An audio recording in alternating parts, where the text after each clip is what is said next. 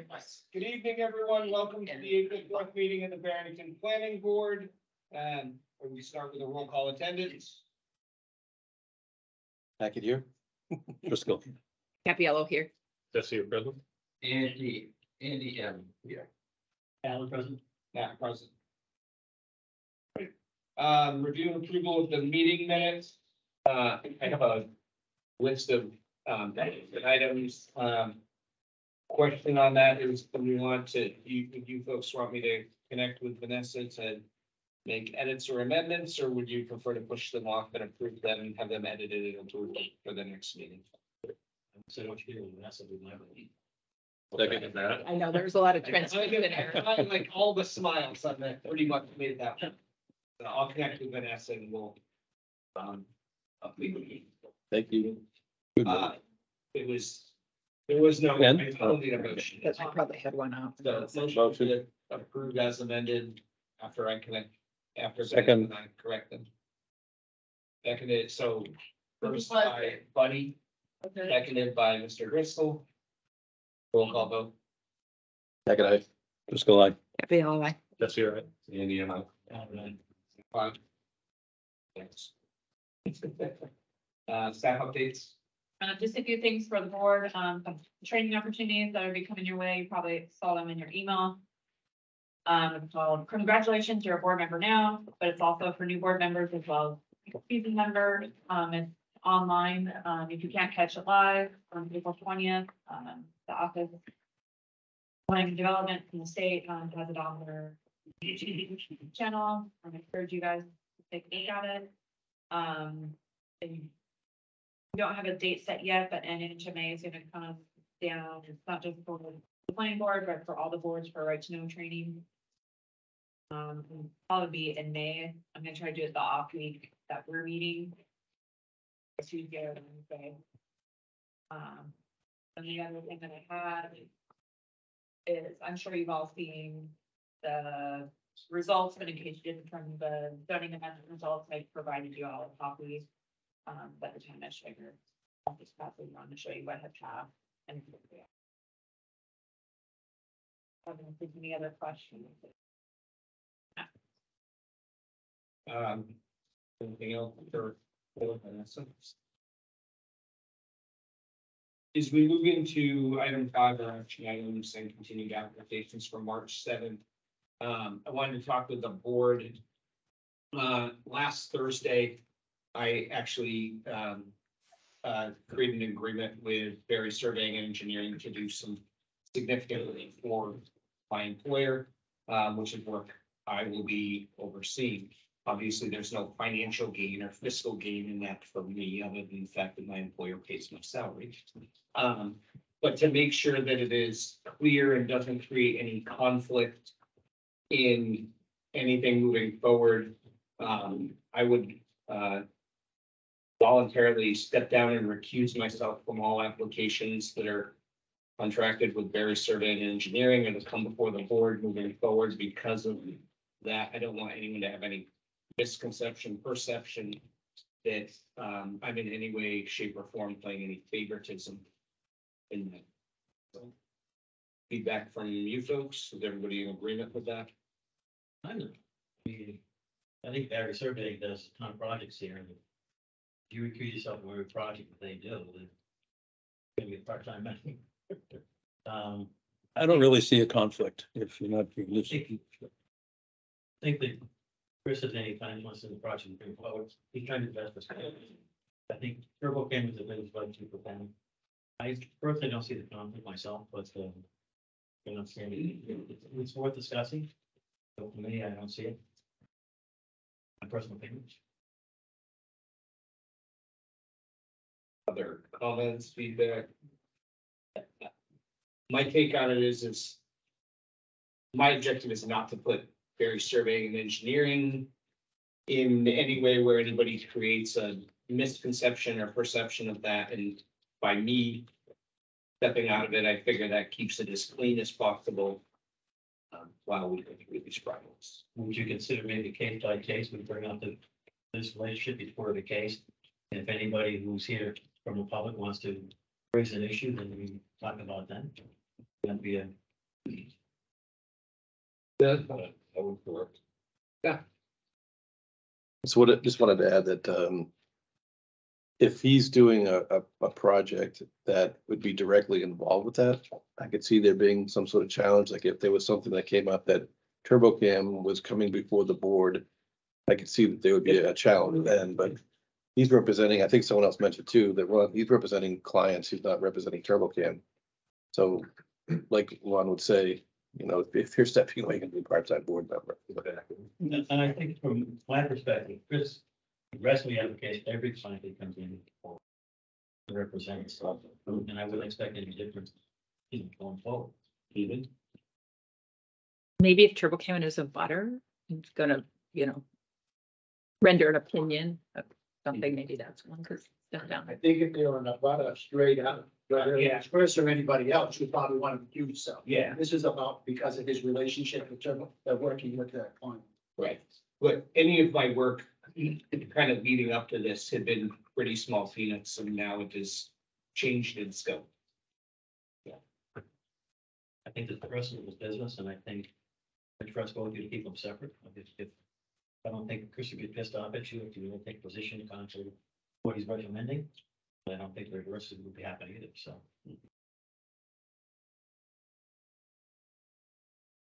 Okay. I think it's good we brought up. That's, Yeah. It's good to bring it up. it's out. And it's your decision. And if you look at the conflict of interest statute, we going through, Right. he doesn't go into any of those because of that financial gain, personal relationship, relative, all the things that they list, none of those apply.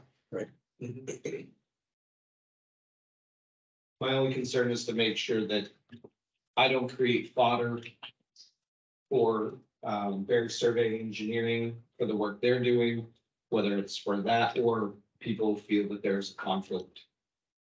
As me sitting here as the chair of the board. I think if you make decisions that are contrary to the regulations, I think anybody could question anybody for anything, but I think knowing your integrity, I see your information. So. Thanks, Ron. It was tough to say that, but You just. it's been fun, yeah. Well, since they are beginning to dress alike, I'm a little nervous. The other thing about you being chair of the board, there is elections tonight too, so that could always change. Well, no, I was just thinking that, Yeah. probably gonna go to you, Ron. I think I heard somebody with interest. Yeah, Ron. And, he'll do anything to get that new nameplate. I will put it out here, Mr. Barry, as well as anybody else, if anybody does have a concern for me sitting. Nope, I raised my concerns with you privately, you've publicized them, and my concerns aren't any further beyond that.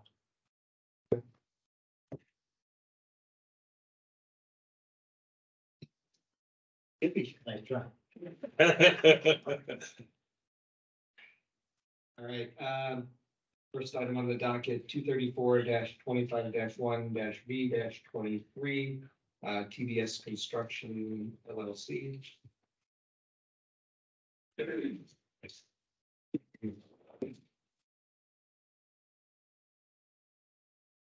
evening, Chair, members of the board. Christopher Berry Surveying and Engineering, representing PSP here this evening. Just a quick recap. We came before the board with a design review. We got some good information, good feedback. That was either early this year or late last year. We then started the design process, filed our full application, came before the board. And there was, along the way, there's been some abutter interest in the project from closest abutters here at the front of the site, with good reason. At the zoning board, they expressed some concerns, and then at the first planning board, they expressed some concerns. We had discussed sort of in the back of the room what their concerns were, and how we could try and address those. So after the last planning board meeting, in an effort to address those concerns, the infiltration pond that is now situated here on the site, it was originally situated here. And so their observation was that that is really optically, it's right behind their house. One, if we could move it to the side, it would reduce the amount of vegetation that we would have to remove to the rear of their site. They wouldn't have to look at a side slope right behind their house. And the infiltration practice is moved to the west. In addition, there's a large tree that they're concerned about that straddles the boundary line. It's approximately in this location here. And they're concerned that the construction would damage the root systems. And so by moving that pond over, we're able to alleviate that concern as well. Additionally, we moved that infiltration pond as a result of a conversation about where their well is, which is in this location here, and then a septic system, which is in this location here. The plans were sent to CMA engineers. The substance of those, the review comments have been addressed and submitted back to the planner for review. We feel that we've sufficiently addressed all of the CMA comments.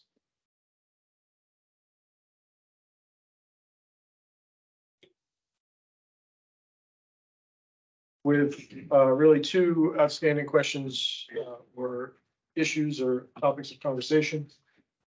As a result of the CMA review as well as the DOT review, both asked if we could move the driveway in the easterly direction to open up the site distance so that we didn't have to clear trees at the front of the abutting site. We were able to accommodate that, so we moved that over. And then they observed that through this curve, the inside of the curve, though our profile was at 10%, which is allowed within the driveway regulations. The inside curve, because we've super elevated the driveway, was steeper than 10%. And so through this curve, we flattened the profile to 9%, which generated a little bit more cut, but on this particular site, didn't make that much difference. And so the only outstanding question or comment is whether or not we still meet the 10% within the inside curve. And what we suggested to Vanessa is that we review that internally, provide documentation to the planning staff so that she can review it and sign off on it. And or if it needs additional modification, that we make those modifications. The second, really, there's two comments as they relate to drainage. The initial review, there were no drainage comments. There was no calculation question. There was no peak rate of runoff issue. There was no infiltration capacity question. There's only an observation that this pond is an infiltration pond. It has no pipe outlet, which is the case with many infiltration ponds. This pond is designed for the 100-year storm event, which is approximately 8.5 inches of rain in a 24-hour period. Is designed to capture and infiltrate all of the preceding area that comes down to it. And there's a spillway in the event the pond becomes overrun, or we have events that are not typically modeled for. There's an emergency spillway so that water will leave the pond in a controlled fashion and sort of spill out onto the ground, and we don't have berm failures and unmanaged flow heading specifically onto the abutters land directly. And so they made the observation, and we commented back on that. So the pond is designed again for the 100-year storm event. The way the pond is sized is pursuant to the alteration of terrain sizing standards. And so alteration of terrain requires that one of two methodologies for infiltration rate be used. You can either go on site and you can measure the rate in which water infiltrates into the ground through a KSAT test. And there's 2 or 3 different styles of that test. Or you use your soils map that we prepared for the project. A certified soil scientist prepared the soils map and helped witness the test pits on site. That soil grouping has an infiltration rate assigned to it based on their observations in the field. That observation and that soil grouping is then applied. There's a chart that is published for the entire state of New Hampshire so that each one of these soil groupings has an infiltration rate assigned to each horizon. What alteration of terrain requires us to do is take the slowest horizon there is within that soil grouping and cut it in half. So we have a 50 or 100% reduction in the amount of flow that we model the stormwater going into the ground. So not only is this designed for, again, the largest rain event that we're required to model and design for, we have the most conservative infiltration rate that is required of us per the state regulations. I'm a little dismayed in that the comment that we got back is that they're, quote, uncomfortable with that. And I think it's inappropriate for comments like that to be made without some substantial basis for that comment. And I find that it's now in the notice of decision that we're required to do an infiltration test and a groundwater mounding test, neither of which are required by your regulations or required by alteration of terrain. And I would ask that both of those be removed from tonight's notice of decision, assuming we get to that point in tonight's hearing. And these are direct comments from the CMA engineers who provided no additional reasoning for requiring tests and requiring those analyses further for this project site. To remind the board, this is a 3-lot subdivision.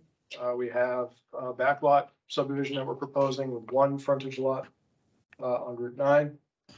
We went to the time and expense to grade the site out to show how the site would be built within your regulations, how stormwater would work in relation to Section 7 of your subdivision regulations.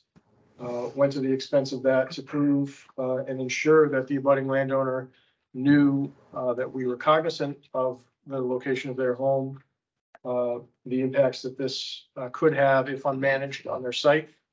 And so we've gone to a pretty good effort to ensure that we provided the board and CMA engineers with everything that they need to make an informed decision. So with that, we have 2 permits that we will continue to work through, NHDOT and NHDES subdivision review, which we would finalize upon board's completion. I'd be happy to answer any questions the board has. I have a question under that, what you referenced, the stormwater management and sediment. It's really a question for the town. CMA raised the question, does the town have procedures in place for enforceable actions to ensure that homeowners, assuming this homeowner association can take over the monitoring, inspection, reporting and maintenance of the infiltration ponds? So I talked with Mark, the road agent, about that. You know, I'd be happy to do if the homeowners default. In this situation, it's also, the town's not overtaking the roadway because it's a driveway. They would be overtaking the drainage, so I mean, the town has no response, like, I don't know if responsibility is the right word, but they're not, yeah. Technically, it becomes a civil matter. Yeah. Having an HOA? Yeah, so I don't want to contradict Vanessa, but sort of add a different light to it. These properties are bound by the subdivision rules and regulations that are in effect upon its approval. We're required to have an HOA, as Joan pointed out, because maintenance of this pond is required. We've developed an operations and maintenance manual, which will be inserted into the HOA and recorded at the Registry of Deeds. So nobody can say that they didn't know. We don't do that anymore. There's nobody that doesn't know anymore. And in the event that there's negligence in that maintenance, and it causes issues for budding landowners, I do believe the town has some enforcement because this project was under the subdivision law. And in addition to that, as the chair pointed out, it would be a civil matter. It would be enforceable that they're not complying with the plan in which they are bound to. The thing about this with the homeowners association, because it's a shared driveway, this is not gonna be like a typical subdivision homeowner association when the town takes the road over, it kind of dissolves. this will always be in place because they're always gonna have the driveway maintenance that they're gonna share. So that's the thing that kind of helps give you enforcement to this. It's no, it's going, the association can't, it can't just disappear because there's always gonna be that ongoing maintenance. But I think Joyce, it's bring up that point, I think that'd be a good thing to put in conditions of approval to confirm that in our decision. Oh, yeah. I think that we, put something in the home legalization agreement, Homeowners have to take responsibility to maintain the drainage along with the driveway maintenance. Yeah. And that way it's written straight up in there, so I think that's probably in homeowners. but we put it on this, we put it on conditions of approval. Did we get a copy? I don't remember seeing a copy of the homeowners. Usually we see that. Yeah, we haven't finalized that. So I think, part of the conditions of approval, if it's not in here, should state that it be supplied to the town and typically it's reviewed by your town council. And that it includes drainage maintenance along with the driveway maintenance. That way it's clear what gets recorded in the registry of deeds includes that drainage maintenance. I know historically they've come before the board and then we've had the engineer, the legal doing it. Make sure that. This is the driveway, so it is a little different. Here's a question. Have you, a couple of questions. Have you, assuming you've seen conservation's thought process on this, how they weighed in? This is something like this. Be patient, we'll get to that one. Okay. Out of the gate too quick. Yeah, I don't think they said anything. I do have one question that does rely on this one, that has to do with this one. The initial, last time I saw this plan come in, and you didn't go over the table. The fire chief had said he had strong concern on a 10-pitch area. Mhm. Now, he weighs in off and doesn't weigh in strongly that off unless he has serious concerns. Mhm. Have you, it's not in here anymore. Have you talked to him? That concern may be pacified because we've reduced the slope of the entire, not the entire driveway, but the entire driveway was originally designed at 10% all the way through.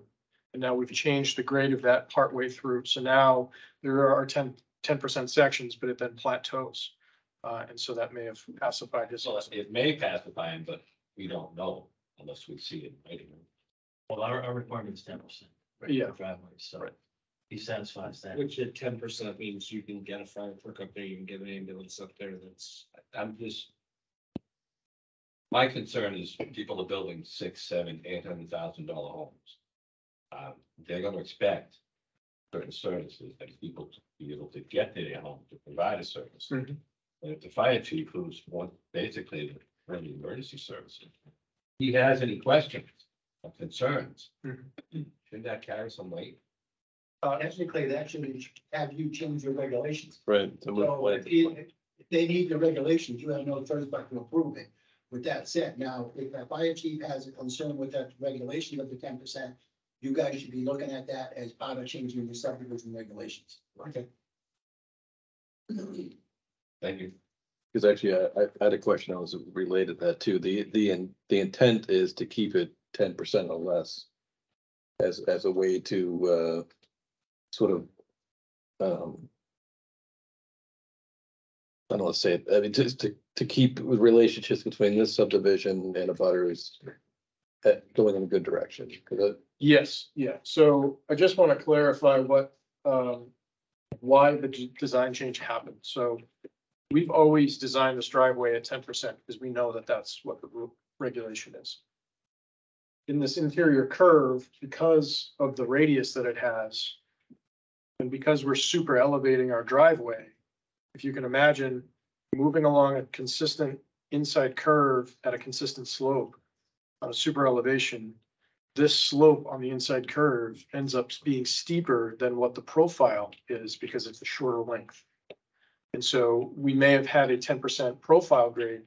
We had an inside curb radius profile that exceeded that.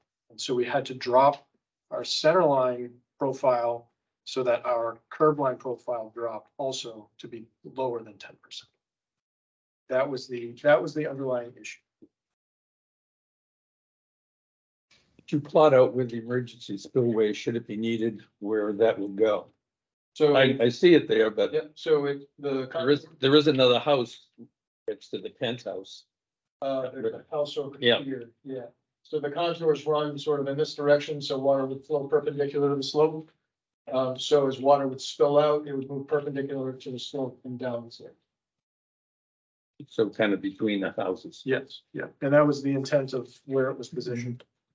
I also want to point out that, this pond is not designed to be burning full at that 100-year storm event.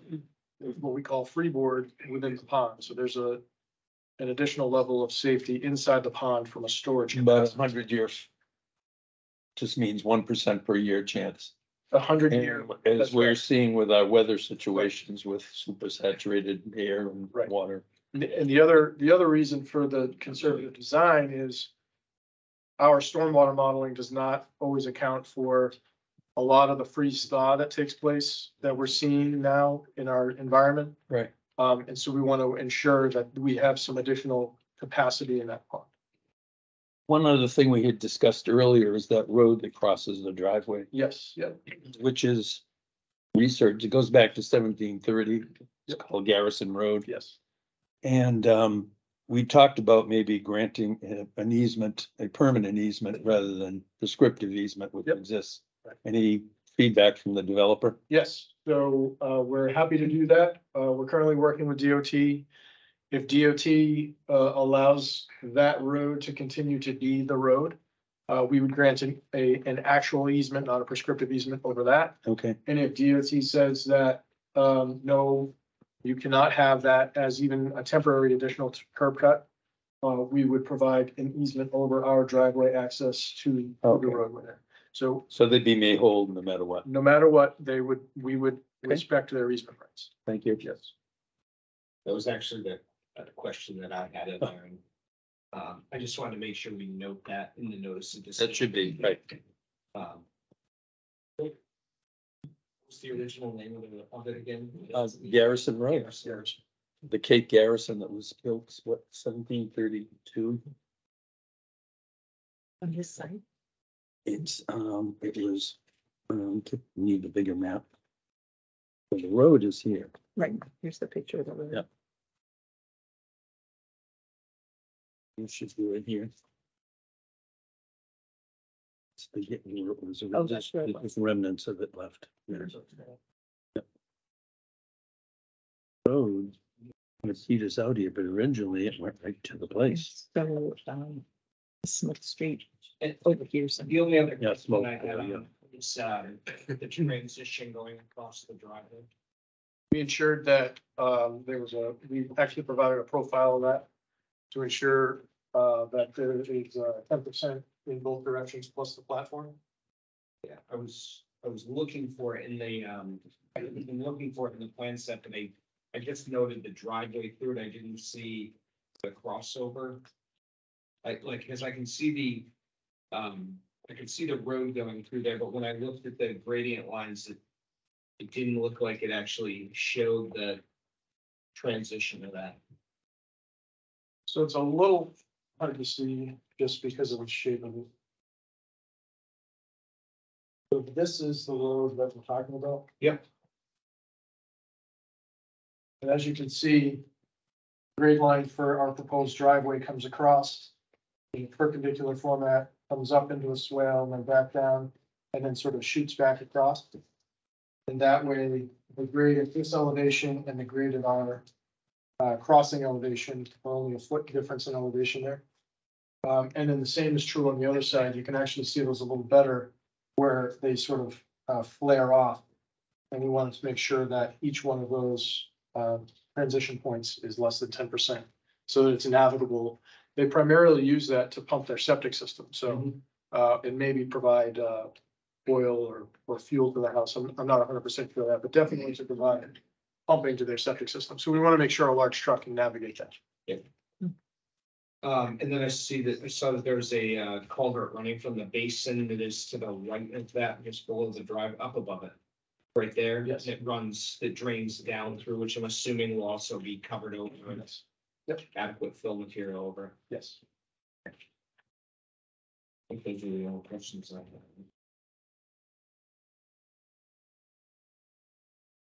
Can you preserve in as much as the stone wall that exists as possible? Yes, Yeah, good, okay. yeah, that presented a grading.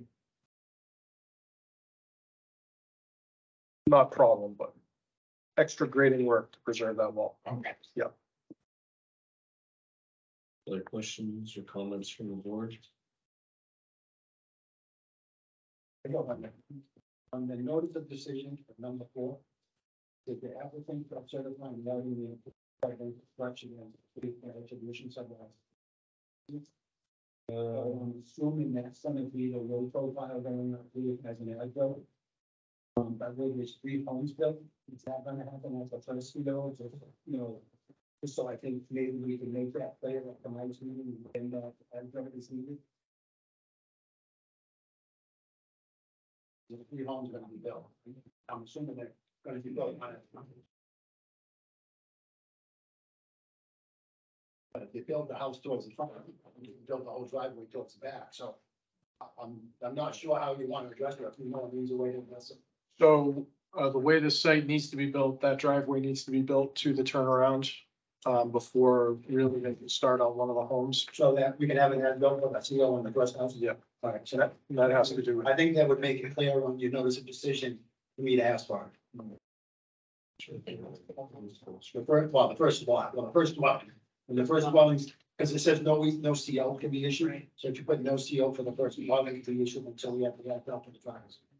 Who's saying Number 4, on the condition here, because it says the applicant engineer shall certify the various improvements have been constructed as a free and prior to continue. But it's gonna have to see for the first house. And the only thing that really has to be built is. That's the only construction from something. Well, yeah, that's, yeah, driveway, I said, no, but. I put first dwelling.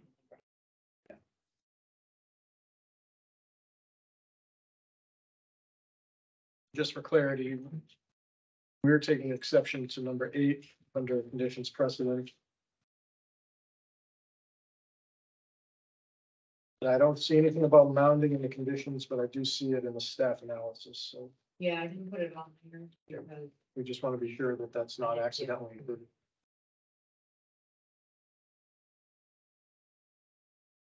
That one of it's on there. For the.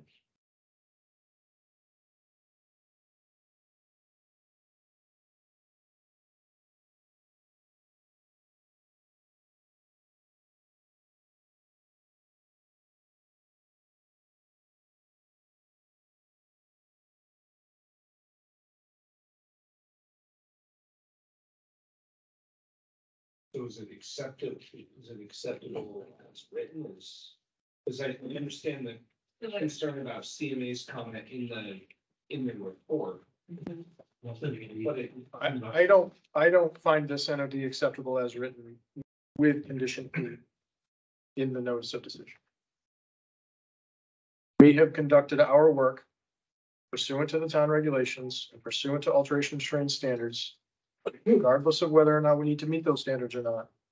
And this is additional to that, and that is unacceptable to us.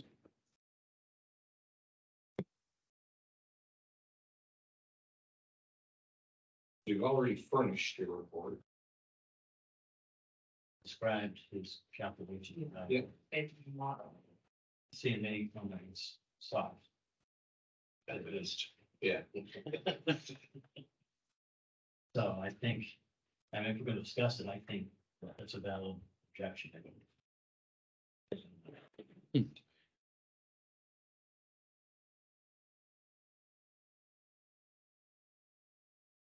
Trouble would show up if there were no HOA and there was no deed, registry of deeds indicating it had to be maintenance on it, so. He's talking about the, Well, comment 8 in the conditions precedent. Oh, okay, So with the hospital's comment is that the road agent was concerned too if yeah, there was no HOA. Right. like, that's right, yeah. 8, the town is furnished with finalized report, but it just wanted to repeat what he had already done.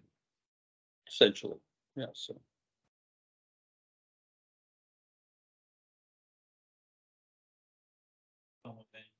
Right, that should cover everything. Yep. Be that No, noted in here. So let's. What I would look at is scrapping 8 and it's. Adding that. Writing the homeowner, putting in the homeowners association. I have it out as an agreement, the HOA. Report, take the responsibility of drainage and maintenance agreement, be reviewed by town council. Yeah, I would simply say stormwater management and driveway. Both. And then they manage stormwater Not management drainage. systems and the driveway. Throw them off in there. Pretty much stormwater maintenance, right? Management systems. Maintaining those, maintenance, yeah. Systems. Installation will be done starting that as well. They get the COs. Just wait about. And it's recorded at the registry of deeds too. so- Right, do we? And I know there'll be some jeering on this. Do we want to have the engineering firm review the HOA document to make sure that it is thoroughly complete? As I said, I knew there'd be some jeering here. We're gonna have the councils.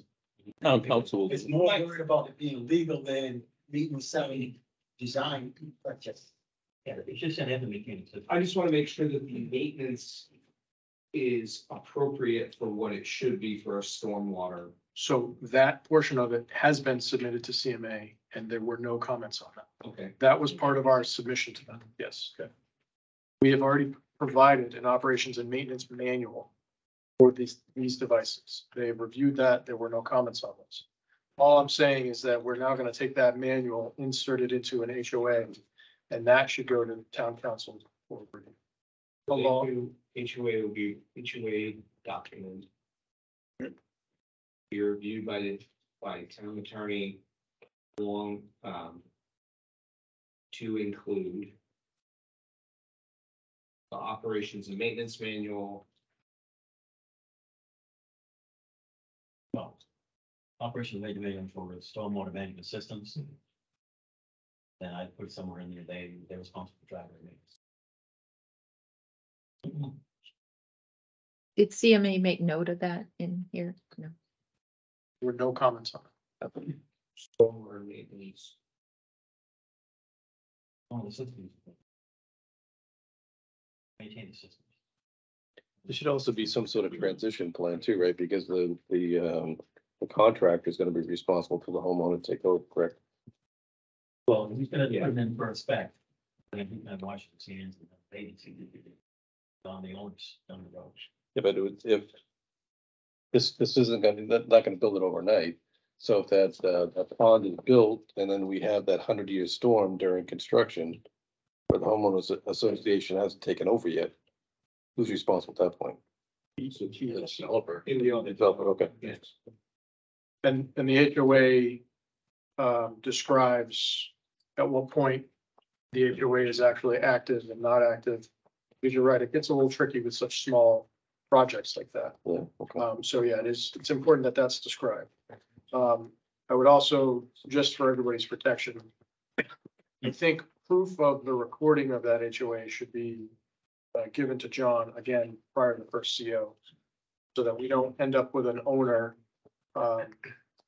in the subdivision that is accidentally not bound by that document. So I think that's important also. And actually, it'd be given to planning, planning signs off on my building permits to make sure we comply with what. So I think it'd be very important to have it in the building office as part of this application.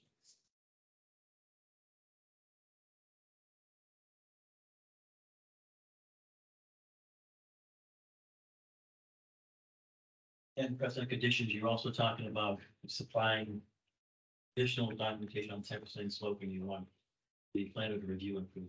Yep. Yeah. So what I have here is the HOA document to be reviewed by the town attorney to include operations and maintenance manual for stormwater systems maintenance and driveway maintenance, along with proof of recording to be provided to the land use office before the issuance of a CO. Did you say in registered? At the registry? Yes. Yes, Yeah, okay, recorded. recorded. Ron, your comment is addressed in general and subsequent number 5. Is it? The easements plan will be recorded at Stratford County. So the subdivision plan. You're talking about 10% slope. Oh, sorry. 10% slope. Number 5. Number 5. That was Their general subsequent conditions. Is we're gonna leak.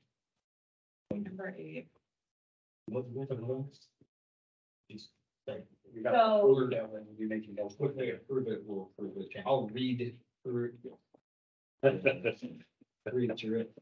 You also want to Easement, easement. on Harrison Harrison Road, I access want I added that as added to the following. You wanna name the road? That's For DOT. Yeah, oh, absolutely. Yeah.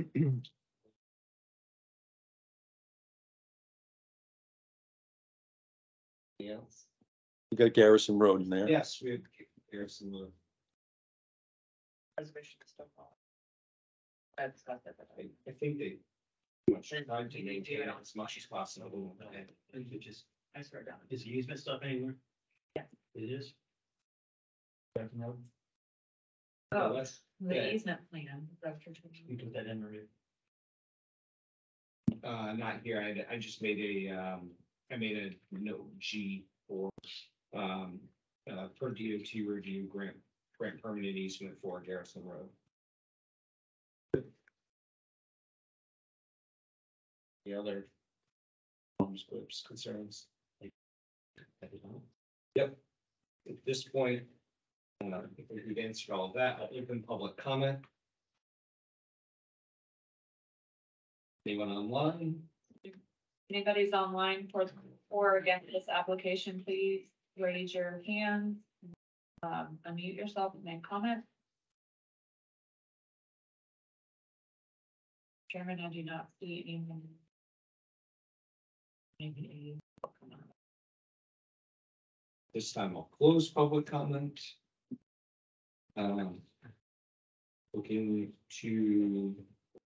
Looking for a motion? No, you're not. No, I'm not. You better read the notice of decision first. Sorry. You can make a motion, we grant your condition based on. The motion.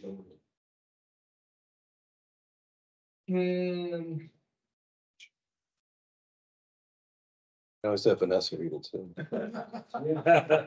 think that's a good idea. Speed this meeting up a bit. Okay. No offended decision for case file number 234-25.1-E-22-3 lots. The application has met all town ordinances and regulations of the town of Barrington.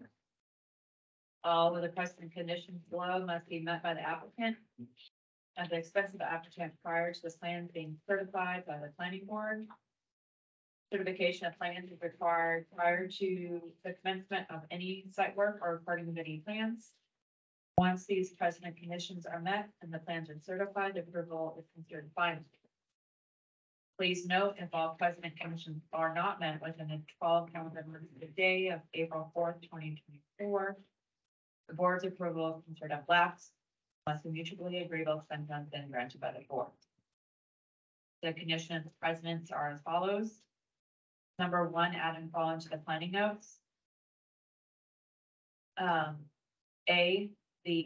At the September 21st, 2022 zoning board of adjustment meeting, the board granted the variance from Article 4, Section 4.1.1, Table 2, dimensional standards to allow frontage of 150 foot plus or minus where 200 feet is required for a 3-lot subdivision on Franklin Pierce Highway, aka Route 9, on map 234, lot 25.1.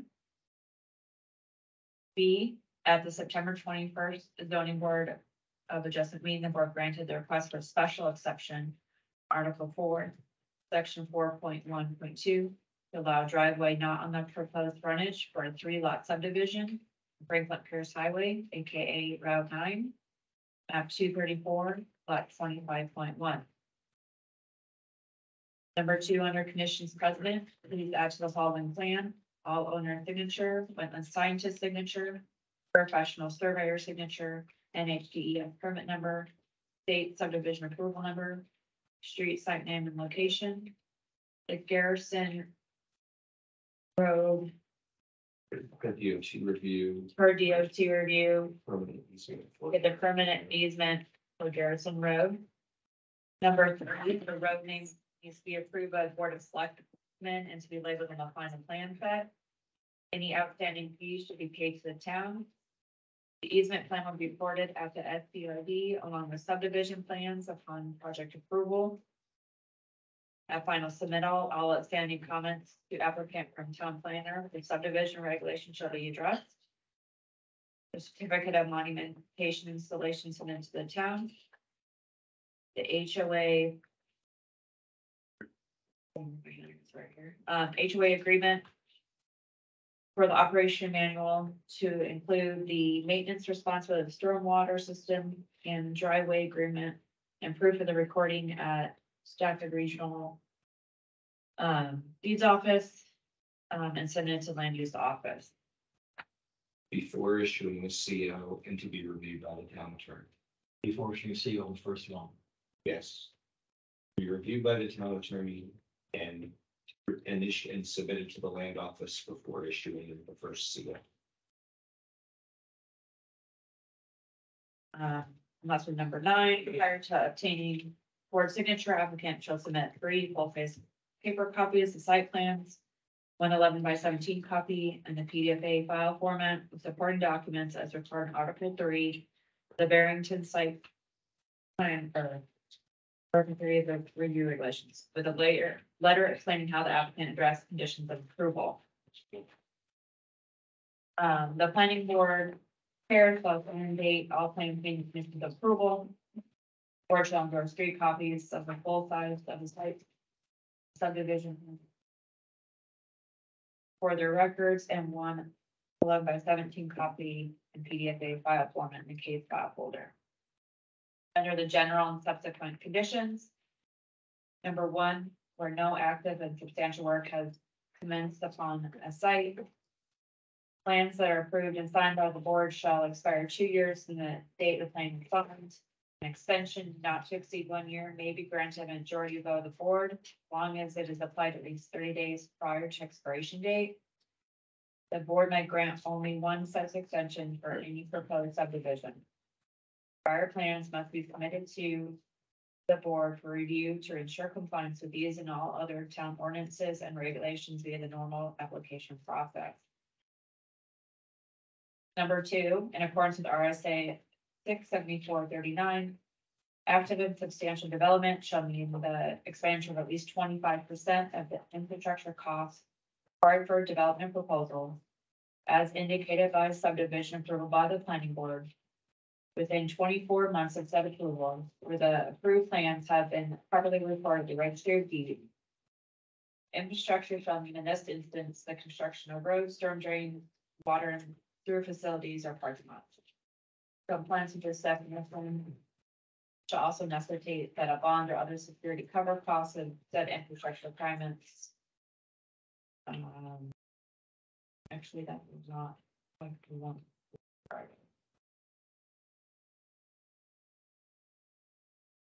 Determining whether approval is met, approved subdivision is vested on the terms of RSA 674-39, the following conditions must be met. And at least 50% of the total cost of all public and private improvements approved by the town must have been expended within 4 years of the date of the plan. In addition,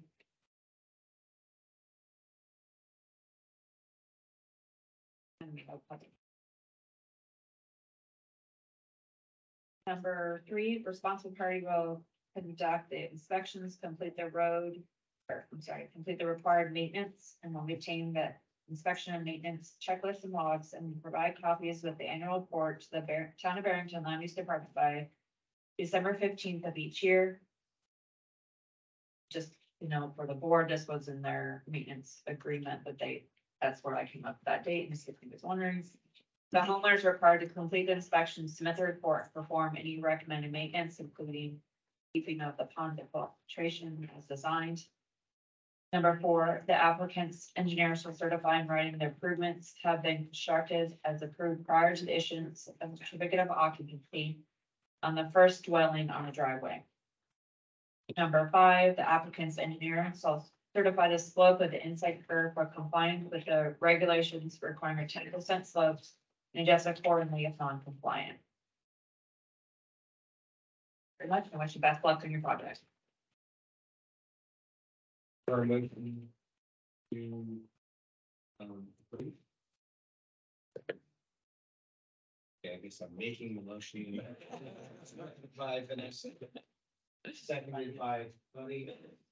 Roll call. Nick and I. Just like. Capiello. Shapiro. Yeah, bye.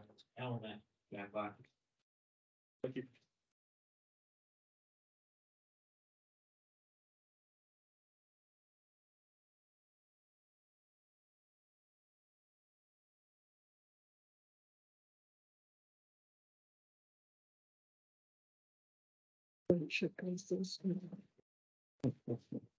Yeah.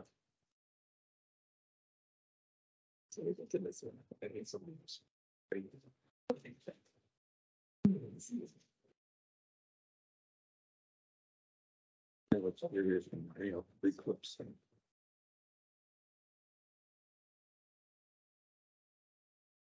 It's like, that's a piece of paper clip.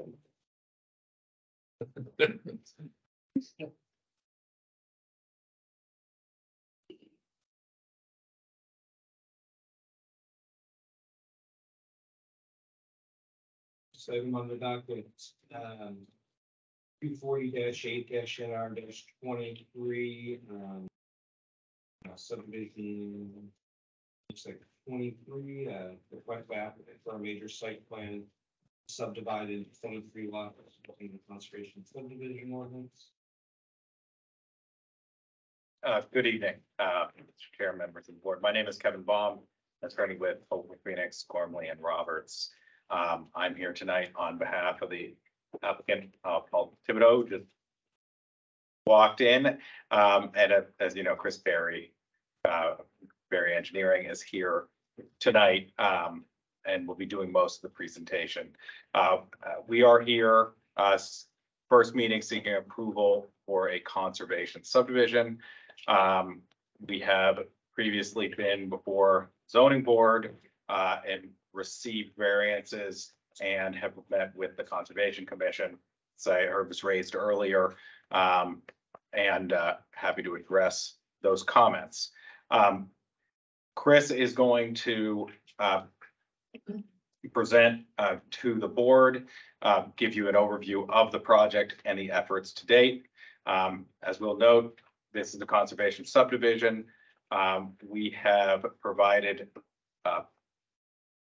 several plans, several letters as well, outlining we strongly believe we meet the specific requirements for the conservation subdivision and look forward to moving forward with the board and for a successful project. So thank you. And then I will hand it off to Chris.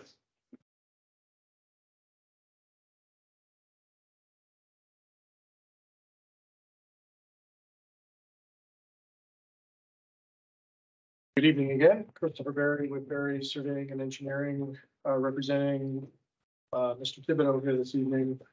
And again, Kevin's here for emotional support as I move forward with this project design. I'll be as brief as possible, but there's a lot of detail that goes into a project design of this size, and so I want to make sure that we're all cognizant of that. And then clearly there's public input that needs to take place. And then we would take comments from the board and likely send this off to CMA for some engineering review of certain items. And then endeavor to make changes to the plan that might come out of tonight's meeting and then come back to the board. So we were engaged by Mr. Thibodeau to do a boundary survey of the parcel. An on-the-ground survey was conducted fall of 2022. And we were shortly after requested to do an existing conditions plan of the site. And we on the ground survey of the parcel. The parcel is along Young Road, directly across the street from the former Fisheye subdivision. And is located in the neighborhood residential zone. And it's tax map 240 lot 8. We hired John Hayes, who's a certified wetland scientist and a certified soil scientist, to review the wetlands on site. When these reviews are done, the scientist goes out, they delineate the edge of the poorly drained soils on site using 3 criteria. They use hydrology, plants, and then soils. And a wetland, jurisdictional wetlands in the state of New Hampshire and per your regulations needs to meet all 3 of those criteria to be a wetland. And if it falters or fails any one of the criteria, it's not technically a wetland. We chose Jack to do this particular project because we knew that the site contained a prime wetland towards the center of the parcel. And that wetland that prime wetland area is defined by the Barrington subdivision regulation or zoning regulations as meeting 100% of the mass to be very poorly drained soils. And so to do that effectively, a soil scientist needs to review that. So they really need qualifications in both wetlands, but also soils. So Jack delineated both the poorly and the very poorly drained soils on site.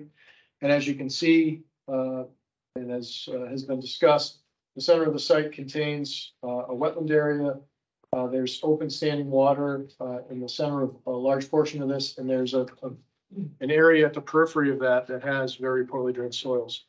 That is the area in which the prime wetland exists, and the point at which the 100-foot buffer is to be calculated. Jack then, or at the same time, delineated the remaining wetlands on site. There's a wetland that feeds down into that. There's a wetland that comes from the Lindsay property to the south. It comes onto our site and then sort of back onto the Lindsay property topographically. There's some small isolated wetlands on site. And then there's the channelized wetland that comes to Young Road, which is caused by the flow that comes from across the street and down into the wetland on site. This wetland on site drains down to the abutting parcel, which is owned by the town, and then to Richardson Pond, which is shortly down the roadway. The existing conditions were mapped again using conventional survey methods. And in so doing, we also mapped the topography on site using the same methodology. And then shortly after that, test pitting was conducted on site again by Jack Hayes, who's a wetland scientist. I've stamped the test bits. I witnessed them along with Jack, and we've stamped them as septic designers, as is appropriate for the purposes of this subdivision. We're proposing tonight a conservation subdivision, which is a permitted use within the NR zone, the neighborhood residential zone. This use does not require special permission from this board. It doesn't require special permission from the zoning board and doesn't require a conditional use permit. This use is permissible by right. The project, as conceived, required variances from the zoning board so that we could lay the subdivision out in the fashion that we have before you.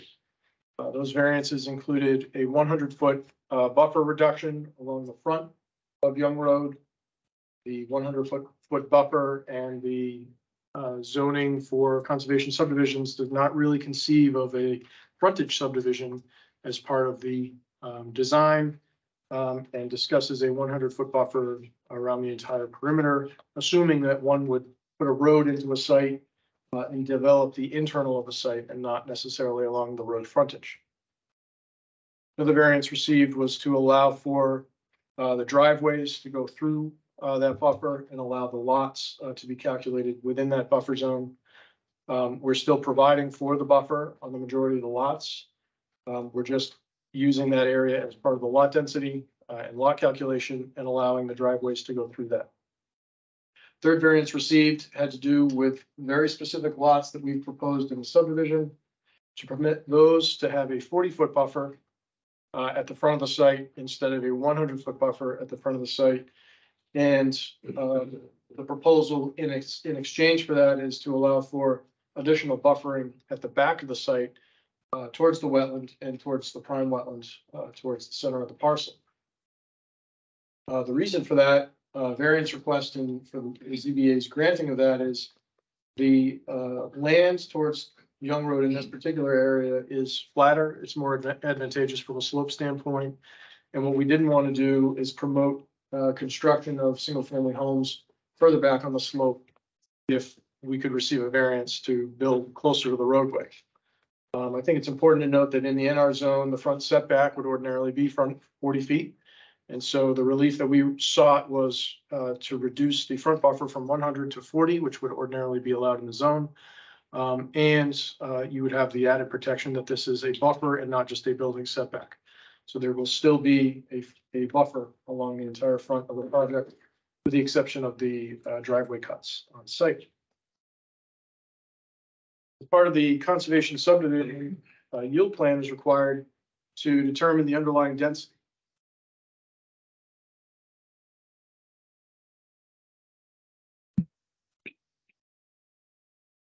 That's submitted in the plan package that we prepared for you.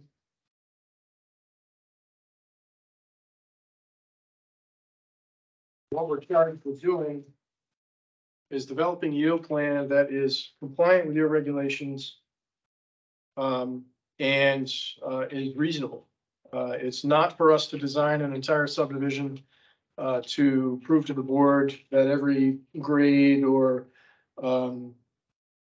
every little detail would be met as part of the subdivision regulations, but to lay it out and provide enough detail to ensure that it complies with the rules and regulations. I provided a document to the board which discusses our yield plan in great length. We've heard comments in the public. We've heard comments at our preliminary hearing that the project is too dense or there's too many lots on the yield plan. And I think it's important to note that if that is true, then we'd be interested in knowing how our yield plan does not comply with the underlying zoning. I think that's the charge of the yield plan. If there are areas where the underlying yield plan does not meet zoning, then we'd be happy to revisit it and rediscuss it with the board. But as I point out in my analysis to the board, each lot has adequate frontage. Each lot has adequate minimum land area, which is 80,000 square feet in size, has adequate 60,000 square feet of buildable upland area, and has adequate 35,000 square feet of contiguous buildable area. Would comply with setbacks and would comply with the underlying 50-foot poorly drained buffer where applicable, and would comply with the 100-foot very poorly drained prime wetland setback as well. I opine on the wetland crossing that would be required as part of that proposal. I note that this project in yield plans, from a yield plan standpoint, would not require a 9.6 application. So it would not require any buffer reductions. It would require a wetland permit. And we believe that that wetland permit is permissible and would be approvable. We've provided that permit for that crossing at the most narrowest spot possible, which is what we're charged to do in minimization and avoidance. It could be designed in a way that meets the environmental impact requirements of DES and provides for access to a large parcel of buildable, developable land. And so we think that it's approvable and appropriate on the yield plan. I've also gone through the subdivision regulations and again, in our writings provided where we feel that this yield plan meets the subdivision regulations as well. So with respect to lot size, shape, rectilinear, perpendicular to roadways where feasible, radial to roadways where feasible and appropriate, we feel that we meet those requirements as well.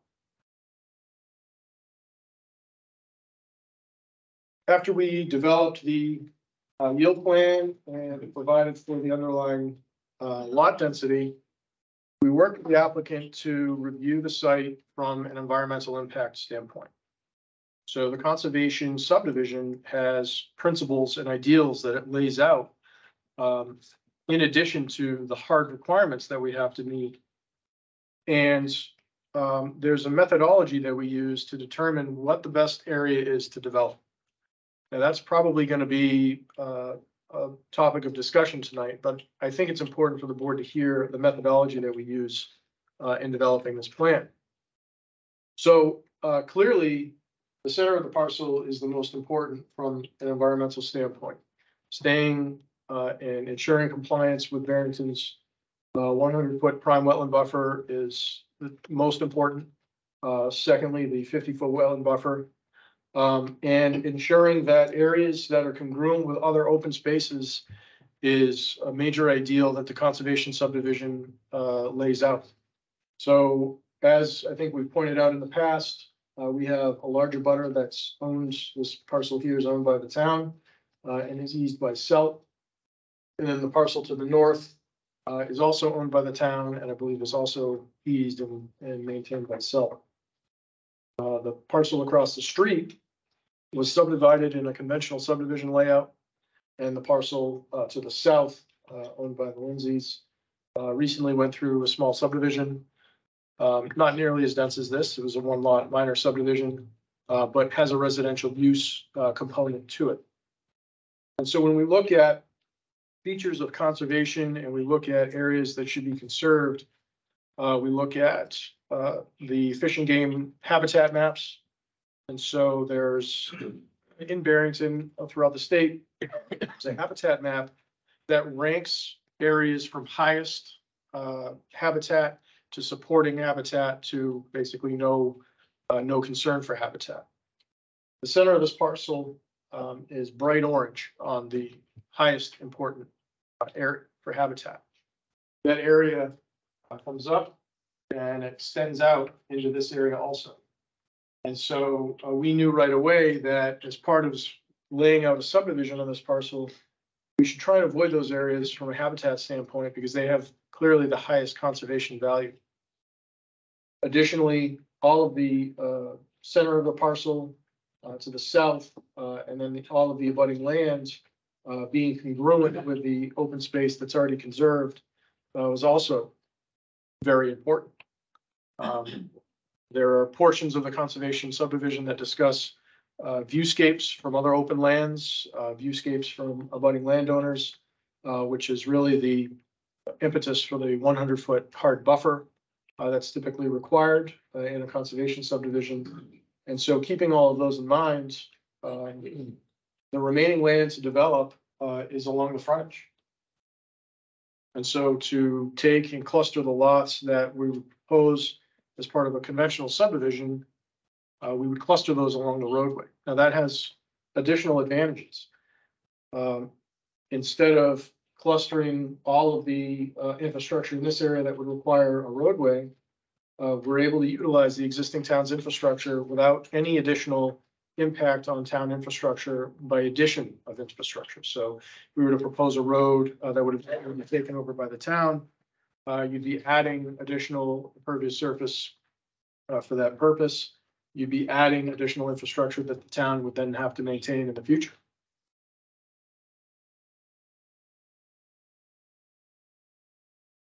And so utilizing the existing Young Road was part of the project design from day one. And that's why we went before the ZBA and worked with the ZBA on developing this plan in the fashion that we've got here today.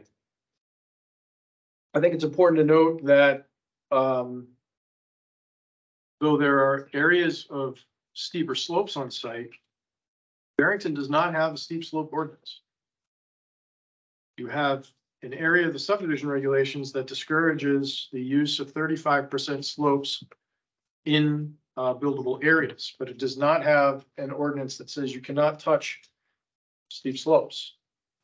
And so we've got clear documentation on site that there are slopes that range from 8 to 15, some areas of 25. And we have areas of 35% and greater slopes that we've added to the existing conditions plan, the yield plan, and the conservation plan.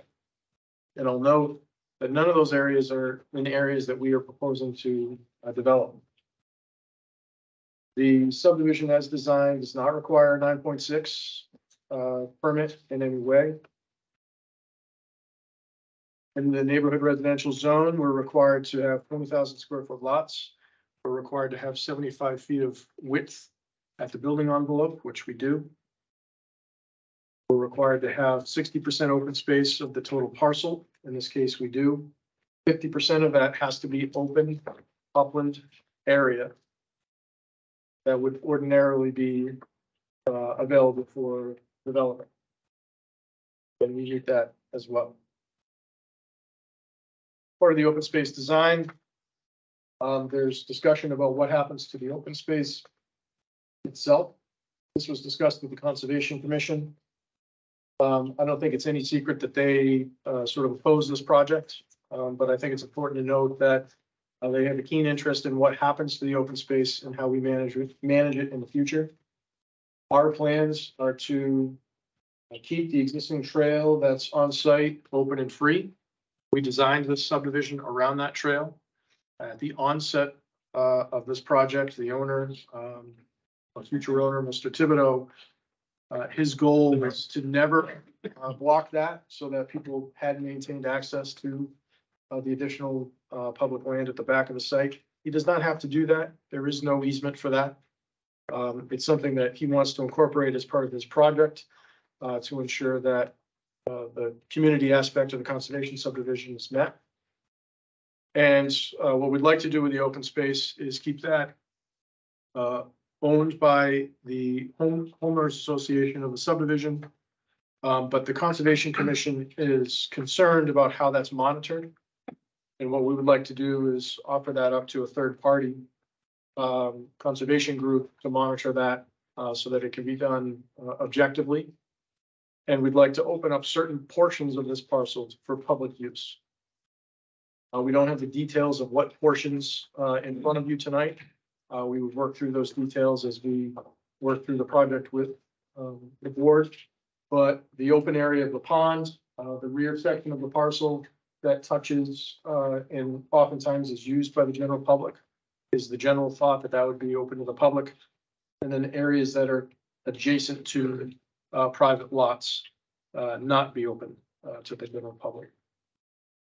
And there are various ways that we can delineate that on the ground through signage for both public education, but also private homeownership education as well.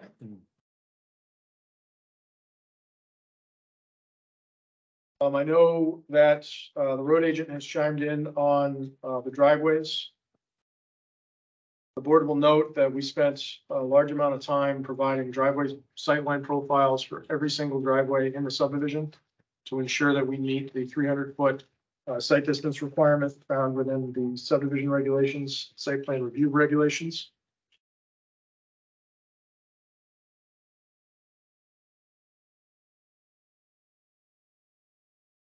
And the road agent has asked that the board refer that matter to CMA engineers so that they can review those sightline profiles.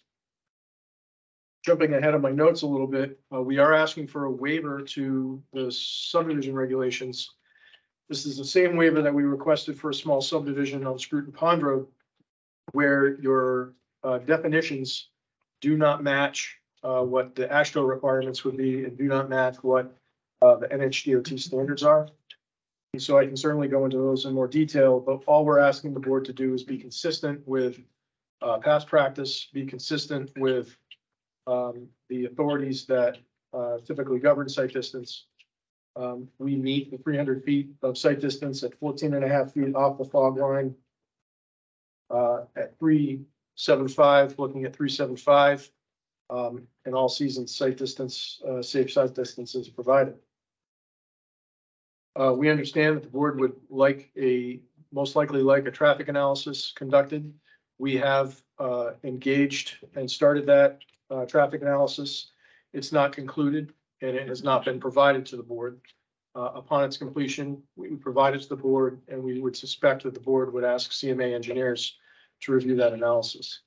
Yeah, that's gonna change. the traffic analysis, because right now it's busy enough, for people going to work and going to Route 9 and everything else, coming from Micah Point and all that in there. And it's busy enough. You dump this in there. Warm weather, but the landing there, people coming in and people coming to Micah Point will have seasonal cottages. The traffic analysis from now to then is gonna be vastly different. Well, we haven't submitted you a traffic I analysis know, to make those saying types of, You're going to do it, and you're going to do it when? there's a reason that we have not submitted a traffic analysis to you. sir. Because, It's not finalized. We haven't seasonally adjusted it the way you're well, recommending that's what I'm saying. and the way that it should be. Yeah, have them do it. When warm weather comes at its height. Who is them? Them is, Whoever's doing your analysis. we are. We Okay, can, we so conduct you the can analysis. Do it. When it's truly busy or busier. Can I just like? Don't disagree with you with what you're saying at all, but can we let Mr. Barry do his presentation and then we can get into the specifics of. Nailing them in You front. can't wait, you know. Go ahead. And in full disclosure, I live down the other end of this. I'm also Yeah. impacted by all of that stuff. It's got distracted. You start over. I don't typically carry notes with me, but I did tonight, so I certainly can start. No. The subdivision regulations, discuss the potential need for a, stormwater impact analysis.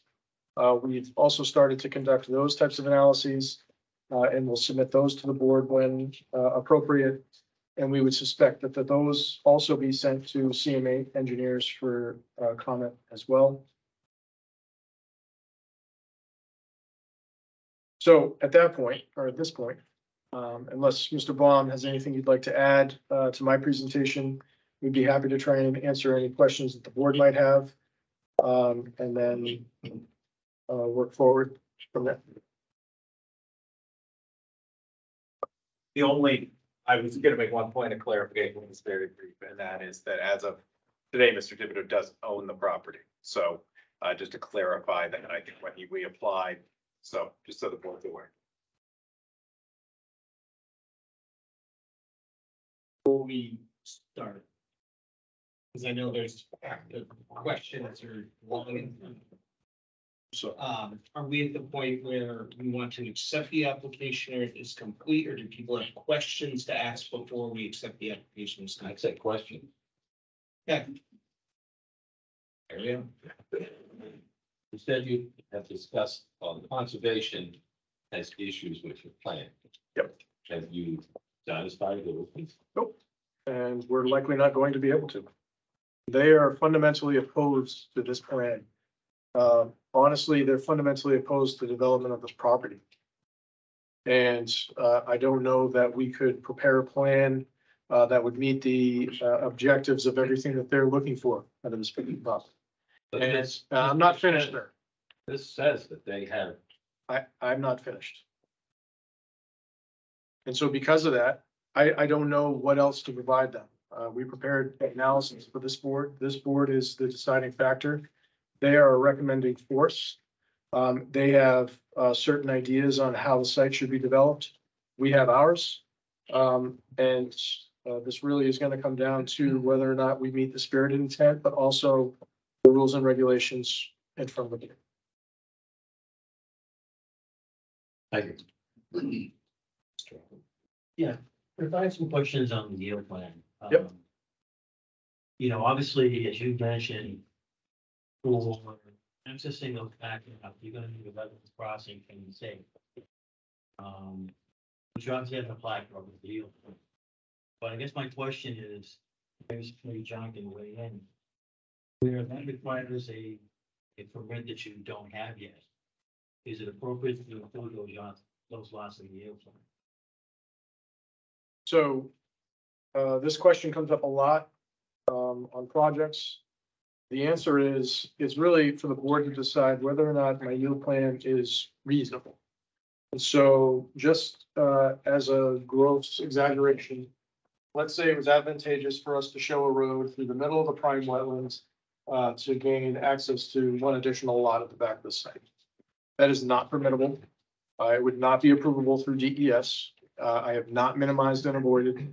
I don't have an alternatives analysis that says that I could do it in a better way. And therefore, I would suspect that the board would say that's inappropriate.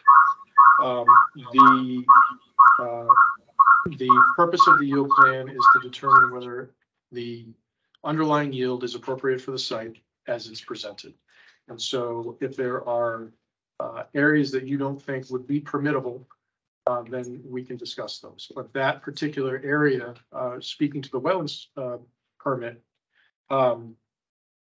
we're not going to go get a permit for something that we're not actually going to build. So I think it's incumbent on the board to determine whether or not that's a reasonable request. What is the length of the roads? I don't have the lengths listed, but they are less than 1,000 feet from the right of way to the neck. Okay. No, a follow-up question, Chris. You know, those roads, I mean, we're not, what do we allow, 7%? Yeah. You know, those roads, we're looking at the topo lines. To me, those back lots, I don't know how you get a road in that meets that requirements. So I'm looking at those back lots and I'm not feeling a lot of love for those back lots. They're appropriate for the yield plan. So if the board would feel more comfortable, we could provide for a profile of what those roads would look like to show how we would meet those rules. I think for that to be included, given the slopes there, topo line so tight. I think that's gonna be required on this one. No follow-up question, just a point of, you said you had a 35% slope, but those shaded areas on the. Yep, so we'll add those to the legend. Vanessa commented on that as well. Yeah. I had a similar concern with Mr. Allard on it, was looking at it. I was really questioning the back 3 lots that you had on the yield plan. From the standpoint that getting down across that wetlands would be very, very challenging to accomplish. Not that anything's not impossible, but yeah, it would, to do it would be so unreasonable. I don't know if anybody would ever even consider tackling it. And we're talking about lots 13, 14, and 15. Yes. Yeah, you can see it right in the curve, you see those topo lines outside there, Yeah. that's very Yeah. steep. And right beyond that is where the wetlands is. We have to cross the wetlands, cross the wetlands there. So if the analysis is done in that road from 7%, the discussion that I'd like to know was, what's at the end, show the 10% driveways before it along with them, because they'll drop off, so if you could show the road and access onto the.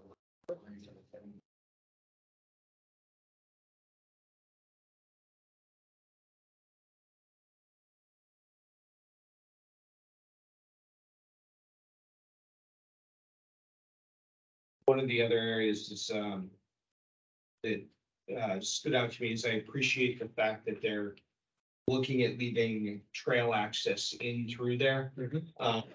One of my concerns with trail access is especially on Young Road, is parking. How do you address that? I'd love to see that addressed. If we're talking about a true conservation subdivision, one of the things that has been talked about repeatedly is not only having trail access, but having parking for people to access trails and trailheads and space into and around that parking. So making sure that that is thought out in the process of doing that. We can certainly consider that. On the concept of that, that's going to affect that 100-foot buffer, but the parking in that 100-foot next to the road. Yeah, it's one of the items we've talked about. Almost everyone that's come through with the subdivision, we've talked about access to the conservation. No, I'm just saying, it's going to affect that buffer when they do it. And that's the area where that current trail is pretty high and dry, and it may. And that no development directly behind it. It's just Right. that when you look at the plan, it's kind of hard to say, put in parking and open to the buffer at the same time. That doesn't make. And another comment real quick, Chris, on the sightline analysis that you did, in your waiver request, you cited two agency, guidance documents. One at 3.5 feet and one at 3.75 feet. I know she used 3.75. So looking for a waiver, I think you've said two are reasonable. I think maybe I would have some, I think I'd be more comfortable with 3.5 if we grant that waiver. But Ron, just so you're aware of how we arrived at the 375. NHDOT requires the 375. That's how they approve permits. Yeah, but in your documentation, you said another. Yeah, so ASHTO discusses the 3.5. So we can certainly take a look at what happens when we reduce that height to 3.5. Thank you. When we did, as we talked about the yield plan for lots, 13, 14, 15. I did also have some concern with 18, 19, 20, and 21, because you've got a 30+ foot drop heading back into those lots. And you've got almost a 15-foot drop just in kind of the front 100-yard section of it. So I'd like to see that one also is going to meet for both the poles for 10 and 7%. So Nope, I understood it that you wanted both. Okay, proposals. I Yep, just wasn't sure if we were clear. yep, understood. roads and driveways is going. Yes. Yep.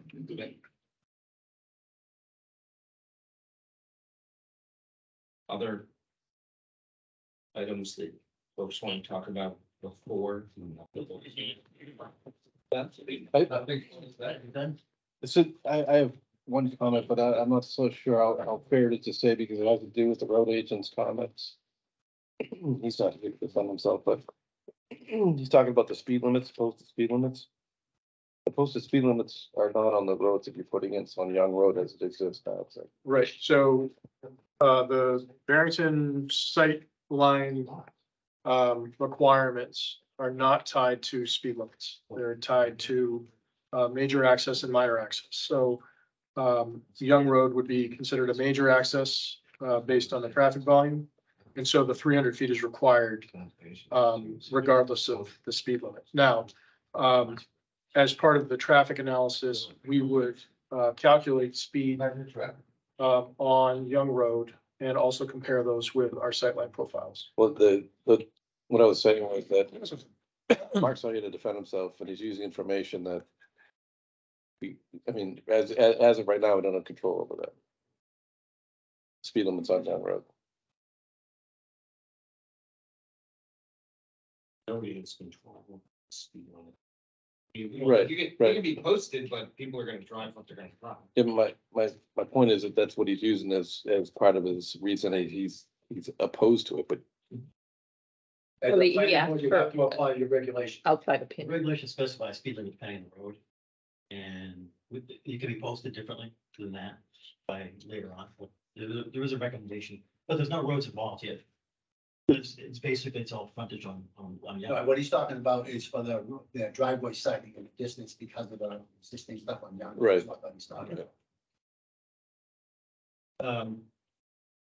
So one thing that, having been through a handful of these, has there been, is there plans to, or has there been an analysis for the impact of wildlife in and around that? Because one of the things I know is that turtles cross in and around through there when I was on the select board and we changed out the culvert through there, we tried to make it accessible for turtle crossing. I've stopped numerous times up and down that road to pick up and move turtles out of the road, as well as the other wildlife that tends to travel through there. There's a major deer crossing through there, and if you're not careful, you will end up with a very lovely hood ornament that is expensive.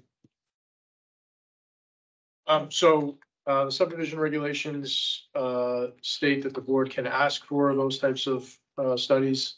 I don't know that the board has asked for that type of study on other subdivisions. If it's something that the board wants us to endeavor per the regulations, we certainly can.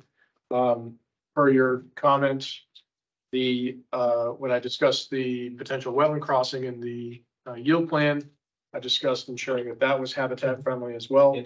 So we're quite conscious of of the area and the sensitivity to it and how to do it appropriately. Yeah, because the environmental investment is 20 lots or more is what our regulations say, right? Right? It allows the board to ask for that in that event, yes. Okay. Yep. I didn't state that it's not required. It's just a study that the board can ask for in that instance. And I think you were comparing it to other subdivisions. I think this one is probably presents the most impact on the what many view as a very pristine site. Also, I can't remember any subdivisions that impact prime wetlands to this degree. So I definitely would want to see a 7.6 analysis. As part of that analysis, I'm not going to jump to the the next one, which would be a hydrogeological study, but there are parts of that that are kind of interesting because there was a study in Maryland that said a perfectly functioning EDA releases 30 pounds of nitrogen into the groundwater every year. Times 23, that's 700 pounds a year. In 3 years, that's a ton to put into it. Mhm. And a lot of these EDAs are very close to the wetlands, particularly on the left side. If you divide the project in half, the left ones, the bottom 4 lots. The left. That was also an area I was concerned. So that would be 3, 4, 9, and 10. It's just kind of hanging out there overlooking prime wetland. So I think we have to remember that there's a 100-foot natural buffer to the prime wetland. So we say hanging out, but Well, there's still I'm talking 100 about feet. groundwater, checks many years. So additionally, the EDA areas are controlled by NHDES. And we're gonna have to prove that each one of these lots meets lot loading for that purpose. And we would have to meet that the entire site meets lot loading for the proposed use as well. So there's a certain amount of nitrogen that the ground can handle. And as part of the loading charts for DES, we have to prove that the soil types found on this site are apply, or we have to provide for additional lot size requirements. Those back lots also presented, we obviously don't have a stormwater study to look at it, so we can only assume what things will end up doing. The long driveways heading to those back lots. I guess originally I was thinking you would probably have, retention ponds or something down there to collect all that that's flowing down on the hardscapes, the roads, the area roofs and everything run off. You're gonna have dry wells or, to take into that. So we've discussed some low impact development design criteria that we can integrate into the plan with the owner. At this point, we don't think we're gonna need any ponds or anything that drastic, but to be able to capture some roofs and do some low impact development design might be I appropriate. guess I'm thinking of pollutants on the road, hydrocarbons and salt and sand, and Sure. that's gonna wash down that hillside into somebody's front yard or. Well, but there again, you do have that protected buffer, which is the purpose of the buffer. Well. The buffer will just be full of, somebody's gonna put lawn in there and they're just gonna use fertilizer and everything. You know how that always turns out. Most of the buffers on the site are within the open space, so I don't know that. Well, I guess is I'm really- thinking of some that intrude on some of the others, on the other side of the culvert, but. This will wait for the stormwater plan. So you said we're all set with the. You already started the stormwater management plan? Yep. And traffic impact analysis, Yes, grading, erosion, sediment control, you'll be doing that. we wouldn't necessarily do that as part of a frontage subdivision. Typically, that's done as part of a building permit process. When a lot is opened up larger than 20,000 square feet. If this were one large cohesive plan like my prior application, that would be different. And you're gonna do an environment impact assessment, Well, nobody's told me I need to do that yet, but I can sort of read the rooms. okay? Any other questions about the grading, erosion and sediment control? Well, before we get, get into the details, remember, we're still. I know, we're still waiting to that. I just want Depending on the people in yield the audience to know that If we're they thinking came of 23, these it'll other be things. something different. I would like to see something that actually says it can meet this kind of yield plan. That is an area we've all kind of expressed some concern, Yeah. so. And that drives everything from there. Right. So, the board's concerns on the yield plan, thus far are largely the road, make sure that we can meet road profiles and get into the proposed lots appropriately, and ensure that those are buildable and developable. Did I miss anything?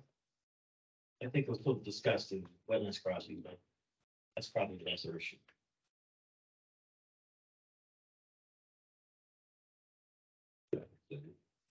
No, this is the entire yield plan right now.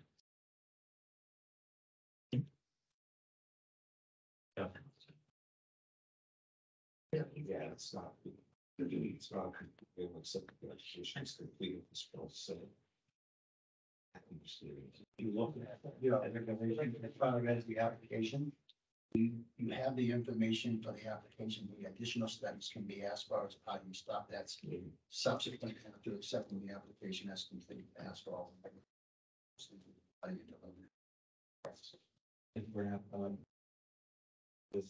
Except the application complete. If folks have only gotten the preliminary information they need. And the stuff on your checklist for your application is all here and is available, the other stuff, subsequent studies and stuff that you can ask for. As far as some regulations are written. I make a motion, we accept application 240-F-NR-23-sub 23 Second to the motion.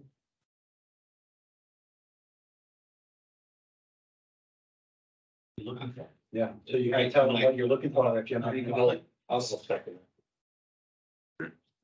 Just trying to hold off on it based on the clarity I gave earlier in the position here. Okay, so motion by Ron Allard, second by Bob Hussey. Thank you. Roll call vote. Heck, I, Just go ahead. WLI. Jesse, right? And a Alan, I.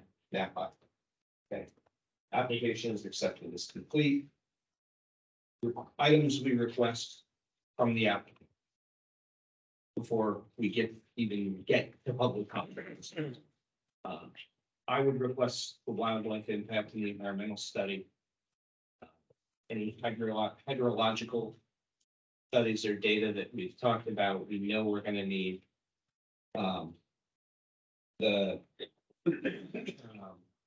site distancing information that have been talked about. We've requested the applicant to consider parking for the trail that heads back into there.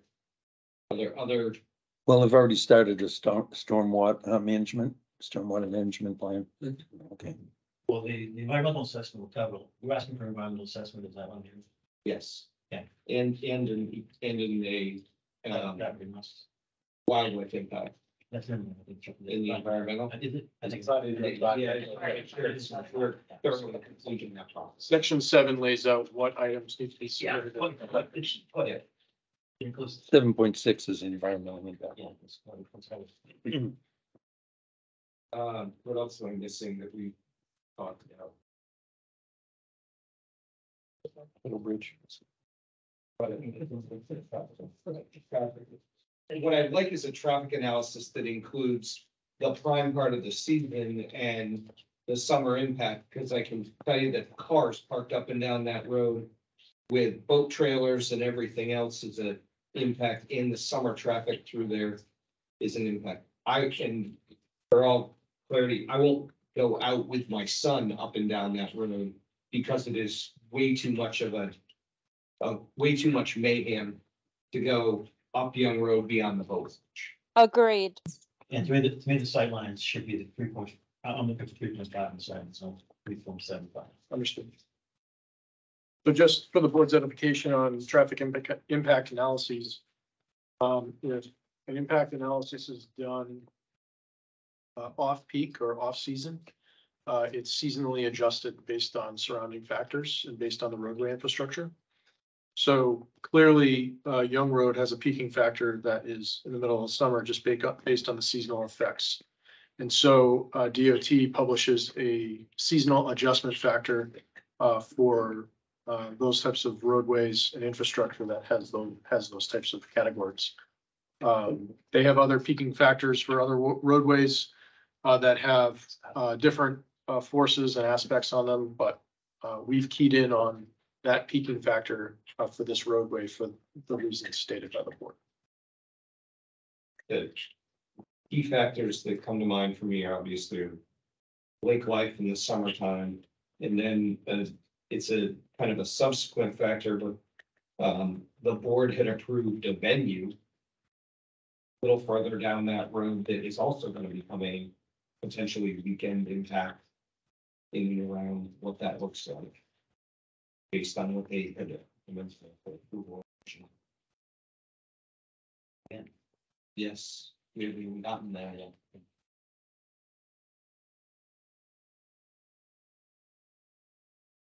What else are we missing? Because I know there's no. I think you should mention every single study that's actually in some subdivision. Basically do all of the ones that's in the subdivision regulation, all the studies. All the sevens. But I don't know, it's 7 2. Yeah. 7 5. What's that?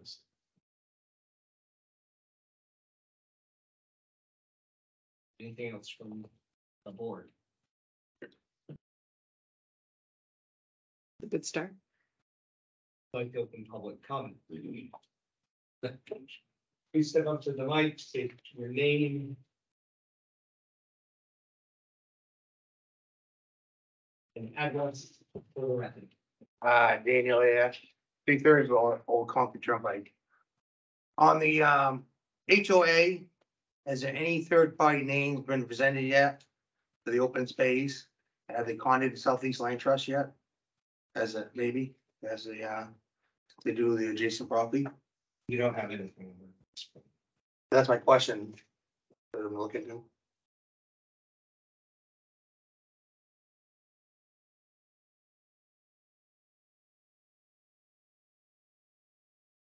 I'll go.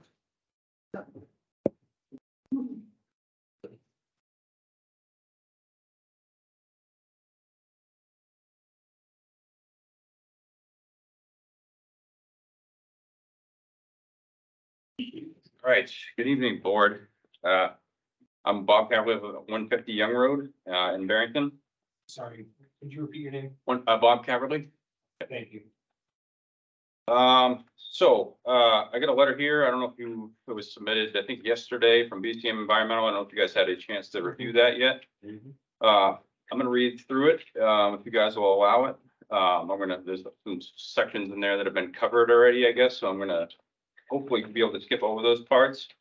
I'm just gonna verify with you guys that has been addressed.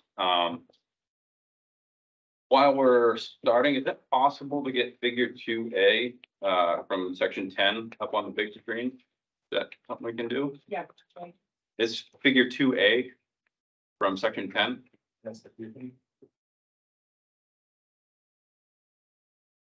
I'd just like to start by saying that this letter is, I was the one being represented on this letter, but this isn't just me. This is a group effort from a lot of concerned people. I'm not independently wealthy. I don't have the money to just go out and willy-nilly grab a lawyer. There was funding organized from a lot of people that pitched in to make this happen. So that's just an example of the passion that's on the street about this property. All right, I'm gonna start off. Number one, the proposed subdivision is not a conservation subdivision. The purpose of the town's conservation subdivision regulations is stated in section 10.1 of the planning board regulations is to encourage future land development activities and set aside open space for the purposes of maintaining the town's character, protecting key natural resource features, preserving wildlife habitat, and creating recreational opportunities for residents in an effort to achieve these and other related objectives of the master plan. The regulations contained in this article are intended to encourage the preservation of open space by promoting greater flexibility in the design of the residential subdivisions than would otherwise be possible following conventional subdivision practices. The proposed subdivision does nothing more than achieve these, does nothing more to achieve these aims than a conventional subdivision would. A conservation subdivision should be designed in a way that maximizes the protection of important natural and cultural amenities on the site and maintains the character of the community. Yet instead of clustering groups of lots along internal roads with open space areas interlaced throughout, the applicant's proposal concentrates lots in a side-by-side layout along the existing road frontage and on steep slopes that drain into the adjacent prime wetland. The planning board need look no further than, do we have that 2A up? Almost. Excellent. 2A is a, it's a representation of a four cluster design. And if, once you take a look at that cluster design, you'll see that the way these houses are grouped on this, or on the, can I flip this? Sure. On the conservation subdivision plan, like especially down in this area, is very similar to what the four cluster design is representing. And even the four clusters design has a road set back off the main road.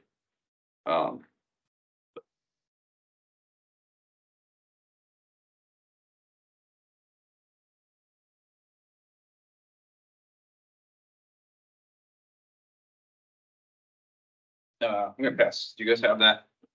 2A, I can pass, you wanna pass that around? It's right there, at the top corner. Okay, all right, cool. All right, this is evidence that the proposed subdivision is not only poorly designed, it's indistinguishable from a conventional subdivision. The elements of a four cluster design highlighted in figure 2A include clustering too many lots in a grouping and inadequate distance from perimeter streets.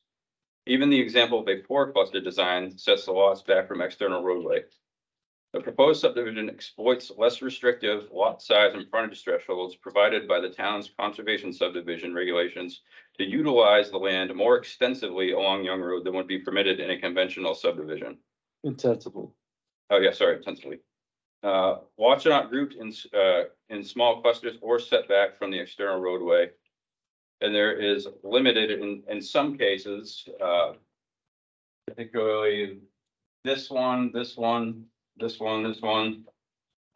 right here and right here, these 6 lots have no access to open space. The planning board should look at figure 2B for good cluster design, single family lots of the subdivision regulations as the example of an appropriate conservation subdivision layout. In light of this example, it's absurd to consider this applicant's proposed subdivision a conservation subdivision. Not because I'm trying to interrupt you, but to reply.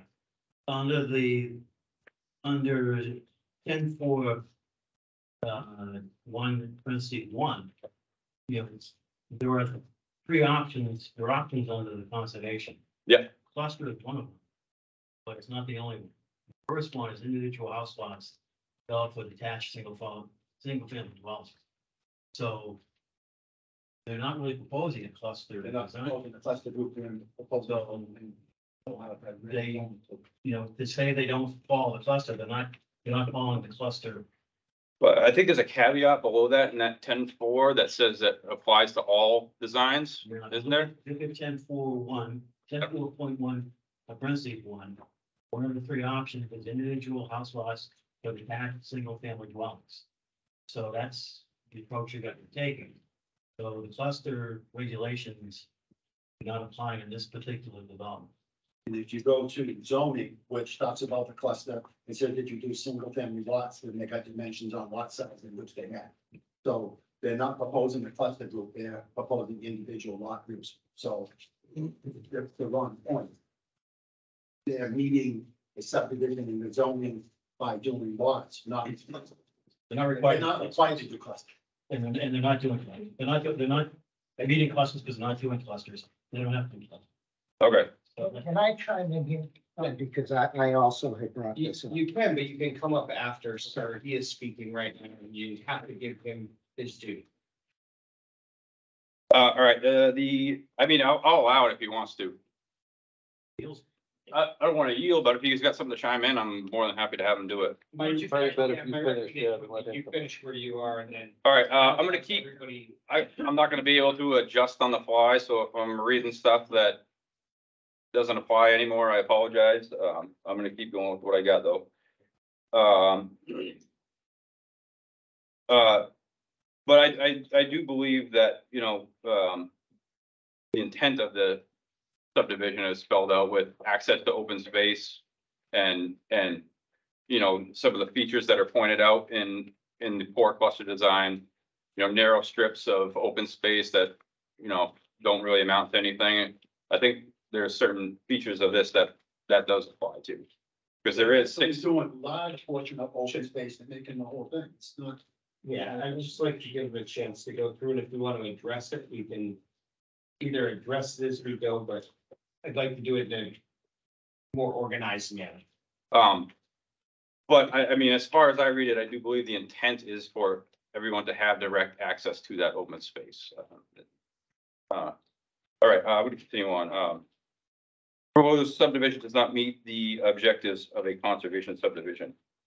A central purpose of the conservation subdivision is to preserve scenic views and minimize views of new development.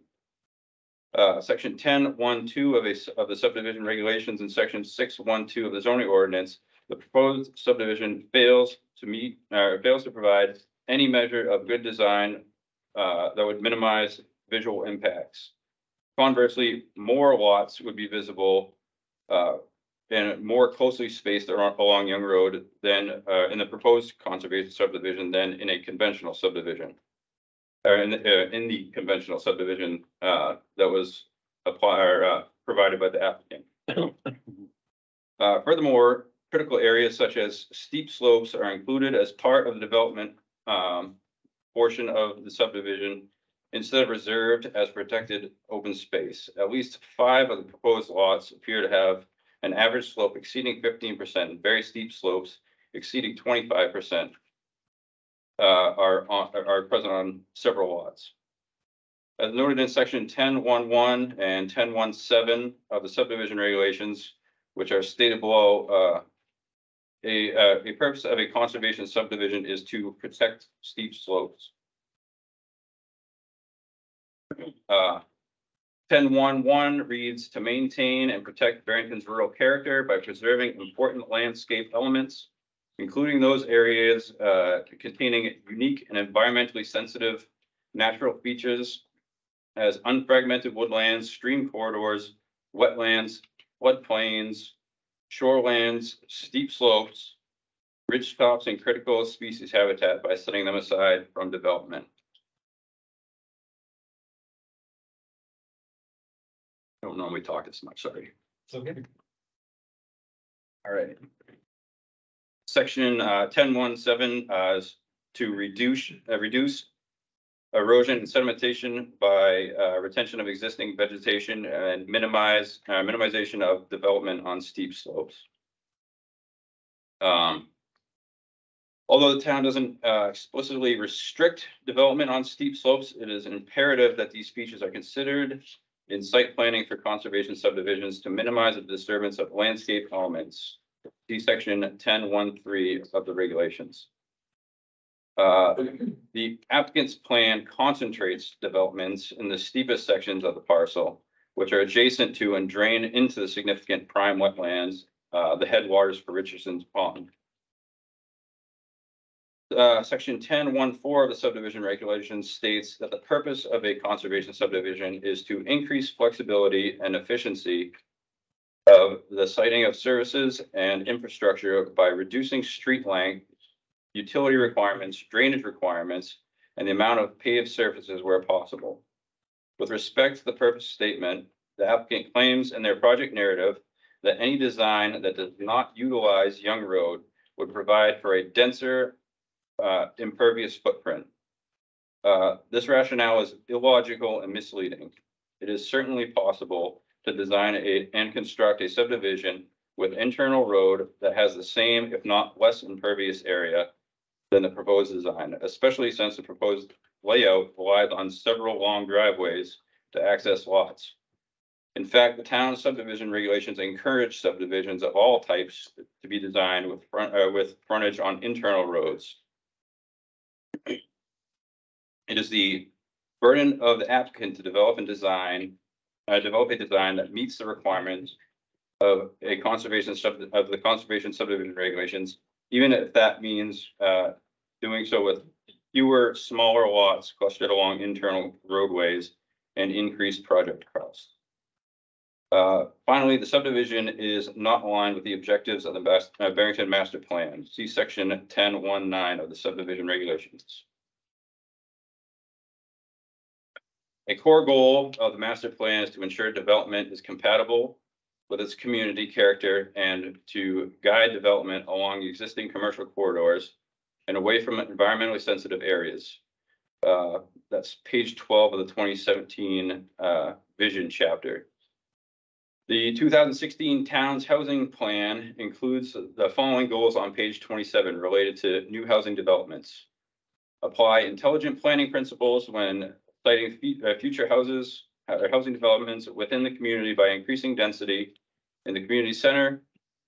Encourage developers to work with residents living in the neighborhoods adjacent to the potential project to understand community's concerns prior to formalizing development plans. Speaking for myself, but I'm pretty sure this applies to most of the people on Young Road. The first time I heard of this plan was when I got my certified letter in the mail. Moving on, continuing to ensure the environmental compatibility of new construction projects during site plan review and planning board approval process. Encourage infill development within established neighborhoods that is compatible with the existing current density and land uses compatible with the scale of surrounding areas and is serviced by existing transportation systems. If we're talking about making something that's compatible with current existing density, there's going to be almost double the amount of houses in the same area on the opposite side of the road. So you've got 12 houses on this side from where this property line starts to where it ends down there, and there's 23 houses on this side of the road. So that doesn't come anywhere close to being consistent with current density. Rather than apply good planning principles, including cluster development again, that doesn't apply. The applicant has proposed a subdivision that overdevelops an environmentally sensitive and ecologically important parcel. All right, 3, the proposed development intensity is not suitable for the site. The applicant states that the net density of the subject parcel is 23 dwelling units, while the yield plan provided by the applicant shows the potential for 23 lots. The plan relies on back lots, irregularly shaped lots, road with steep grades, and impact the wetlands to achieve this density. It is questionable as to whether the conventional subdivision design in the yield plan would meet a general subdivision standards of Article 11 in the subdivision regulations. Nevertheless, the applicant has not adequately considered the character of the land in either the conventional or conservation subdivision design. The subject parcel contains significant co-occurrence of environmental features and critical areas, including but not limited to prime wetlands, surface waters, steep slopes, and high-ranking wildlife habitat. The applicant's proposed subdivision layout maximizes the development capacity of the parcel without due consideration for these features or for the character and safety of the surrounding area. Section 11.1.3 of the subdivision regulation states that lots shall contain contiguous areas of developable land such that the driveway, building, water supply, and sewage disposal and other improvements can be constructed without filling wetlands or other such adverse impacts that could be eliminated by a different subdivision design. The number of lots may be reduced by the board to reduce adverse impacts. The board shall have the authority to require design changes to minimize impacts regardless of the actions of other local or state permitting actions, such as the issuance of a permit to fill wetlands or a driveway crossing. Drink.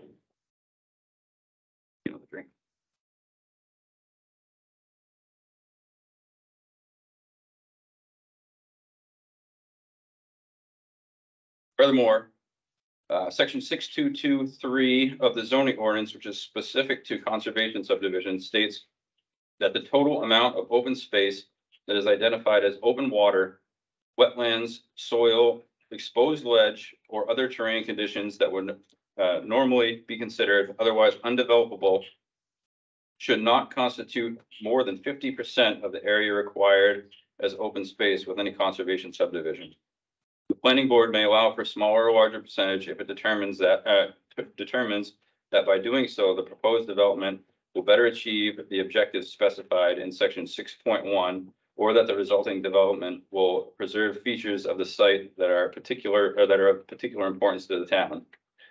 The planning board should exercise its authority granted in the above referenced regulations to reduce the number of lots permitted on the proposed subdivision to ensure that the undevelopable site features such as very steep slopes are accounted for in the areas designated as protected open space. And as you can see on the topographical here, like the faces, this is going to be considered open space back here. All the topo lines here, over here especially, like that's all in part of the open space. So just, I would consider, I mean, I would urge you to consider that when looking at the percentage there, and make sure that's taken into consideration. All right.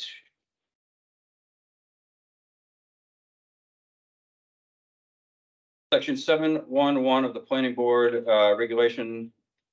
subdivision regulation states that the planning board may require additional, actually I'm going to breeze over this. I just want to check and make sure all these boxes have been ticked. Traffic impact analysis, I think I heard that that is in process. Okay. Grading and erosion and sediment control plan, is that something that's being? I'm proposing any grading changes. Okay. But like erosion and sediment control plan, because there's going to be a lot of. What is you know. How can you make a plan with something that's not going to be done? I'm not, I mean, this isn't my I'm that's what I'm profession, but I'm asking, like, I mean, when, you know, clearing lots and, you know. Doing the house lots is not part of the subdivision, that's part of the building. So the subdivision has to look at like roadway infrastructure and stuff like that, like their normal subdivision has. They're not proposing any changes to get a subdivision. Building out the lots afterwards, part of regular building process, not part of the subdivision.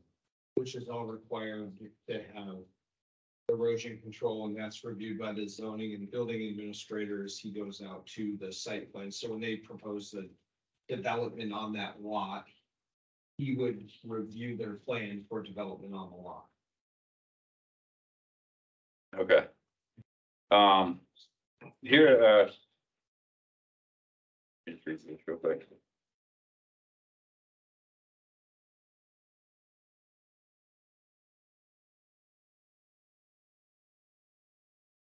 Now, here in section 722 of the subdivision regulations, it states that the applicant shall submit plans to the board for any tract of land being developed where one or more of the following conditions is proposed or present.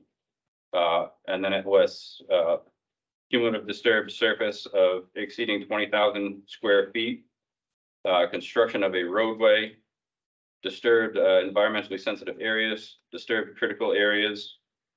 So is that not applicable? Is that not applicable at this point? They're not doing any of that for the creation of subdivision. Because it's a road front subdivision. If they were doing an interior road subdivision, then that would all apply to the roads they build and all the other stuff going on. They're not proposing to do any changes to the law. That's why, how can you do a study on something you're not doing? That's, Since we're discussing, are we discussing that now? They are building roads to back lots. no, that's not. Just put the yield plan, and then they want to do a road front. side. Well, some of the driveways are quite Yeah, well, long, some, some of the driveways that Oh. way back in there. but it does say driveway here. If they copied it correctly. Yeah, I mean, that We clearly, actually put a thing into the attorneys to clarify that, because you didn't hear back from them, but technically, 1 and 2 family lots don't go through site review, those go through a building process, and the subdivision. The impact that the subdivision creates as much as looking at as far as this. Yeah, that's pretty confusing. but since that hasn't been clarified, does that still apply? In my mind, it does, but we'll wait for the attorney's clarification on it. But in the past, the attorney had been very clear that anyone had no authority on 1 and 2 family lots as far as how they're disturbed. It's in state law and in our zoning regulations. All right, well, I'm gonna move on, but I would urge you to read that section and consider it. All right, stormwater management plan, I think I heard that one has already been started, right? Environmental and impacts, that one Right. you guys are recommending. That's what we're recommending. Yep. And a hydrogeological study. Okay, all right, I'm gonna move on with these then. All right, so. All right, although the town has in place more stringent, this is in regards to the waiver. Have you guys already decided that? I know you were, Decide. okay, but you were, okay, all The right, just for clarification, the application is accepted as complete, which allows us to open it up for public comment and feedback. So we can move forward through our process. okay. All right, so the applicant's waiver should be denied. Although the town has in place more stringent site distance standards for driveways than those applied by the New Hampshire Department of Transportation and the American Association of State Highway and Transportation Officials. This does not mean the town's standards are inappropriate, especially, what we're talking about with summertime traffic, and this is a cut-through road now.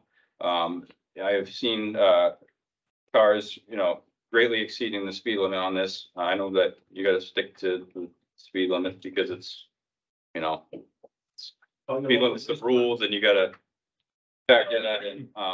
You can't really account for people speeding, but I think that should be looked at. The town is within its authority to have stricter standards than state and federal regulations. The applicant has proposed to increase access points on Young Road and should be required to meet site distance standards established in the subdivision regulations. All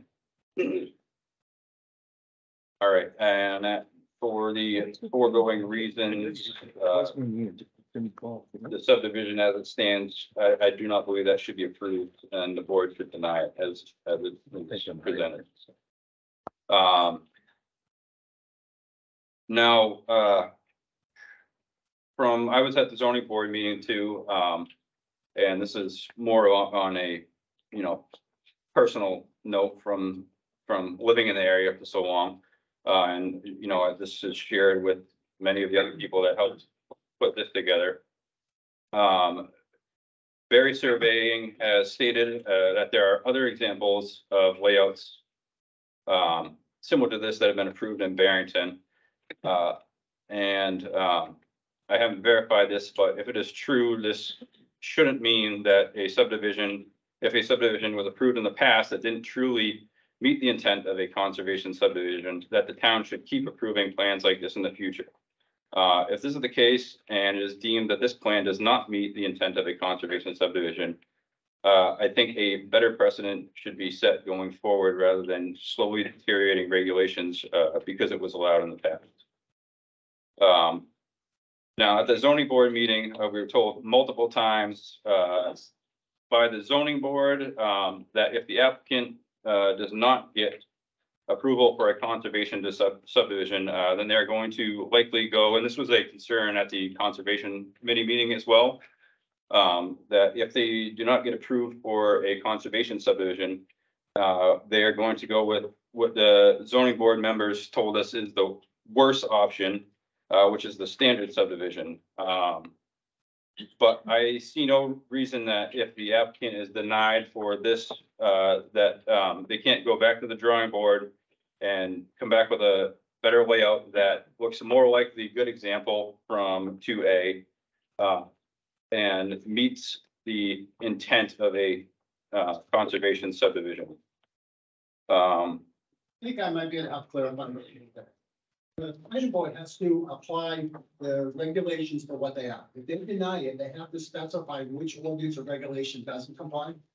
So this isn't, we don't, the days of the good old boy club, where we like you to get 20 lots, we don't like you to get 5, are gone, those are long gone. The state requires that the planning board makes a determination as they go through to comply with their regulations. So we have to look at the regulations to how they comply. So the conventional subdivision, if it meets all the requirements, and the plan board, whether they like it or not, if it meets all the requirements, they have no choice but to approve it. That's how the state law works. You know, and I'm saying this up front because most people in here all have this thing where the planning board has this carte blanche authority, or we don't like it, then they can say no. That's not how it works. But if the planning board does have the authority to request them to reduce the number of lots, if they don't. They have the authority to say whether or not they comply with the regulations. And if they don't comply with the regulations, they have a right to deny it, and they have to tell them what regulation they don't comply with. If they meet the regulations, they have to approve it. That's how the law is written. So that's why I think most of the people in here, that's why I wanted to speak up and say this. It's almost like people believe if we don't like it and planning board doesn't like it, we can deny it. That's not how the system works. And to support that, I will tell you, the previous one that Chris presented, I didn't like that one. But it complied, so I voted for it. So. And I think a lot of people here have that belief that. Yeah. If we don't like it, it can be no. That's. There's and I will agree with John and Mark that there's a fair amount of, well, I guess I will call holding our nose at times. And if you've watched any of the prior planning board meetings, you will have seen me and several others express our displeasure with some of the plans that have been presented. And that's why there's been proposed changes in zoning, and there's gonna be some changes coming up in the subdivision regulations to make changes to change, but as it goes, that the application, that whatever rules are in place of what the planning board has to apply. They can't change rules in midstream. They can't say we like it or dislike it. They have to apply the rules. Right here in section 11.1.3 of the subdivision regulations, it says that the number of lots may be reduced by the board to reduce adverse impacts. But if they meet those requirements and they show that the impact meets the requirements that are set forward in the regulation, what's their rationale for saying it doesn't meet it? They meet it if they meet the point. But if you guys deem that there's adverse impacts, such as building on steep slopes, building too close to wetlands, then you guys can. That's why the regulation has to be in place. The intent of this is not to get into a back and forth. It's to allow public comment, allow them to present their pieces.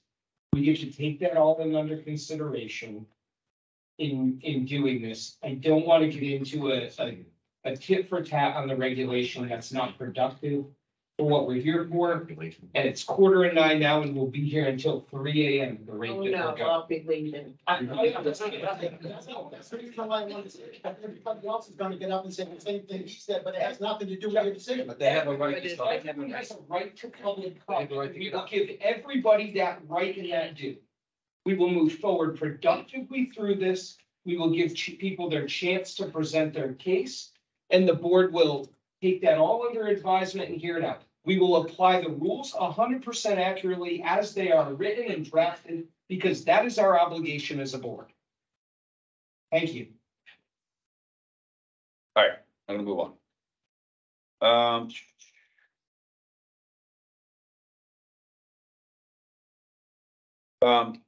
So anyway, I mean, if this gets denied and say there is a request because, you know, there's concern of it not meeting the intent of a conservation subdivision, rather than going with what's been called the worst option and doing a standard subdivision. I believe that, you know, especially where the applicant and even his wife called in to explain how much they care about the land, care about the community, and care about the ecosystem and environment out there.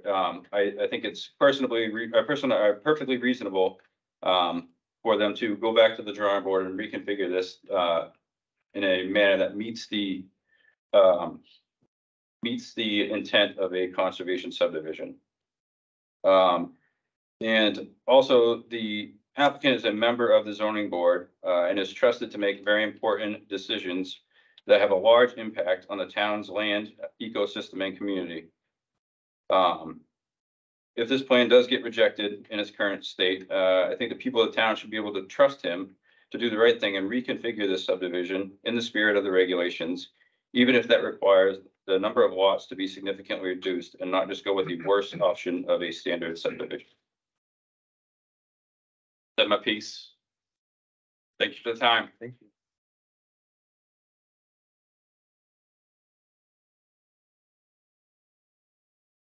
I apologize for getting up earlier. My name is Paul Panish. I'm an alternate on the Conservation Commission.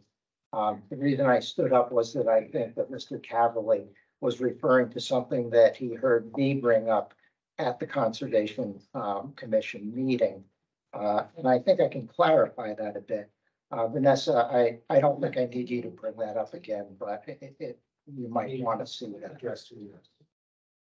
Paul Hanish, Sorry. the alternate in the conservation. You need an address. 101 Ross Road. Okay, thanks. I'm sorry. I thought you asked your question. Oh, you might want to bring up that figure 2 once again, but it's not absolutely necessary. What I'm going to refer to here is from the Barrington subdivision regulation, section 10.4.1. And I'll read it to you. As prescribed in the zoning ordinance, conservation subdivision may incorporate one of the following conditions for the placement of residential structures on the proposed site. Those 3 are individual house lots for detached single-family dwellings, which this is.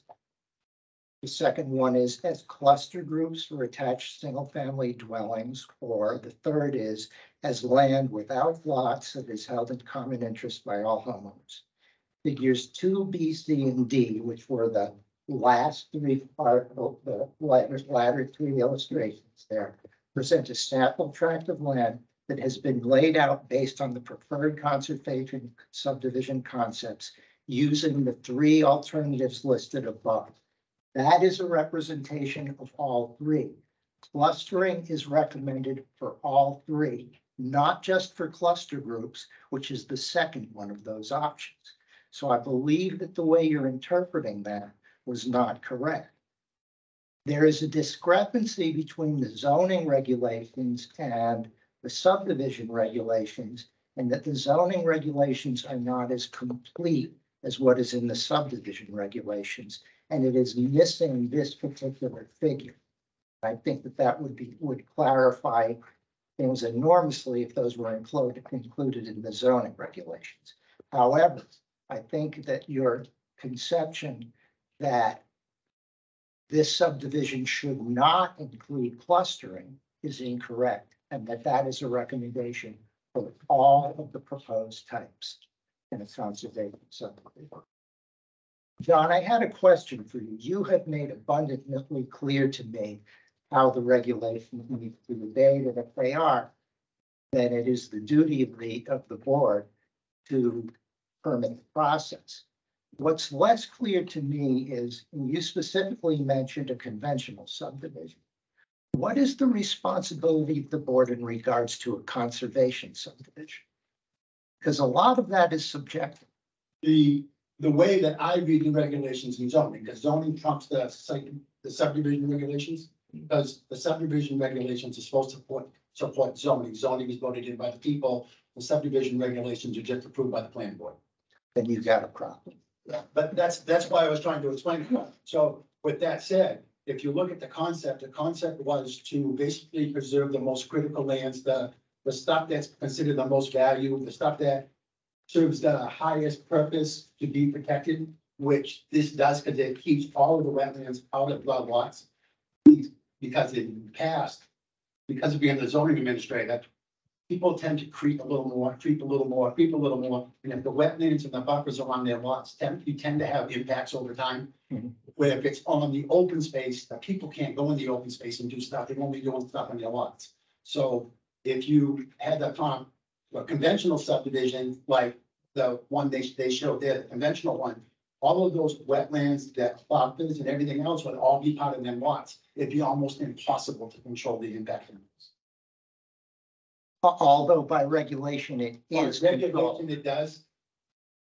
But how, No, I and get working your it and point. keeping it all so that no one does nothing wrong completely 100% is way easier said than done. Okay, there's a couple of other things that I'd like to bring up in regards to that. There was a statement that was made that the center of the parcel is the area of concern. I would contend that the center of the parcel is not the only concern because it does not take wildlife corridors into account.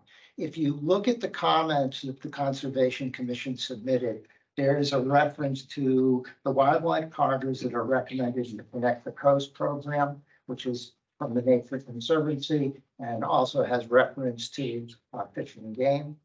That designates a corridor in this development, which is of the highest priority.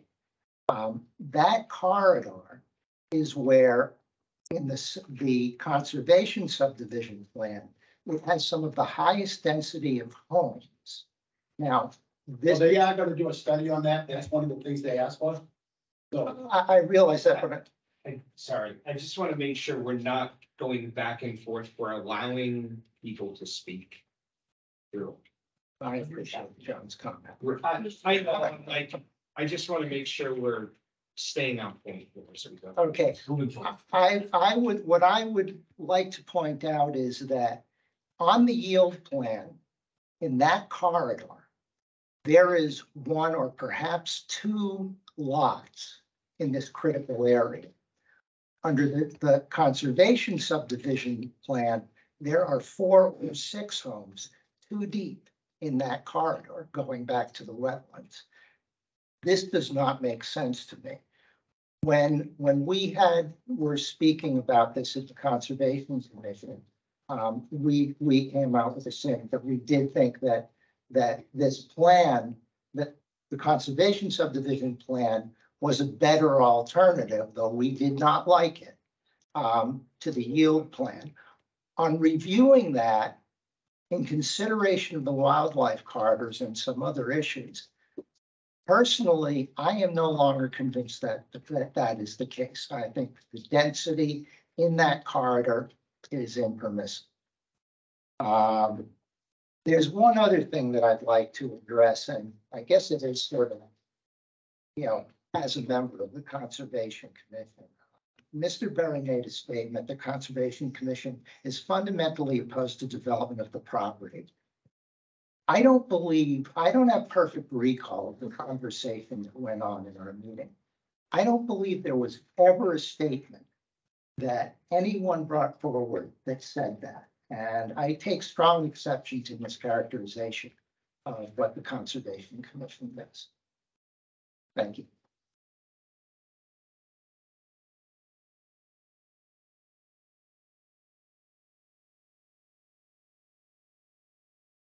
My name's Brian Lindsay, 155 Young Road. And we are in a butter on that southwest thing, but Christopher, we didn't do a subdivision. Basically, my grandfather owned that property in 1953, and Lindsay family has kept it, and we've made it a little bigger, but we had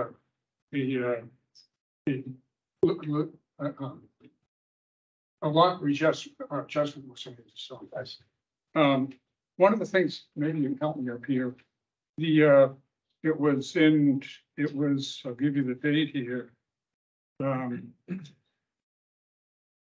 Richard Walker wanted, and this is March 7th. He talked about grades steeper than 10%. And you reported on March 7th. Well, Vanessa sent it to you, and on a date, I guess you said, further submitted project plans, there are no driveways steeper than 10%. This is demonstrated on the site distance plans. What do you mean? You say there are no driveways steeper than, is that in a drawing here on the site distance plan? So the procedure is that you ask the question of the board and then I'll reply. Well, We're not supposed to engage together. You need to drop the bullet. Okay. Can he come up and show me on which, on the site distance plans? I don't know where to find him here. Well, the applicant has stated that there are no driveways above 10%. That's been, I saw that in writing someplace. So they're already represented. On the I guess I'm thinking, the site distance plan shows the driveway. but I don't understand what that means. The words that it's less than 10% now. That's what, No, that's what he's proposing to build the driveway. but it says there are no driveways steeper than 10%. A drawing that shows that? On the road profile plans, he shows the curb cuts coming in on the driveways. He's probably not up there. You want me to address it now? Yeah. If you would. Yeah, thank you.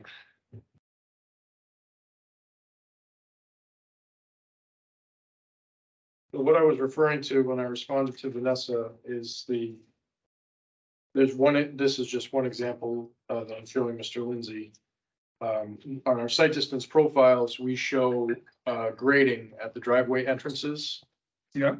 And we did that so that we could establish the platform at which we then calculate our site distance from, which I know you're very familiar with.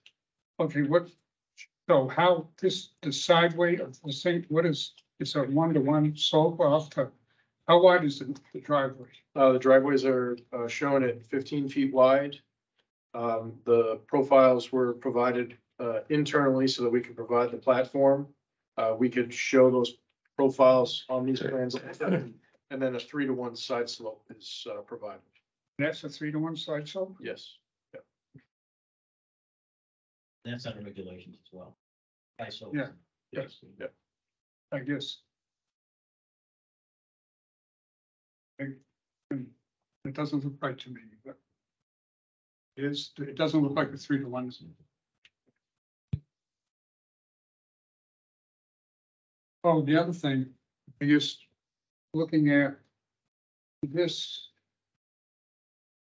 where I think I wouldn't want to be in the house. And either one of these, any one of these two houses in here, with a guy coming this way and now this thing's down in a hole. The upstairs of the thing's gonna get lights coming off the person going out towards Route 9. I can't believe that I wouldn't want to be in one of those houses and have at the height that these would be at and the heights on your car. I think that's a bad situation for those two. I do not want to live in that place.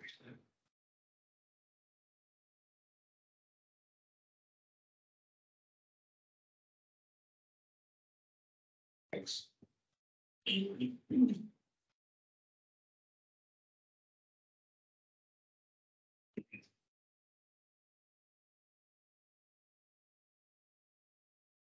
If my hearing aid back in. I'm Ken Grossman. I'm Chair of the Conservation Commission. I live over on Scruton Pond Road. You've got all of the notes in front of you. I'm not going to be redundant on any of that. We've said what we've said, and just a couple of things I want to say. I want to repeat what Paul just said, that the Conservation Commission never said we're unalterably opposed to a conservation subdivision on this property. In fact, all we said in it is that basically we'd like to see it thinned out. Put 23 on that, given what others have said about the difficulties on it. It seems to make it too dense. We just like it thinner. in terms of particular things, I want to say I appreciate some of the things that Chris said earlier. To clarify, when Paul commented on the bright orange hotspot of wildlife in the middle of it, and Paul said, yeah, but it's really the corridor that counts. Well, it's both, really. In order to have all that wildlife in that bright orange spot, animals have to get in and out of it. That's the point of the corridor. And so that's why that's important. And also, the other thing that's come up a couple of times here has to do with the steep slope. And again, Chris, I appreciate your pointing out that, there's no regulation against steep slopes in Barrington. But in talking about the intent of the Conservation Commission, it's asked of the applicant that you try to minimize the impact of steep slopes. And in both of those cases, I don't know how you're going to interpret the rules, and the planning board's going to do what they're going to do, and they're going to do it in good faith. I'm sure, but again, to reiterate what Bob Caverly said,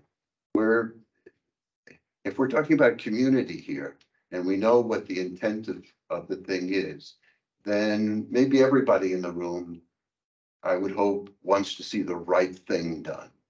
And the right thing to do here is to make some adjustments in this and bring back a proposal that's, that everybody likes a little better. Thank you.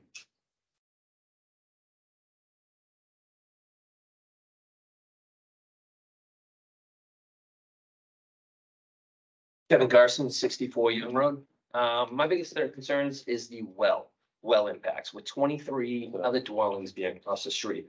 What does that do to our wells? Is it going to impact our wells? In 5 years, our wells run dry. That's one of my biggest things. The buffer, the 100 foot, I don't think that should be changed. I think, going with 12, 13 houses on the other side of the road is sufficient.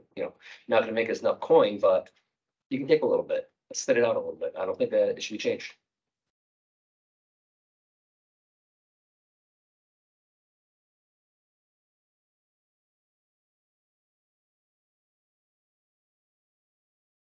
Hi, my name's Mark Broush of 114 Young Road. I am in support of Bob Caverly's letter. I helped him organize and also fund the lawyer for that letter, along with many other neighbors. So I'd love to build off one of Ken's points. He talked about community engagement and engaging with neighbors. And I believe it's something Bob brought up as well. There's a pretty big lack of community engagement with this application and the developer. Also, along with Bob, the first time I ever heard of this was when I got a certified letter in the mail. This is not just some random developer too. Paul lives 3 houses down from me. It's pretty easy to come over. He actually, I ran into him while I was on a walk on Young Road in my reflective vest. And he was at another neighbor's house. It came over immediately to mine. I would happen to be on a work call and asked him to come back 15 minutes later. And he never came back. I also, in my written comment a month ago, invited him to have a conversation. And I still haven't heard anything. So that is something that's articulated in kind of the spirit of this, and that Ken touched on, and there's a pretty big lack there. I want to also speak to the traffic on Young Road. That's talked a lot, been brought up. Mr. Barry, if you don't mind confirming, you did mention that a traffic analysis has been started or was already done. Conversations are directed. I'm sorry. So I saw the equipment out on a pole right outside or across the street from my property. I just want to make the board aware of the data collection and the timing of that. During the few days or maybe possibly even up to a week it was there. I believe it was school vacation week as well. And it was that day, or that stretch of days, I believe in December, where we got a ton of snow within like 2 or 3 days. And so that is also going to impact the frequency of the traffic that in the data that was collected. So I would urge you to please consider the timing of that analysis in the data collection and make sure that is factored into how that's extrapolated out into the peak season as well. Regarding there's been a lot of comments regarding like surface water. I submitted, it's actually right here, sorry. It's my visual aids to section 3. This is evidence. So this developer developed my property and built the house. I didn't. Well, you were involved in the planning. I just want to engage on the board. I'm sorry. So Fisheye Properties was somehow involved in that planning process. I don't know to the degree of which, but I've provided evidence as a homeowner that it required extensive landscaping to divert water, not just storm runoff, but surface water present at almost every time of year, except for peak drought in the summer, that we had to divert. Basically, that was causing flooding in our garage. And I think when you're reviewing this application, you need to be extremely conscious of surface water, how that's going to be impacted by this dense of a plan, not only to the land itself, but also future homeowners and the things they're going to have to tackle once they purchase this property. And lastly, I share concerns with water quality. This is also touched on the page after the one I just referred to, but we've been working with, we have a very top end water filtration system in our house. Even with that water filtration system, we have 2 types of iron. We've been working regularly, even up to as recent as today with Second Wind. It's a company based out of Manchester, to service our system more frequently than is manufactured or recommended by the manufacturer, because our current water quality is so poor. If there are 23 houses across the street, that's just going to continue to degrade the aquifer and increase mineralization in our water. So please also consider that as you consider this application. Thank you for your time.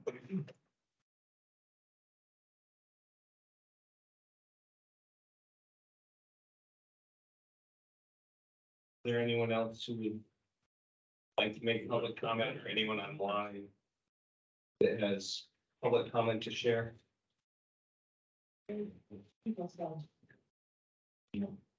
Hello, good evening.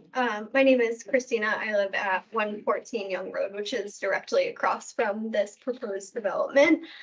We knew in purchasing our home, there was a possibility for development across the street, but did not predict 23 homes would be proposed along a stretch where there are presently 12 homes has been addressed on the opposing side. I live for my daily walks and have had a few close calls on Young Road with speeding drivers, even while wearing a reflective vest and stepping off the shoulder as I see cars approaching. I'm extremely nervous at the prospect of an increase in road traffic, especially since we're in the house after the dangerous curve. In addition to my hesitance about increased road traffic, I would also like to highlight the environmental impact, which I think has been surfaced here this evening. Since we've moved to this property, we've faced numerous challenges with stormwater drainage and have had to seek out professional services to mitigate. We've also been challenged with water quality. So I definitely support the board's request for the applicant to submit to a hydrogeological survey study that demonstrates the site can safely and adequately support the addition of more private wells along this stretch of land. In closing, I would like to voice support for the points laid out by my fellow neighbors, Bob and others, as well as the positions presented in the BCM Environmental and Land Law paper. We know development on buildable land is inevitable, but we strongly believe a reduction in the number of permissible lots is needed here. Thank you.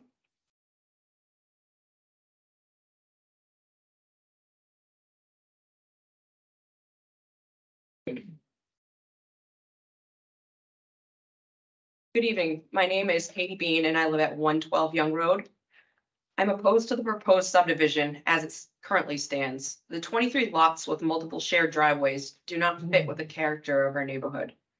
On my side of the road, there are half the amount of houses, each with good sized lots, views of nature and privacy. That's one reason many of us have moved here. I'm not opposed to houses being built, but I feel as though the number of lots should be reduced to match the neighborhood. Secondly, it's a lot of houses being squeezed into small lots, some with very steep grades, all leading down to the prime wetlands of Richardson Pond. If conservation is truly important, as stated tonight, then again, I feel the number of houses needs to be drastically reduced. I live on the dangerous curve that I recently learned was nicknamed Dead Man's Corner by the locals. Since moving here, there have been several bad accidents in front of my house, all resulting with vehicles going off into the woods across from me. A few lots on the proposal have road buffers that were reduced from 100 to 40 feet in this very bad section of road.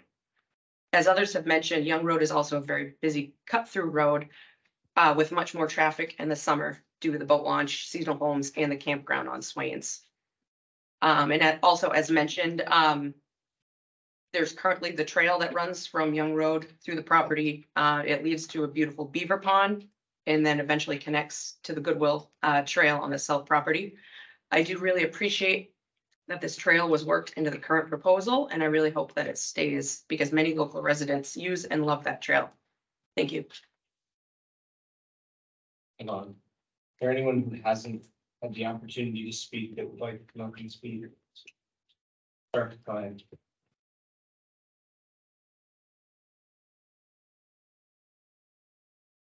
My name is Luke Stillwagon. I live at 377 Beauty Hill Road.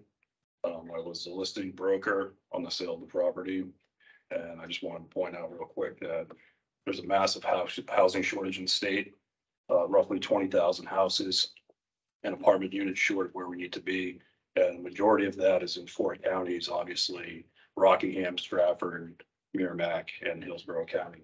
So you can get roughly 1,000 of these developments and that would fill the gap. So I think this is a good project. I'm in favor of it. And that's all I have to say about it. So thank you. Anyone else that hasn't spoken? One, two, or vice versa. Daniel A. at 334. And I'm also ex-selectman. And it really bothers me. Everyone complains about safety on roads and stuff. Our town roads only meet our design standards that you have to enforce on conservation and stuff, but width and shoulders and stuff. And they're not made for walking and stuff, most of them and stuff. They are increasing the width and stuff now. But there's not the right proper shoulders. You look at our design reviews for a subdivision. And basically, the water in this town is not gonna get better. It's always been that way forever, and so we're gonna have to treat it. I hate to say it, but the water sucks. I deal with it and stuff too. Thank you.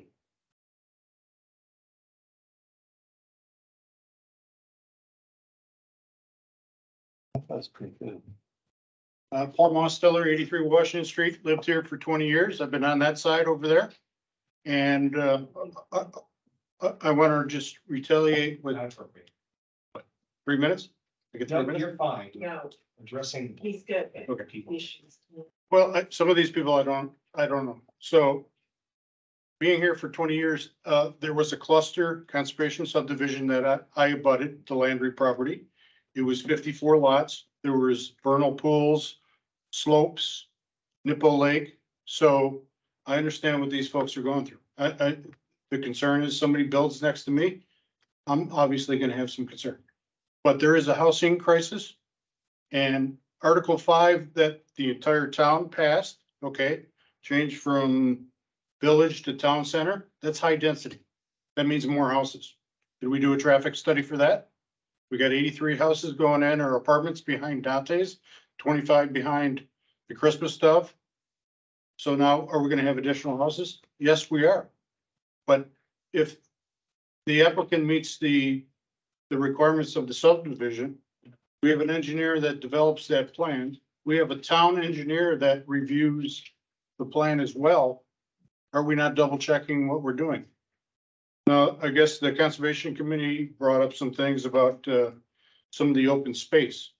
Maybe we look at the Overlook or the Hartside subdivisions.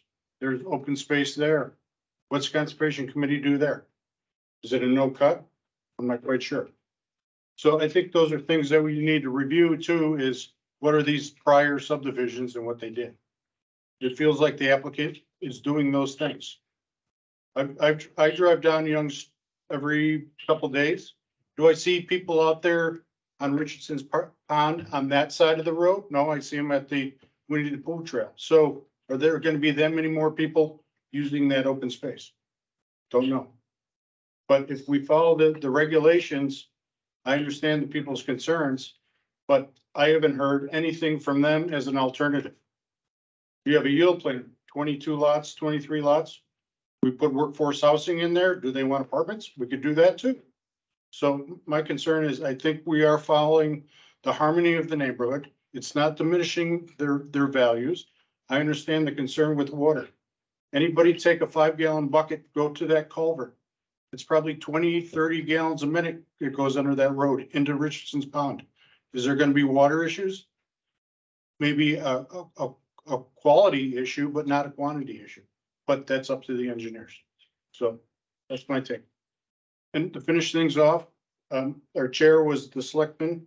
Our applicant here, there was going to be a legal case with the culvert under the road where the person that had priorly owned that land that this applicant's going to propose his subdivision on, the town was going to take her to court. The applicant worked through the disagreement between the town and Norman.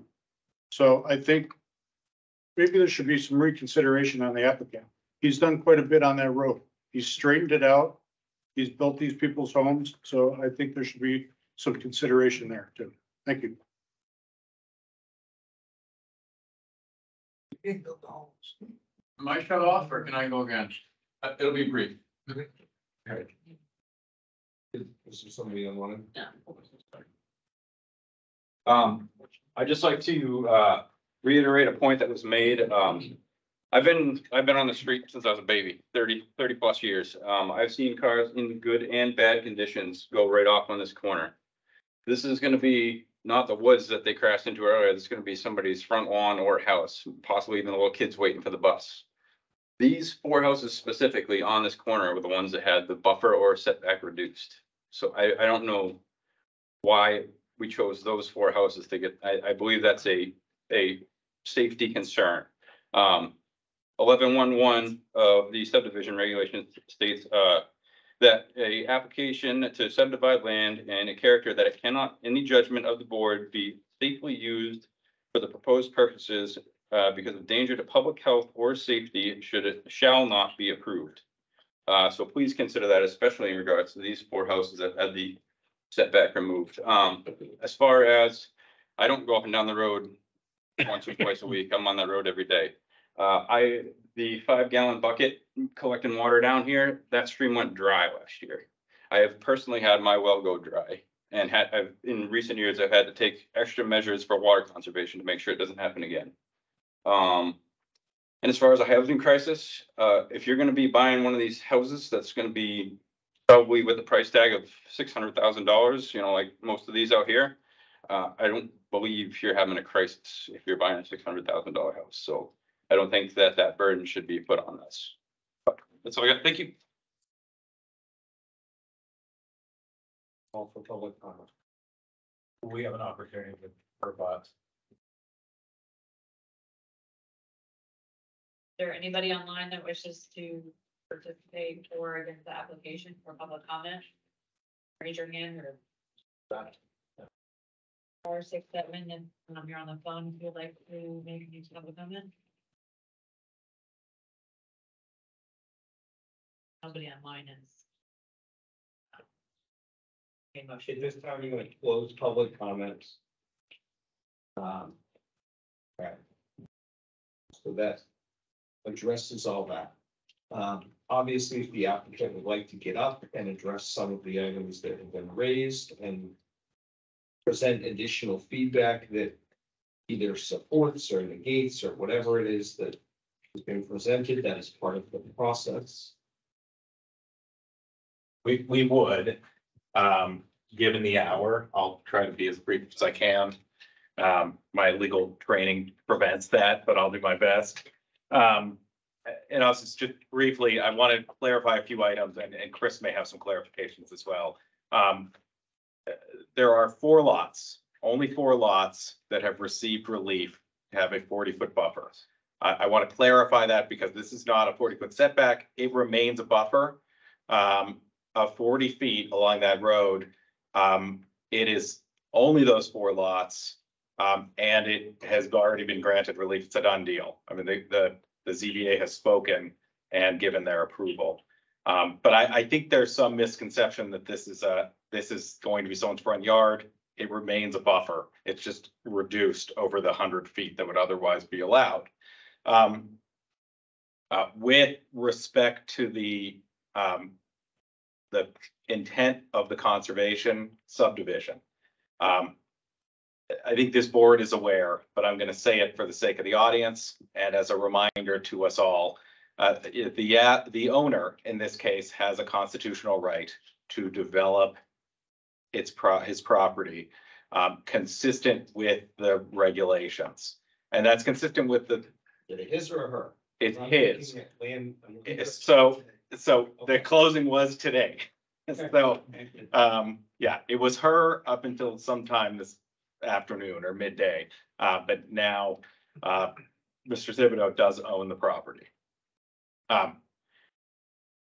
The Supreme Court has made it very clear, and I would point this board to the trustees of Dartmouth College versus Hanover case.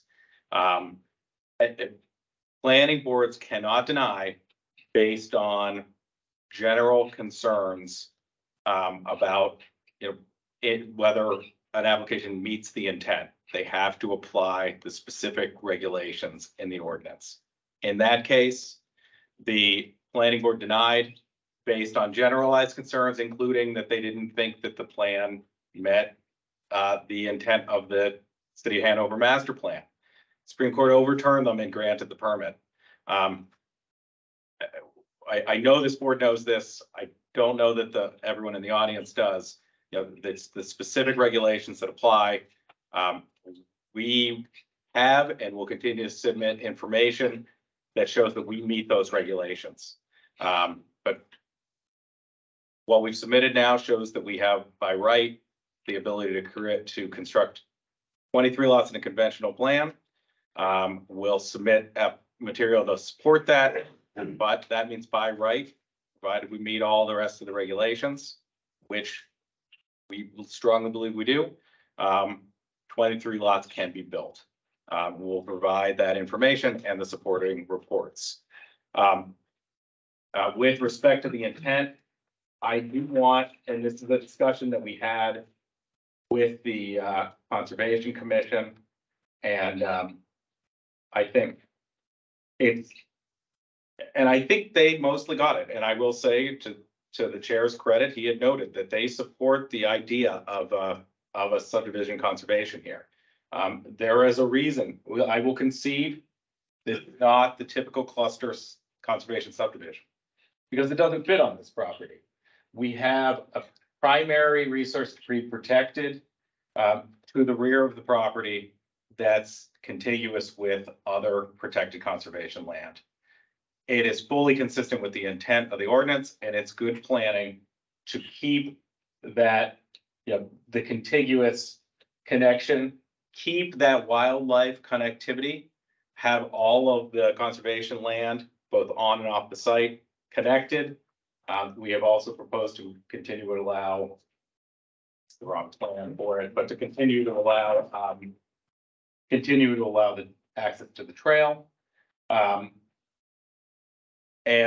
you know, so, and then the other thing I would mention, besides meeting that intent, the illustration and the subdivision regulations are just that, they're illustrations. They are not specific regulations to be applied. This is not a typical cluster. It doesn't make sense in this case. Protecting it the way we proposed protects this important resource, which is the true intent of the conservation subdivision. I would like to point out, by law, you have to protect that resource. You can't mess with that resource. So we all know that.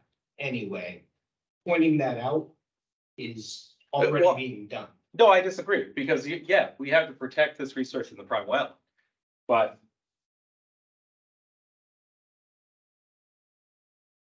this, we don't interrupt it. We don't split it up. We don't create, you know, private lots that are adjacent to existing conservation land. Yes, the prime wetland will be protected, but that's not the limit of this proposal. The reason that it makes sense to develop along Young Road is because it moves the development up further away and keeps a larger, more protected area contiguous with other protected lands. Increases wildlife connectivity, that's goal stated by the Conservation Commission. It reduces roads that break up that connectivity. And it reduces overall impervious surface, which we've noted. So point being, we think this plan is a far better one than a conventional subdivision. We think it makes sense given the resource and is fully consistent with the intent of the conservation ordinance. But as this board knows, the intent of the ordinance is not what it can make it say. It's whether we meet the specific requirements. And we believe we do. We have and will continue to provide supporting material to show that. Chris, was there anything else that you wanted to clarify? Also, okay. So with that, I'll rest and thank you for your time.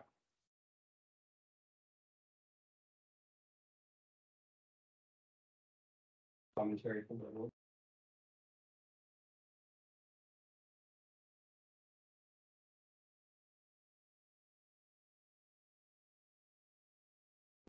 Very quickly, in the last 3 years that I've been on the board here, we have made strides to go in a direction where I think either you or John had mentioned it before, to get away from that old boys network and to be as transparent as we can be, and to have wording. We've had arguments that have gone into, late in the night over 1 or 2 words and what they mean and how they are.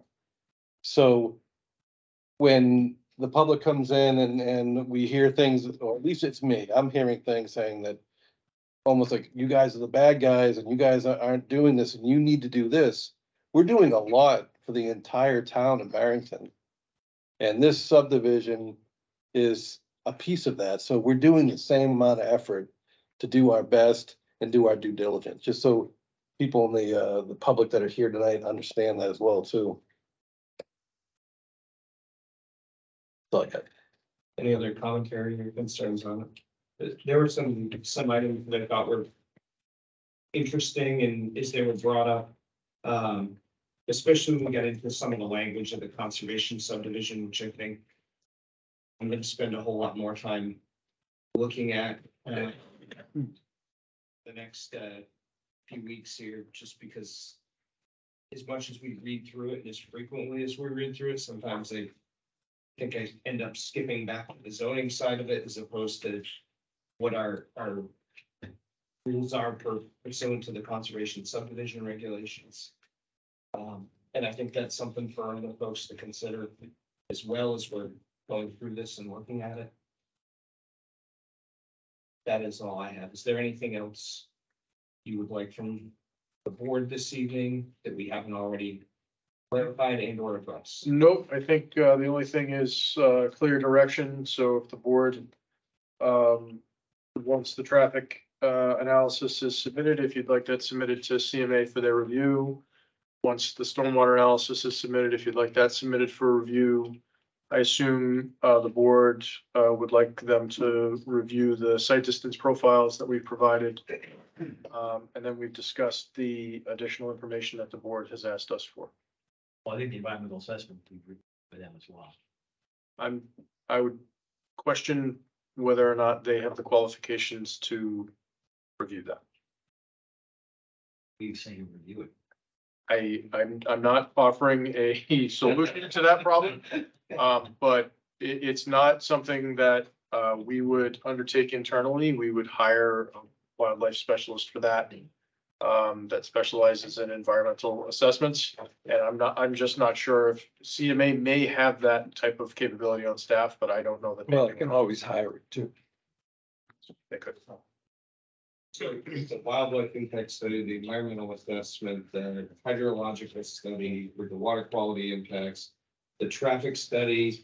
I'll be very interested to see in the data and the dates around it, because that gives me, I'm gonna get that play with my maps and go back and look at the weather over the times at which it was conducted to see where that all shakes out. What else are we missing? Justification for the yield plan. Yeah, the yield, the lots, the growth. I'm We're not not convinced that 23 is the number until we have some more information on that. Yeah, and specifically you asked, for information on the yield plan, and we're happy to provide that.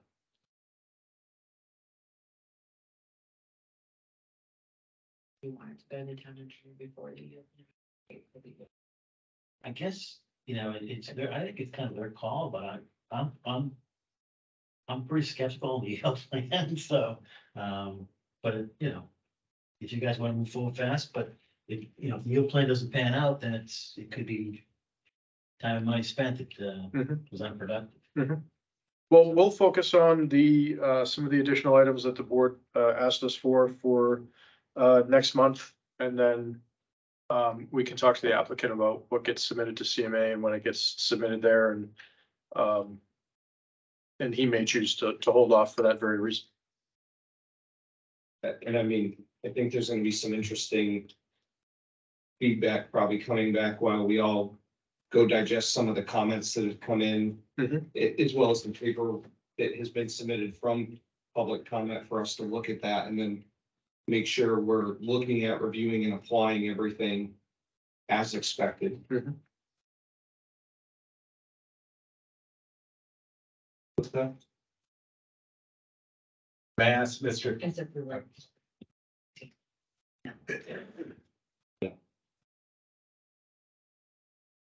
Mr. Chair, you mentioned, I know that I would ask if you please call on microphone, because that is so folks that are online can actually. I didn't even realize there was a microphone here, so, I just briefly, I would ask, you mentioned, things submitted tonight, it looks like this was submitted, if we could just obtain a copy of that, I know, Vanessa had sent. All public record. Right. Which one? Whatever was submitted tonight that hasn't been provided to us previously, I hadn't seen this, I don't know if there was anything else. Can I give them that? I'll make sure if I can. No, I'll get it, you guys. I'll double check. You got it. We're talking about the dirty water pictures? Yeah. Yes. No, I didn't send it. I'll send it down. That's all. If anything did come in, we'll get it. Like dirty water. No. It's all online Are too. there any other items that we haven't addressed or? I don't think so.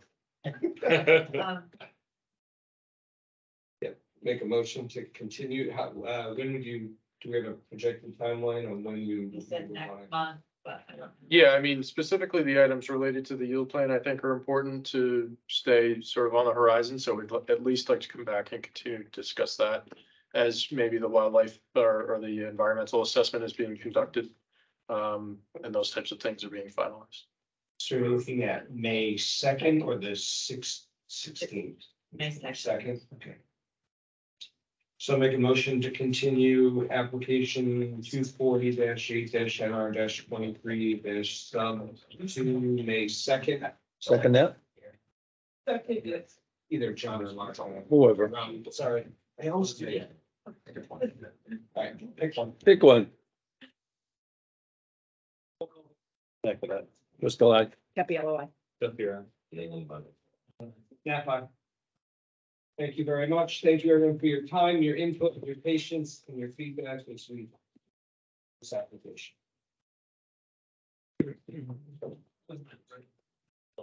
5-minute bio break. Anybody? Delivering that pizza yet?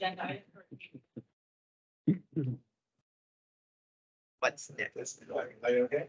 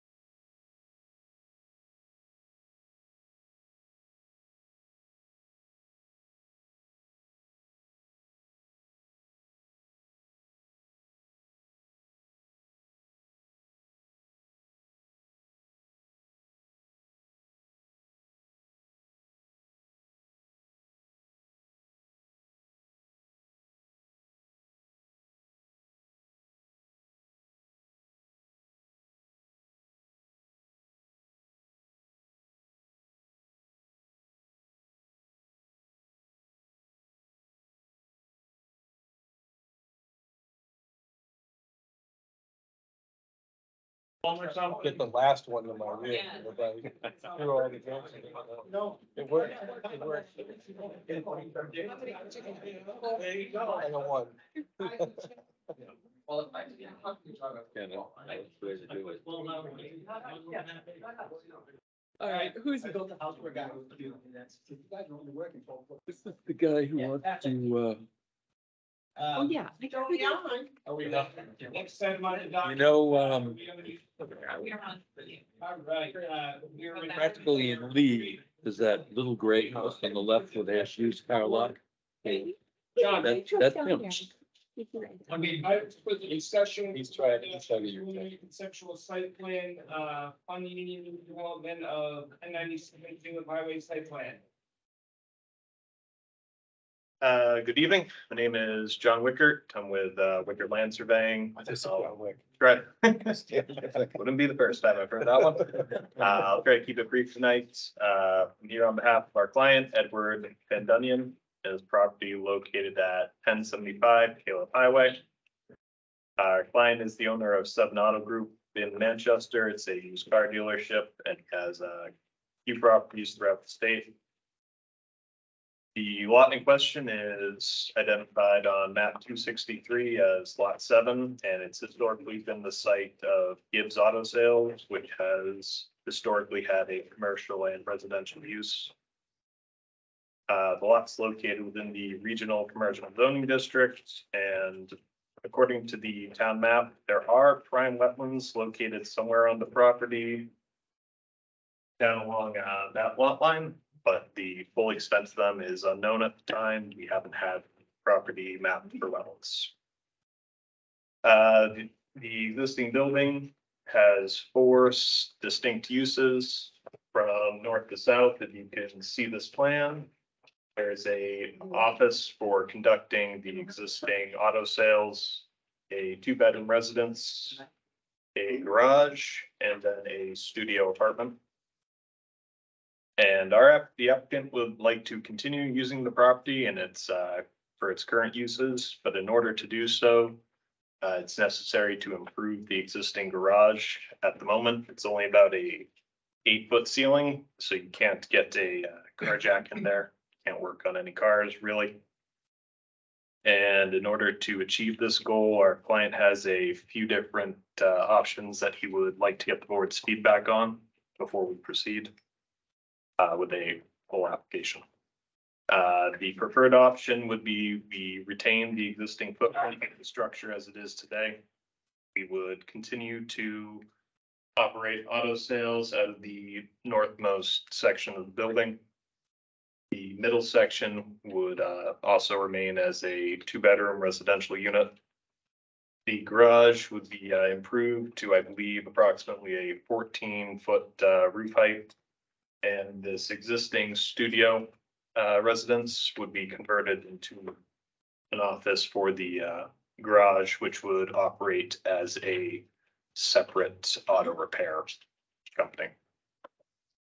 The second option would be to remove the garage and the studio and construct a 40 by 60 building in a buildable pocket down in through here.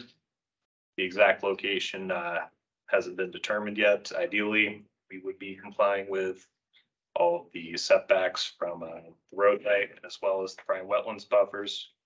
But as I said, we haven't had them delineated yet.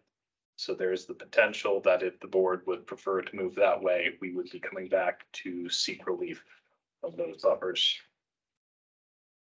And the final option would be to keep the existing footprint of the building. Each section would remain under its current use. So we would have, again, the auto sales office, 2-bedroom residential unit, a garage, and then the studio. The garage roof would again be raised to 14 feet to accommodate a commercial car lift so that the cars can be worked on. And that wraps up the options. So to turn it back to the board for your input and any guidance you may have on that you'd like to see us proceed with this matter. Could I clarify a few things? You may. Came in for a study review a few years ago on that lot. That lot, they gave up all the residential uses. That was just for car sales and car sales only, and that's what's approved right there now. There is no legally existing family home or ADU in that home by the regulations, because it was all given up on that.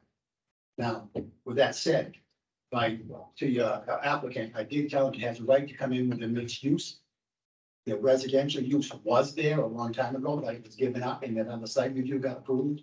And even though it's not on the second floor, I think this board has a right to determine that as like a legally existing and the residential unit that was given up as far as being able to use that instead of having to do the mixed use structure by putting it on the second floor. I'm just explaining how the zoning stuff works and what's in place there now. But even if it's not a mixed use structure, this could be. They could still do a mixed use Mixed-use structure. development and They feel still can, first, correct. yeah. But it's not existing. That's the point I'm trying to make. Yeah. But I don't think it has to be a mixed use development, right? Would have to be a mixed use to keep the residents there. Yeah. No, they're mixed use is allowed in that zone. Yeah, and residential, right, 500 feet, isn't it? Well, these are legally existing structures that are all within that, so residential use straight up by itself, no. Yeah. Mixed use structure, yes. Yeah. And because there was a residence there before and the infrastructure is there's a resident, similar to what the board, gave the direction on like on Weekly Pond, because there was kind of a residential use there now, because our regulation says it has to be on the second floor, but it says any legally existing residential use can be continued as part of a mixed use development. Yeah, mixed use development would require, doesn't require a second floor anyway, right? This is not a legally existing. They gave it up. It We was- have to give relief. Correct, that was, yeah, you got it, you know what I'm saying. He mentioned, is that in fact the prime wetland, John, is this right? There is a prime wetland. Yeah, that's definitely a prime wetlands. Yeah, so that delineation would be done the same way as the other one, the ponded area would be a prime, and then the jurisdiction outside of that would just be your regular 50-foot buffer, but it'd be 100 on that. Now, you mentioned a couple of options, which, what's the applicant's preferred option? The applicant's preferred option would be the first one that I mentioned, so that would keep the existing footprint.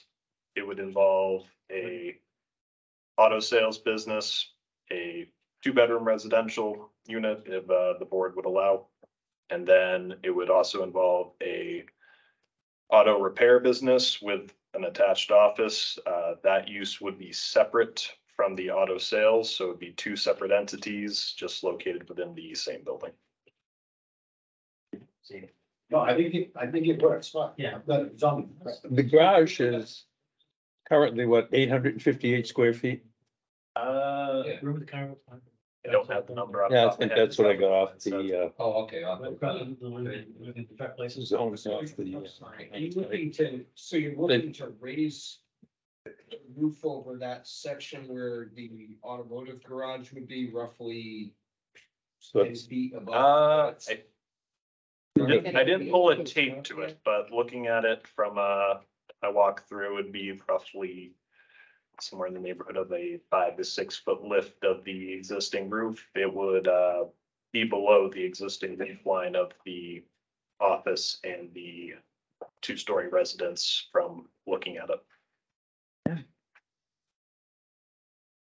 Trying to visualize this building from the roadside. Well, as you go by it, It's all like It's all on. one story. but then you notice where the garage is, garage it just kind of drops down. It looks like a tunnel between two Yeah, the garage- regular buildings.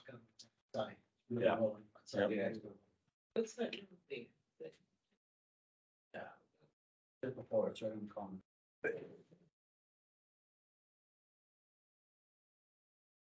It's one of those, I feel like Google Maps would actually probably give me a better vision of it than. Do you wanna? You wanna pass it? Much not money walked away. I think we own that apple. I mean. He'll be surprised when he gets it back and it's outside of the port. Same for us. As long as the mixed use development, I think you're gonna get it. Right, and then the existing footprint is non-conforming, but he's not changing the footprint. It's just going And up. It's going up. According to the CBA or the task. I think this is the place I saw. Yeah. Sorry, could you speak up? Is there an existing you know, Business? right off the Yeah, top. well, there was a used car lot Yeah, there. but no. Still Not- legally, That's yeah. I don't see it. You know that 3 lot subdivision on Farm Road? I don't see it. That same guy owns this. Where is this? Kind of auto. With the what lead kind of heading road towards there? me, and on the left, we have that road that cuts off on the left next to the cemetery. The building, it's a grave, yep. So you've got building, low. Just a regular brakes, pads, rotor suspension, state inspection. You'll pass. Eventually you'll pass the fire chief, see what he says. So you talk to the fire chief at some point about what he would like to see. Absolutely. Okay, thank you. Yeah, what works, welding, stuff like that. Yeah, welding and cutting and like torch. No, body work, no welding. No. Those things. So Yes, there is a satisfied drift aquifer that does run underneath there. Yeah. And there's a requirement to have secondary containment, for anything over 5 gallons. So that would have to be in place. Yeah, I would definitely want to make sure from the standpoint of stormwater pollution prevention, all of that has been factored into that equation and you're actually planning for that accordingly. Just stay. Yeah, the existing parking area is in that 75-foot buffer, but that's legally existing because of what it is. And anything going farther back would get you closer to the wetlands, so it makes sense to keep that parking area where it's all dirt up in that front next to the road. It looks pretty And big. that's why the used car sales was Yeah. in there, if that was a legally existing area when they came in. It's your field trip. I know I had other people look at this before they bought it, and they wanted to extend that parking along the road, and I told them they couldn't because it's 75-foot buffer that's required by a regulation. I mean, I'll be honest with you, if you were just looking at it from a mapping standpoint, I think you would be hard pressed to get a building in the back of that. I think using the current option, it's not public comment, using the current option is probably. Yeah, what that you're is, proposing looks that like is your one of best. the reasons. Particularly if it's determined to be a prime wetland. It's definitely a prime flag. You're not gonna cut 100 feet off No. that, so. No, it-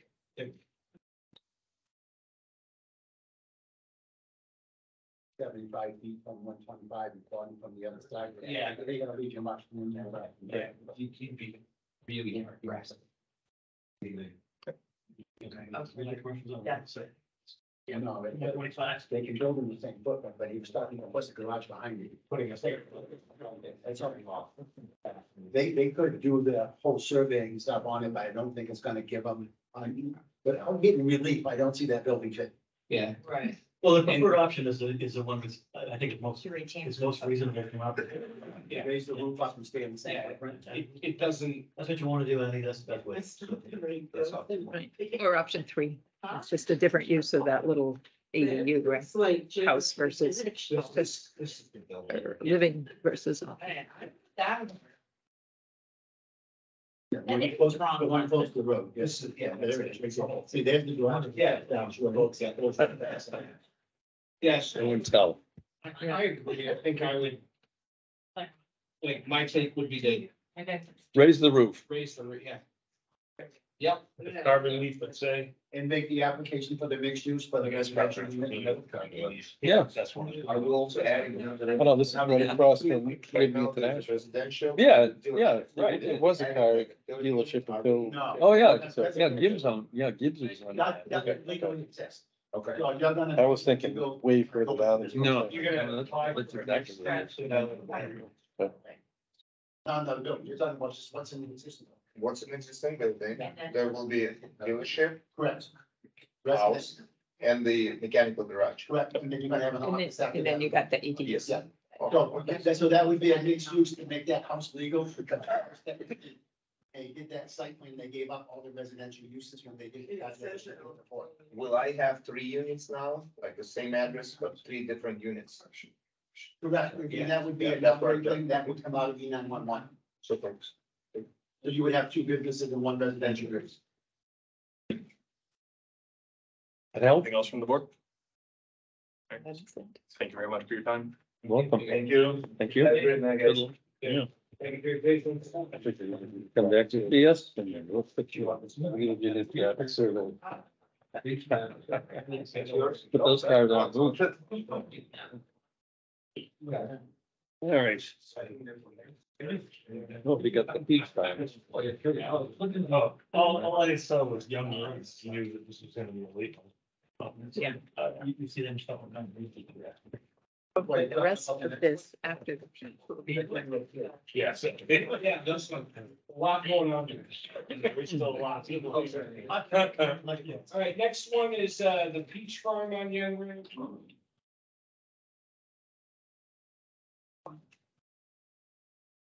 Good evening, I'm Ryan Caverly of 160 Young Road. This is regarding the peach orchard on 178 Young Road.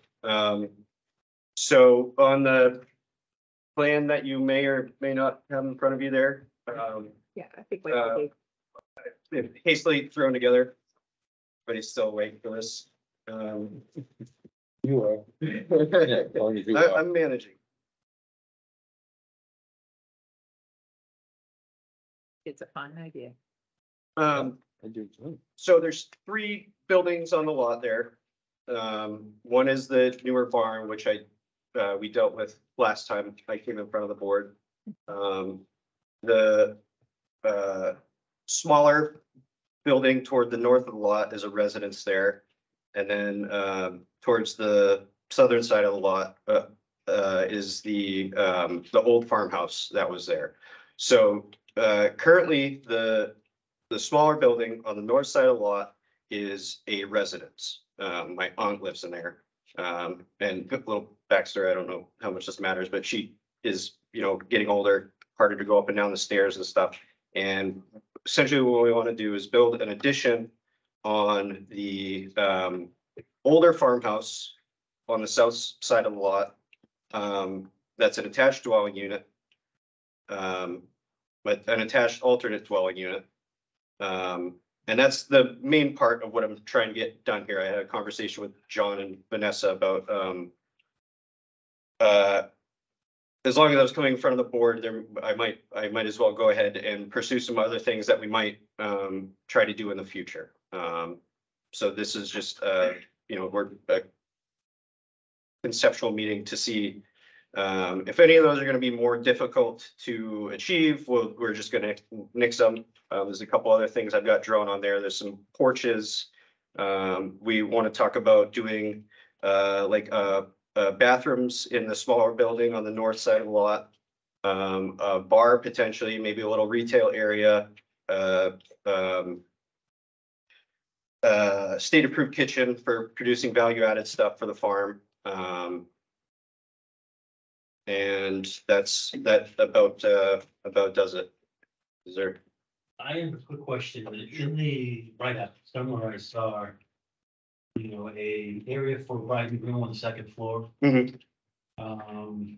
For regulations, you can't have an ADU if you have more than one dwelling on the property. So if that counts as a dwelling. Would a room for getting ready for the bride and groom? That would be in the other house. You're You're not planning on a kitchen up there, correct? No. So it's not gonna be another ADU. Okay, it's got a kitchen and a bathroom and sleeping area. It's a dwelling. Okay. And you can't have 2 dwellings and an ADU on one property. Yes, okay. So as long as you just have a sleeping area, no bathroom, no kitchen. no- Well, you'd have. Well, to it have wouldn't be a sleeping, it wouldn't be a sleeping area. Oh, it's just for them to get ready. Yes, it's just for them to get ready. and stuff. Oh, okay, it's not an overnight. Okay. Yeah, Okay. okay. I thought it did say overnight. Yeah, I thought it did too. Does it say that? But maybe you could. Oh, okay, so we can. You wanna, I mean, you can still do Go, it. go for everything you want. yeah. We're at the time of the party. I know, I think it's. Okay. Well, that building would be the one that would have the state approved kitchen in it. But that would be on the first floor, right? That would be on the first Yeah, floor. second floor is, it's got just a bathroom and It wouldn't even have a bathroom. it's good. Okay, all right. Yes, John? Yeah, go ahead and make the rest of the application. I think he's finished. Yeah, that's about it. Pride would like a bathroom. I think so. Okay, these are good suggestions. Thank you. You do that. You can't do kitchen. Okay. One of the reasons why we asked them to come in is if you guys I had Vanessa ask you guys to bring your RSA books. Did you guys all bring them? So, Yes. bring in April. I didn't get that email. But I think I have. 34-8. The numbers went back. It doesn't give it- Oh, 18, page 18. What? How did you get it? You know, there's a test after this. Yeah. You know, there's a test after this, correct? The one you memorize the book. Get the cliff notes. Hey, you got one of the ones that. I didn't get that email. Okay, what do you guys? I didn't get On page 18, if you go to the right side of the page, you come down like 3 sentences. It talks about, well, your agriculture, because this is all agricultural uses is what this is all about. So it does say, Oh, is that this? for providing meal making, overnight stays, enjoyment of the farm and, you know. So it lists a lot of this stuff as an agricultural use. But if you go to the beginning of that paragraph, which is gonna be with the B in parentheses, because then on the 1, 2, 3, 4, 5, 6, all these other things after it is, they're explaining what that agricultural use can be for that, that added value type thing in there. It's like, you know, it's the incidental to the agricultural use of the farm. So we wanted you guys, because this is not a zoning question, it's more of you guys making a decision. How far can you go before it's no longer a secondary use of the farm? So he knows, just adding that, making another one a house and doing away with the house and having the ADU doesn't kick it into it. All these other uses, at what point do you feel it's no longer secondary to the farming operation to where it would require full site review? That was, you understand the reason why we don't come in now? Yeah. Right, But but based on my review of this, it's getting pretty darn close. Well, that's the reason why we don't come in. Yeah, anything that's too difficult for me to get done here, I'm gonna, nix immediately because I really just, the thing I want to do is move my aunt into a house that she can go up and down the stairs in. That's the first, but I had to come to the planning board because we're altering the site. That's got a commercial. Yeah. But isn't what he plans to do in this building? Yeah. Restrooms and kitchen, isn't that all supportive of the bridal, the venue? So it really isn't any Yes, different. that is.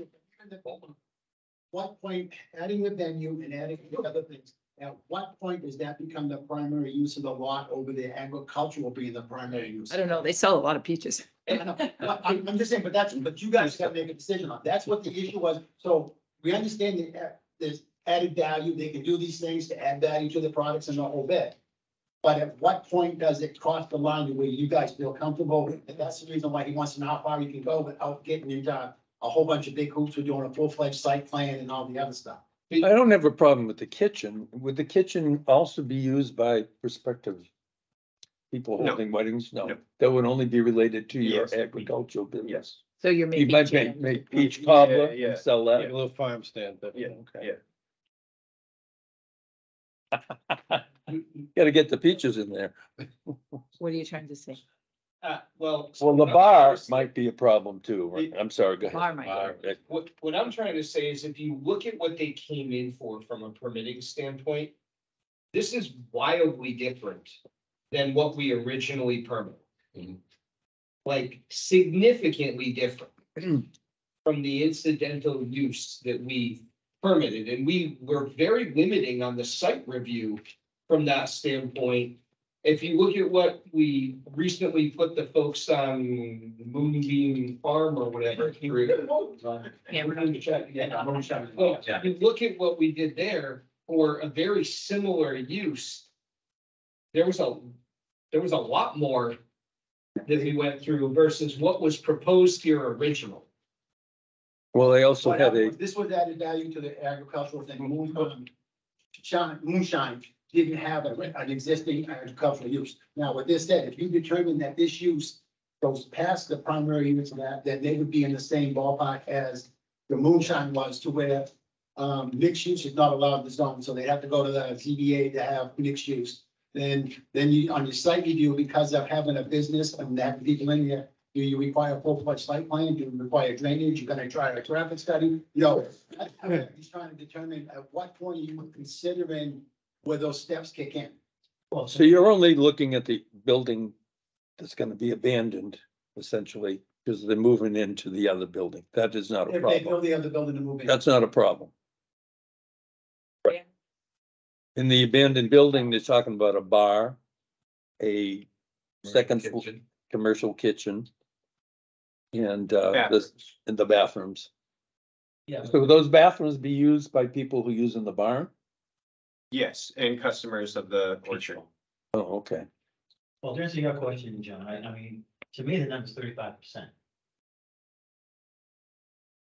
I don't know how you. Well- I understand your 35%, Cindy. Yeah. But how do you determine What's, that is, how do you get to the 35%? What would you ask him for information to determine how much of the, what do you, revenues, how much revenue is added from the beach fund, how much is gonna get, comes from the venue? I don't know how you figure the 35%. That's why he's here. Well, I yeah, didn't know how to give him direction. You know what I'm saying? well, you asked me one question, I said 35, now you want to ask me another question. I know what I'm saying. How do you determine the We gotta do 35? it. I mean, having 35 is one thing, but how do you determine the 35? You want to base it off income? I'm good 35, I wouldn't do it, I'm not so good on it. Yeah. Where do you see, where are you coming up with your 35? There was, The farm stand says it's gotta be, you can make a farm stand if you do this. they have to, the materials that add value, 35% of it has to come from the farm. Is what it says for the farm stand. So to me, that's a de minimis So if they, standard. But that's a farm roadside stand. This is. It says you can do that business if you generate 35, your agricultural, you can have agricultural accessory use. If you're at least 35% of your revenue comes from. no, that's. Can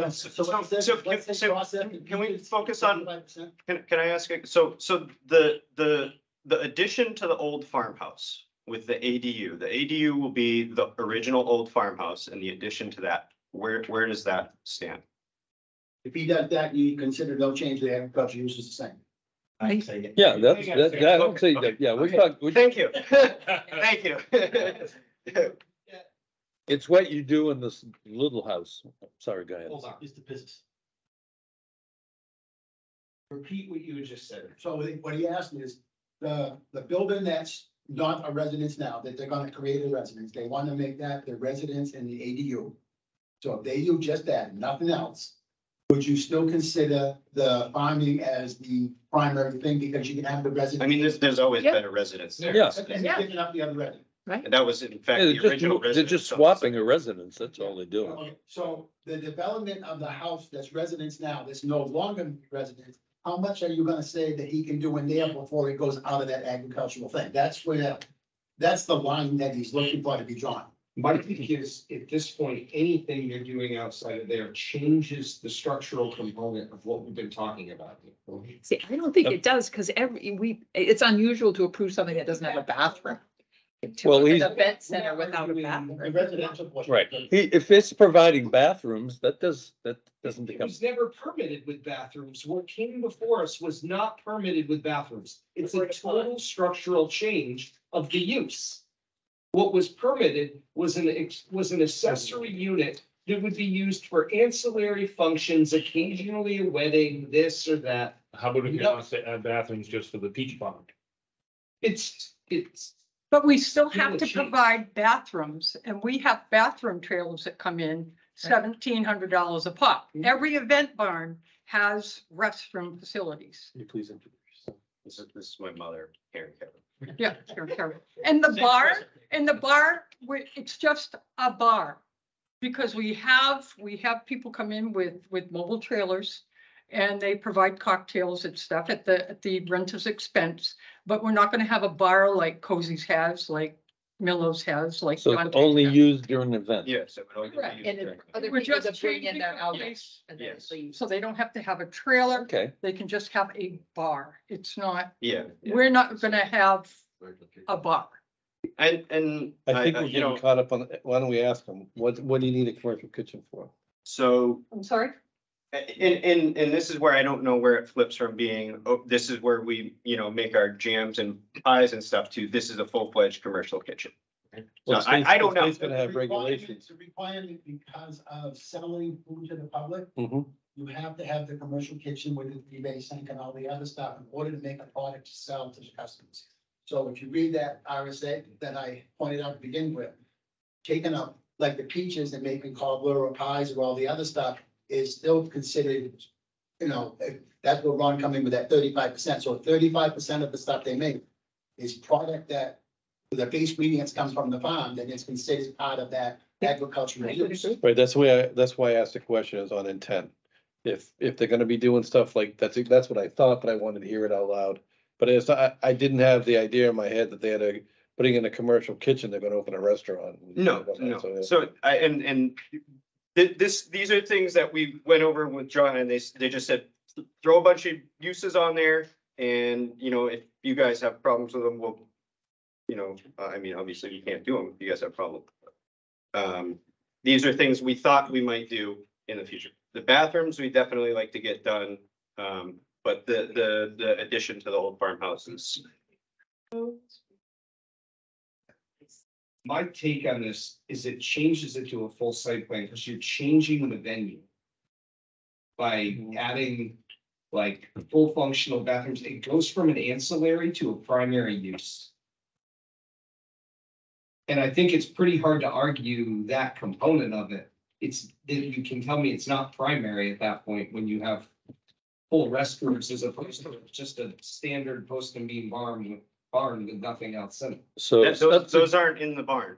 I understand that, but what I'm saying is what was originally permitted versus what we're talking about now. How far do we go before you're like, oh man, we started with no functional barn here and all of a sudden from a site standpoint, and now all of a This is a sudden you have a casino. venue with A casino fully could do it. built out facilities in and around, which is not what was originally brought before us for a proposal. So do you believe the bathrooms are just too far? It's not, from my standpoint, it's not just the bathrooms, it's Well, let's do turning it one into thing at a a time. full-scale operation. But that's the problem is when you do one. Well, they're trying to reach the 35%, I But guess. isn't that why he's here? He's asking what he can do now and what he has to do moving forward. Yeah, and I'll be candid, it's like, how far can I stretch the line? Well, if I That's go what to I buy hear. peaches and I want to use the bathroom, Right, that's. that's a farm use, right? That's not a farm use, that's a retail use. I don't get that. I don't get that. You're just providing a service related to This is where they go your, back to this. It's still considered agricultural use for some of these uses as part of that, like agritourism type thing. Yeah. So that's the reason why I wanted you to read the RSA, because the state said this is considered agricultural.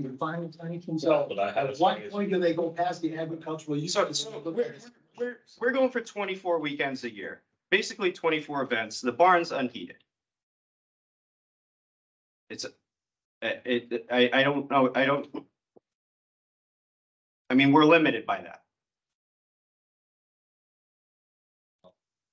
To a degree, I mean, But- they make heaters, they make all kinds. That's a good choice of words too, to a degree. Are the bathrooms heated?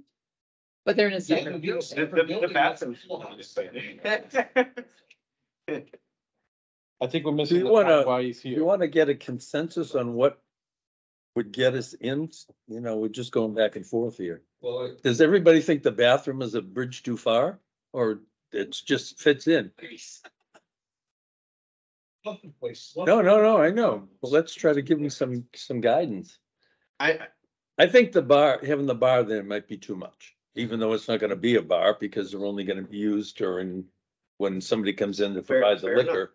But you're gonna have people drifting over from the venue to the bar to get a drink rather than serving the drinks at the tables where the wedding is taking place. yes, I suppose it would be.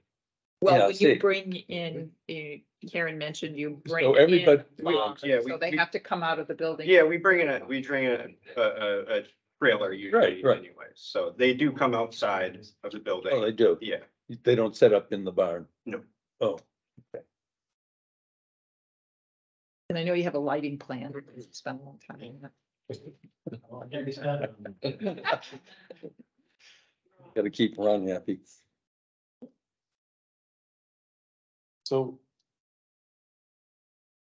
And the kitchen, if they make everything that comes from the of an agricultural nature, that would be okay? 35% of the products come off the farm is considered basically the added value agricultural use, like what that thing. So let's say they bought some apples from another farm and made some apple pies. Yep. As long as 35% of it was from the peaches they produced on the farm, you know, it could be that way. But it doesn't say, I mean, they could have a garden, they could grow green beans and all corn and all the other stuff and sell it there because that's part of their agricultural product. Right. And that's still allowed by your agricultural use. So if they decide to grow more stuff, but that's, that's not what they're asking for, they're asking about the buildings. And I would also point out per the RSA, Tomatoes. the guidelines around to be considered commercial is provided that at least 35% of the product sales or dollars volume is attributed to products produced on the farm or farm stand owner. It doesn't specify you need a commercial kitchen for that. Well, no. That's what the health department requires that. Right. But that's a health department issue. That's not a. For them to make those things and sell them, the health department says you can't unless you have a commercial kitchen. Right. I know it has to be food safe and there are guidelines around that. Because we've been down these roads before. It has to be inspectable. That's what's a commercial. Yeah, so the town doesn't do it. They're gonna have to have the state come in. The state's gonna look at this. That's what they're gonna do, and the state's gonna inspect it to make sure it's correct. Because the restaurant stuff in Barrington, some like cities, the health officer does all those inspection stuff, and Barrington, it's all done at the state level. The state comes down and inspects all our restaurants and everything else. It in here says a farm roadside stand shall remain an agricultural operation and not be considered commercial. Provided that at least 35% of the product sales in dollar volume is attributed to the products produced on the farm or farms of the stand owner. The way I read that, it doesn't have a commercial, like, you could make it in your standard farm kitchen. And You can't sell it. Can't sell it. Can't sell it though. But that's not the way this reads. But we've had a commercial kitchen before and we had to have it inspected. We had to have all these things. We've done this before. The It just Hampshire wasn't- Food Code states that you have to have a commercial kitchen to provide food to the public. Demerit Hill Farm, Butternut Farm, they all have commercial state-approved kitchen. They call it, it's a state-approved kitchen, not so much a commercial kitchen like you find in a huge restaurant. But there are specific things that are required by the state of New Hampshire for a kitchen to produce food. So we should be calling it a state-approved kitchen. Okay. So I know my wife serves the homeless. When she gave her first meal, she made a big CD and started giving it to the homeless. She got shut down because it wasn't produced in the Serve Safe kitchen. That's why she goes out to the restaurants. They make food, she picks it up and delivers it. Because even though someone could eat out of the dumpster, that's fine. But you cannot cook food in your house and take it to it. It's illegal. I'm sorry, sure. I think Johnny, the right age. We can be here all night. Well, the direction, what you want to apply for. Right. Okay. I make a motion that we Raise the money in. tick down what we find acceptable and find out there's some consensus here. Otherwise, you're just going back and forth as the clock ticks off. My consensus is I don't have a problem with the farmhouse and the ADU. Well, we're not talking, yeah, that's history. That's history. We're Talking about the little building. What can be put in that little building? This is where I think you're changing the. All right, second floor with the bride and the groom, that's out. No. Okay, No, it doesn't, that's That- what we talked about, it doesn't have. well, that's in the little building. Overnight stay is allowed in this thing according to that for agricultural use. All right, we got that one. That one's that. All right, how about the Can you stay overnight if there's no bathroom? You stay overnight, no kitchen. You have a bathroom, you have a bathroom, it's still, it's not well. Okay. It seemed like there was some issue with the bathrooms going in there, but how? Kitchen, bathroom, and sleeping area. It's all three, right, John? Yeah, and this little, Well, and this you can get dwelling, but if they got a commercial kitchen where they say they're set up to make their pies and stuff like that, you're not creating a dwelling because you got a commercial kitchen. We're talking second floor. State approved Second kitchen. floor, you can do. Well, the bathroom. mix- the mix you should have because of the two dwellings that are already on the site. Oh, you Trying to you get can have it it somewhere. let's get too far. It's a site plan review. I You don't have the kitchen, do a site. Like I said, I wasn't gonna make that decision. It's right on the edge. What's that? Look at it, Yeah. every one of them is a Okay. different function. It's a full site plan review. Mixed use. I don't agree, Andy.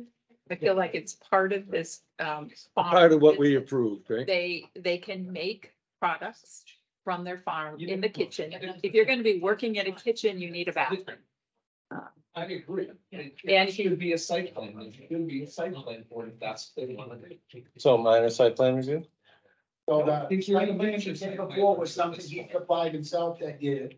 And you're still gonna accept that site plan. That's kind of the reason why he's here. You know, one day he does himself, as of right now, our regulation says a stamp survey plan. And you gave him a waiver on that for the venue before. So how far are you gonna make him go? You're gonna have him do a stamp survey plan? Can you use that same kind of plan that he did before he drove himself? That's why he's here. He needs direction from you. What are you gonna require? I think to be consistent, what we, moonshine? Yep. It's a full site. Yeah, we made them do a full site plan review. Would that They include, didn't have agriculture. So that was different. They weren't an agro business, They're shifting to look at what they were planning on doing. Right. but they already had an apartment there, right?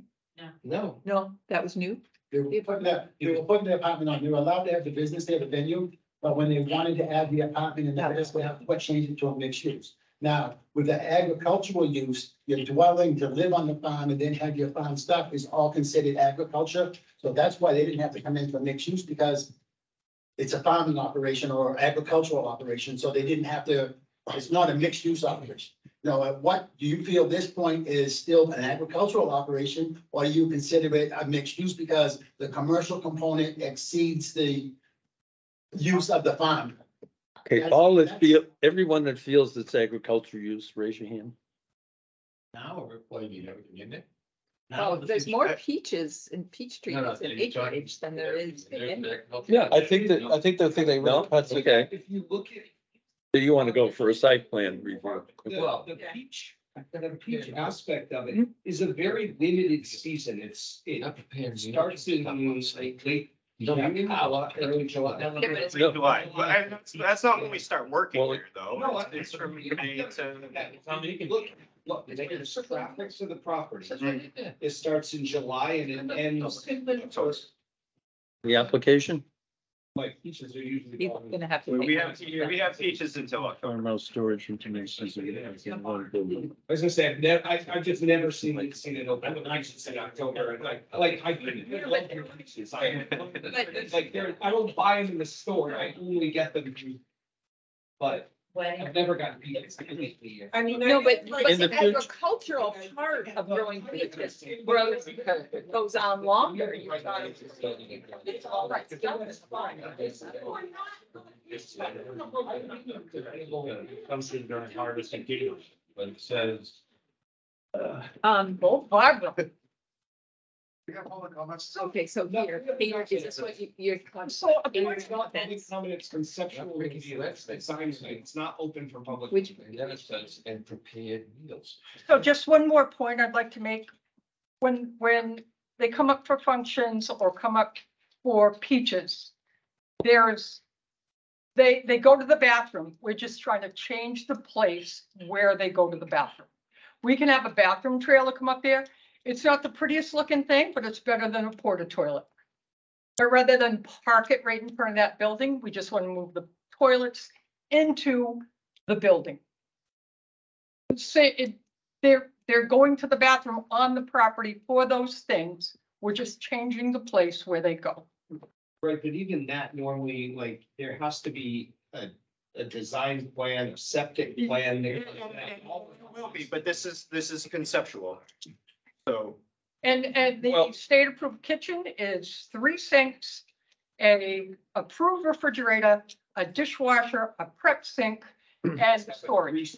Yeah, from a septic standpoint, you gotta have a grease tank. You've gotta have, then you go. In addition to the septic design, that's in the septic design. And what else? The grease tank off to the. Fire suppression, is there fire suppression involved? Yeah, you don't have fire suppression. Nope, you don't. I had one in my basement. I had a state approved kitchen and I produce thousands of jars of jam out of my basement. You're not doing grease, right? You have no frottometers. Yeah, well, they still required a grease trap. Yeah, the grease trap. Yeah, you don't have to- Dirty water you don't going have out protection, into the septic. What do they call it, insulatory system? You don't have- So, you so don't No, have- gonna cause. We don't need grease fire anyway. suppression. But you have to have, the stove has to get to a certain temperature, the water has to be at a certain temperature, the fridge has to get down to a certain cooling. Correct. When they come and do their check. Correct. With the recovery refrigerator, Right. all those things are all. Right.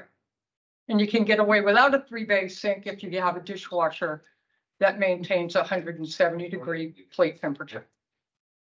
Can you clarify what you mean by prepared meals? Because there was some discussion here. Are What you is it, meals? preparing meals for the event or are you selling prepared meals? That was one of the things we just listed. When they said list any possible use you could possibly have, we threw that in there. So, well, clarify, you're talking about having prepared meals to go as part of what you said. Okay, as opposed to cooking for your venue there. Correct. Okay. And when I read a bar is exactly that. It's a bar. The idea of building Oh, a all right, we'll cut it. We'll cut it. We'll cut it. I'll cross it out. I'll cross it out. Where is it? It was, Gone. It's gone. Won't be on the next one. Yeah. We're not gonna have. That's all I want to know. Is it gonna be? Okay, all right. Guys, All right, let's- that's gone. The existing site plan that you guys shows all the buildings except for the addition. Right. Wants to put the addition on. You're willing to use that same plan with him drawing that on there like you did the last time. I'm just saying that, I'm just mostly, yeah, give that direction. Other than the little porches that, you know, may or may not be being built sometime in the future, that is the only, the structure go through John anyway. But if he adds, he's gotta do it now. because yeah. if he changes the site, because it's a commercial site, he's gotta come back to you. That's why I told him if he's gonna put a porch or a balcony thing on, to put it on the plans now, because then he wouldn't have to come back to you and I could approve it. I can't approve, it's just like that little gazebo thing that came to you. I felt totally ridiculous telling him, hey, come here. I have to follow the regulations. Can I ask a clarifying question? So I know that when you met with us, you're also talking about retail sales. Where do you currently sell the? So we either sell them out of the barn, we either sell them out of the barn or the old farmhouse that's there.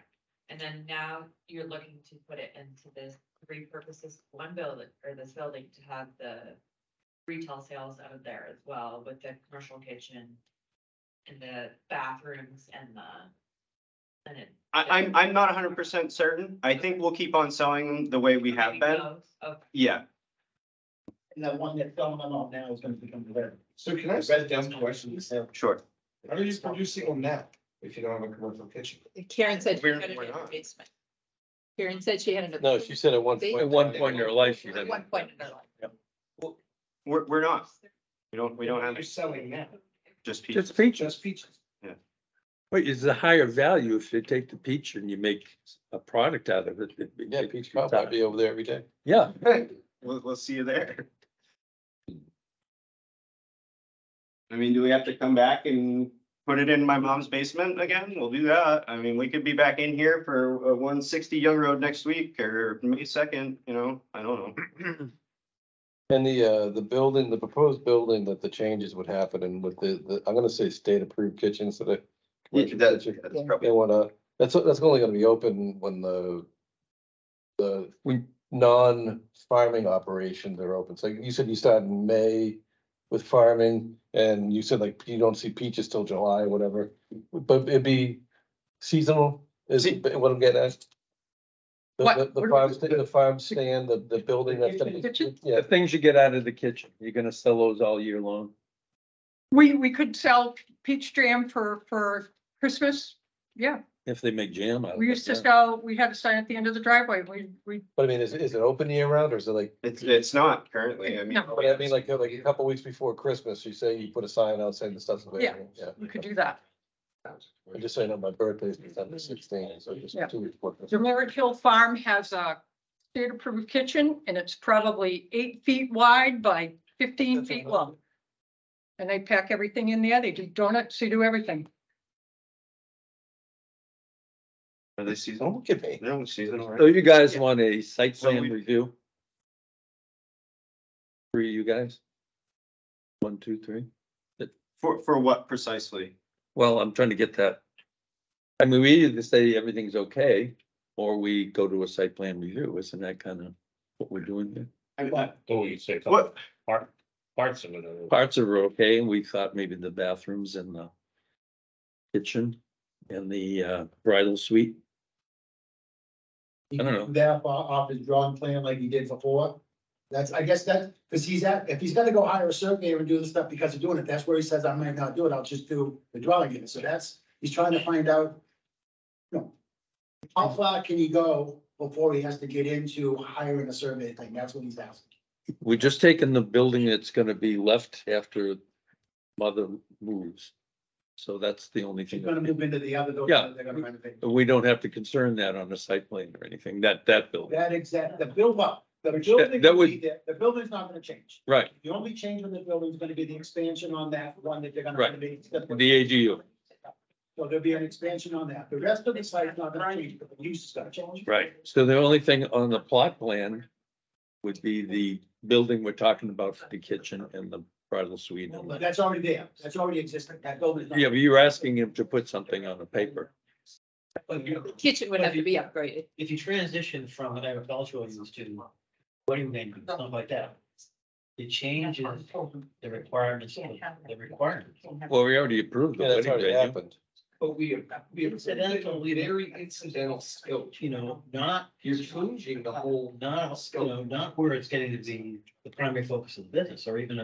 Well, is it? I mean, is it the primary? Well, focus? you said how many what do you have, I'm 44 gonna be events a honest, year? it has to be because I can't sell peaches for $64 a peck, you know, that's probably what we'd have to do to make this business profitable. If you looked at my P&Ls, if I put this up in front of a board of directors or a CEO, they would laugh at me, you know, I'm in the red every year. But I think So, it works I mean, we're, you know, Exactly. So the like, venue- yeah, I mean, do you want the peach orchard to be there in 5 years? I mean, So the Sorry. number of, what do you, 44 events, did you say you do a year? 24. Okay. So that's kind of incidental. That's what we just thought. That's what, that becomes the primary business, which generates most of the cash. It changes, it's not an agricultural business anymore. It's the commercial business that it's a wedding venue. I mean, Well, I guess we're trying to hope that they can hang on the peaches. We love the orchard and all that. I agree, but what's. We do whatever, You know, we gotta follow okay, regulations, regardless of what we want. right. We like it, we don't like it, we gotta follow the regulations, and if this transitions to something away from. So you want a site plan saying it's gonna be more commercial and agricultural, the site plan asking My for that. concern is that where it starts out and where it ends up can be two different things, so I think that, so this state's gonna get a pass now is a slippery slope. This Yeah, but was them the selling same stuff off- conversation we had earlier about like, when people make comments about the good old boys club and this, that, and the other, we have rules. Here's where we're walking the line of our rules. Okay. Our rules state here's where we go for a site plan. I mean, I think there's some specific things in there about not, about eating all, I can't remember the rules on. Well, it said- It was one of those Supreme Court rulings. It was one of the Supreme Court rulings. It was, I don't know. I'm sorry. I don't have it here in front of me. Yeah, it was the one where they had all the end venue stuff, and then they showed that they had that more than 50% of that was still agricultural, so therefore they could fall under that agricultural use. I know the ones, I went to the agritourism training thing on that. Yeah. I can't remember the exact. It seems to me if you were putting in bathrooms in a state approved kitchen and no bridal suite and no bar, you are supporting your peach orchard, Mhm. not your bridal venue. Or not your Okay. venue. That's how it seems to me. I think when we added in the word bar, that changed kind of the view of it. But I completely agree too. I think that if you're selling peach and peach related stuff, that's just supporting the farm. It's not a separate business. If you were gonna add bathrooms and, you know, hotel rooms and whatnot to the wedding venue, that goes away from the agricultural side of things. I certainly agree with that, buddy, but I think my concern is beach fund, we like beach fund. Everybody wants to keep beach fund. If it's not viable without going more to the winning venue side, maybe we should bite the bullet and just do it, you know what I mean? Rather than, put him in a situation where it's just gonna bleed, continue to bleed. So if it needs that to stay what it is, I think we need to go that way. If that's what you want, make sure I call it. But if that's what you need to make this viable, you need to go that way. And I think we have to look at it that way. But I don't see that as a separation. I think that if it was a full-blown farm that had cattle and whatnot, and they had a stand out front that sold steaks and apples and whatever is produced on that farm, I think it'd be the same thing. Having the wedding venue, I think, is just a little bit of a fog that's changing how we look at things on this. And it's just my opinion, but I think if it's peach and peach related stuff, it's supporting their agricultural business. So here's where I tend to step aside and would kind of contest that. How many agricultural stands do you go to? And when we talk agricultural stands, where you go purchase something and leave, do you have a public restaurant? I don't know of a single one. I think They don't exist. Tenacrop Farm, there's Tenacrop Farm is a shop. It's not a farm. It's a farm. What about Demerit? Butternut, Demerit They Hill. all have full venues that are built out with them. If you looked at them, I would guarantee you they've all got some kind of full site plan approval for what they're doing. They're not just. I doubt Butternut does. Yeah. Yeah. Can you please? Careful, everybody. Everyone love each other. We're here having to have a board discussion and figure Yeah, out how to but best. everything they say, you say the opposite. Stop interrupting. You're not my father. You're right, I'm not, but I'm supposed to actually the chairman of the board and I'm not. These guys are trying to be reasonable and you're not. Barbara, I think it's time to reconsider going anywhere else. This is freaking ridiculous. So he's suggesting just do a site plan review and not worry What about. pond has public restrooms? And the bottom line, Butternut does, Demerit does, so their customers have a place to go, but. Are they farm, are they farm stands, or are they retail? Are they retail operations or are they farm? Well, I yeah, would the look farm- at it more as the beach farm. If you go to the Applecrest Farm, for example, to pick the apples, they have all kinds of things going on there and they have to provide bathrooms. They're selling cider and the apples and everything. I mean, it's not a little stand at the side of the road selling corn.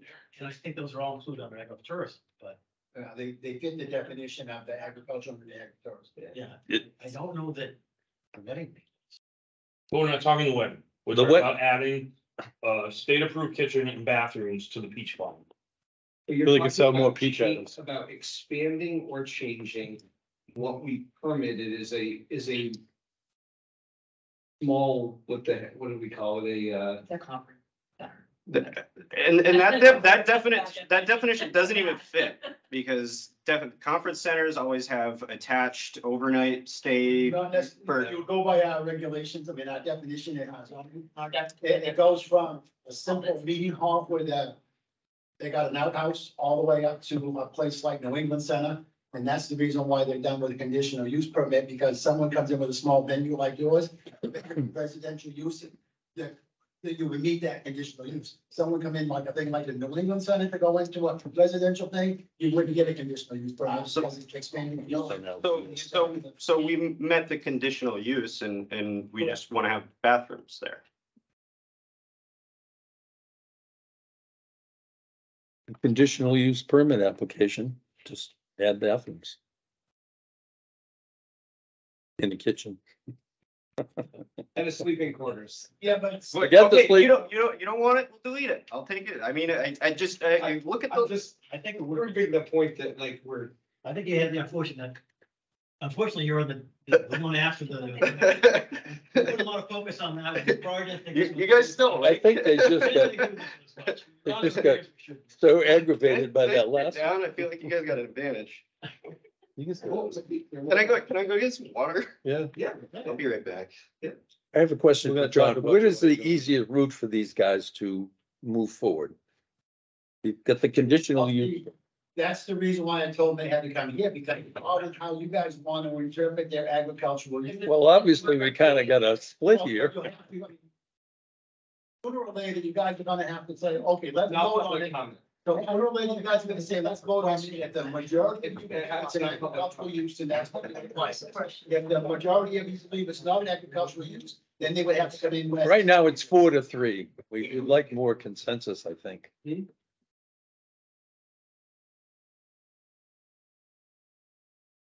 No, originally it was approved as a beach farm. Well, it's actually was approved as an ag. The wedding venue. A wedding venue. Now you're going on that. Well, just provided. I don't know, I'm still supporting the peach orchard. I want to go to the bathroom. Nice to have you back. That's still what, yeah. It's not a commercial, it's in the state approved agriculture. I guess the bottom line comes down is the majority is what I mean, they it's do what's- is use. it's what they used to have. I don't understand. Wait, let's just have one person speak at a time, please. Okay, John. John's asking the question. What do we see? We see that as an accessory to the agricultural use. If The bathrooms and the kitchen. And that's what you tell them, is you give them directions how to move forward that way. But that's only half the 4 of us here. And then, So that's, obviously, that's all it needs to be. If that's where it just falls. Well, we'd like a little more consensus, you know. We like you guys. I understand that point, what part is the commercial use taken over? I know. I see both sides, I see both sides. Wait a minute. That's It's why- 11:15. I think if. Let's just take a vote. You see why I wasn't, It's okay, we have a differing opinion. Okay. and the majority rules, that's how the Right, party. there seems to be a point, I guess we're at where it's at. Right now, in all fairness for the applicant, you have 4 folks that are in support of it, you have 3 that are like, Curmudgeons. clearly support the idea of what you want to do. Okay. I think it should be done as a full site plan review. Okay. The piece is when you come back before the board with your plan, you might want to call everybody and make sure you get your quorum here for that night. You get your full language, I Yeah. think it's agricultural, make sure they're all there.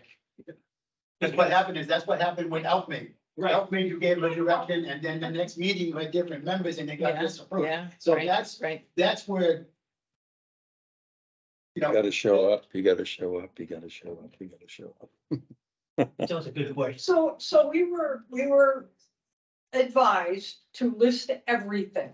So Yes. obviously that is making This, you guys kind of worried about this. If there are certain things that you object that make it more commercial, just let us know, we won't do it, but we listed everything. You know, we will have a standard-proof kitchen sitting there most of the time. I'm like, okay, what else can we do with that to add to that list? And we just put it out there.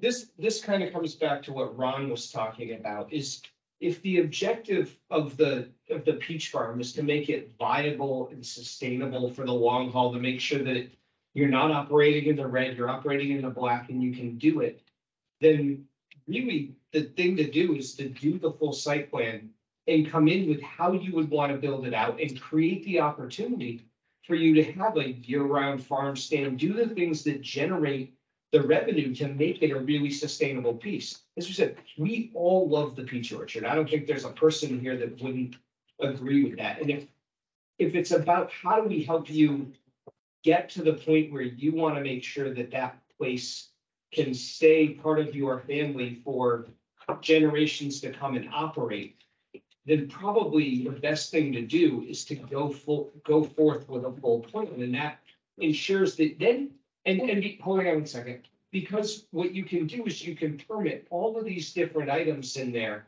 and they would come before us, we would approve all of it, is that, and then you don't have to come back in or to John, because now it's all the stuff that you've already approved, and you're able to keep going, and anytime you want to make something, you want to sell something, you want to do it, it's all part of your approval, and it gets you where you want to be. And we want to help you get there and get there as painlessly as possible. Okay, so this is where the painlessly comes in.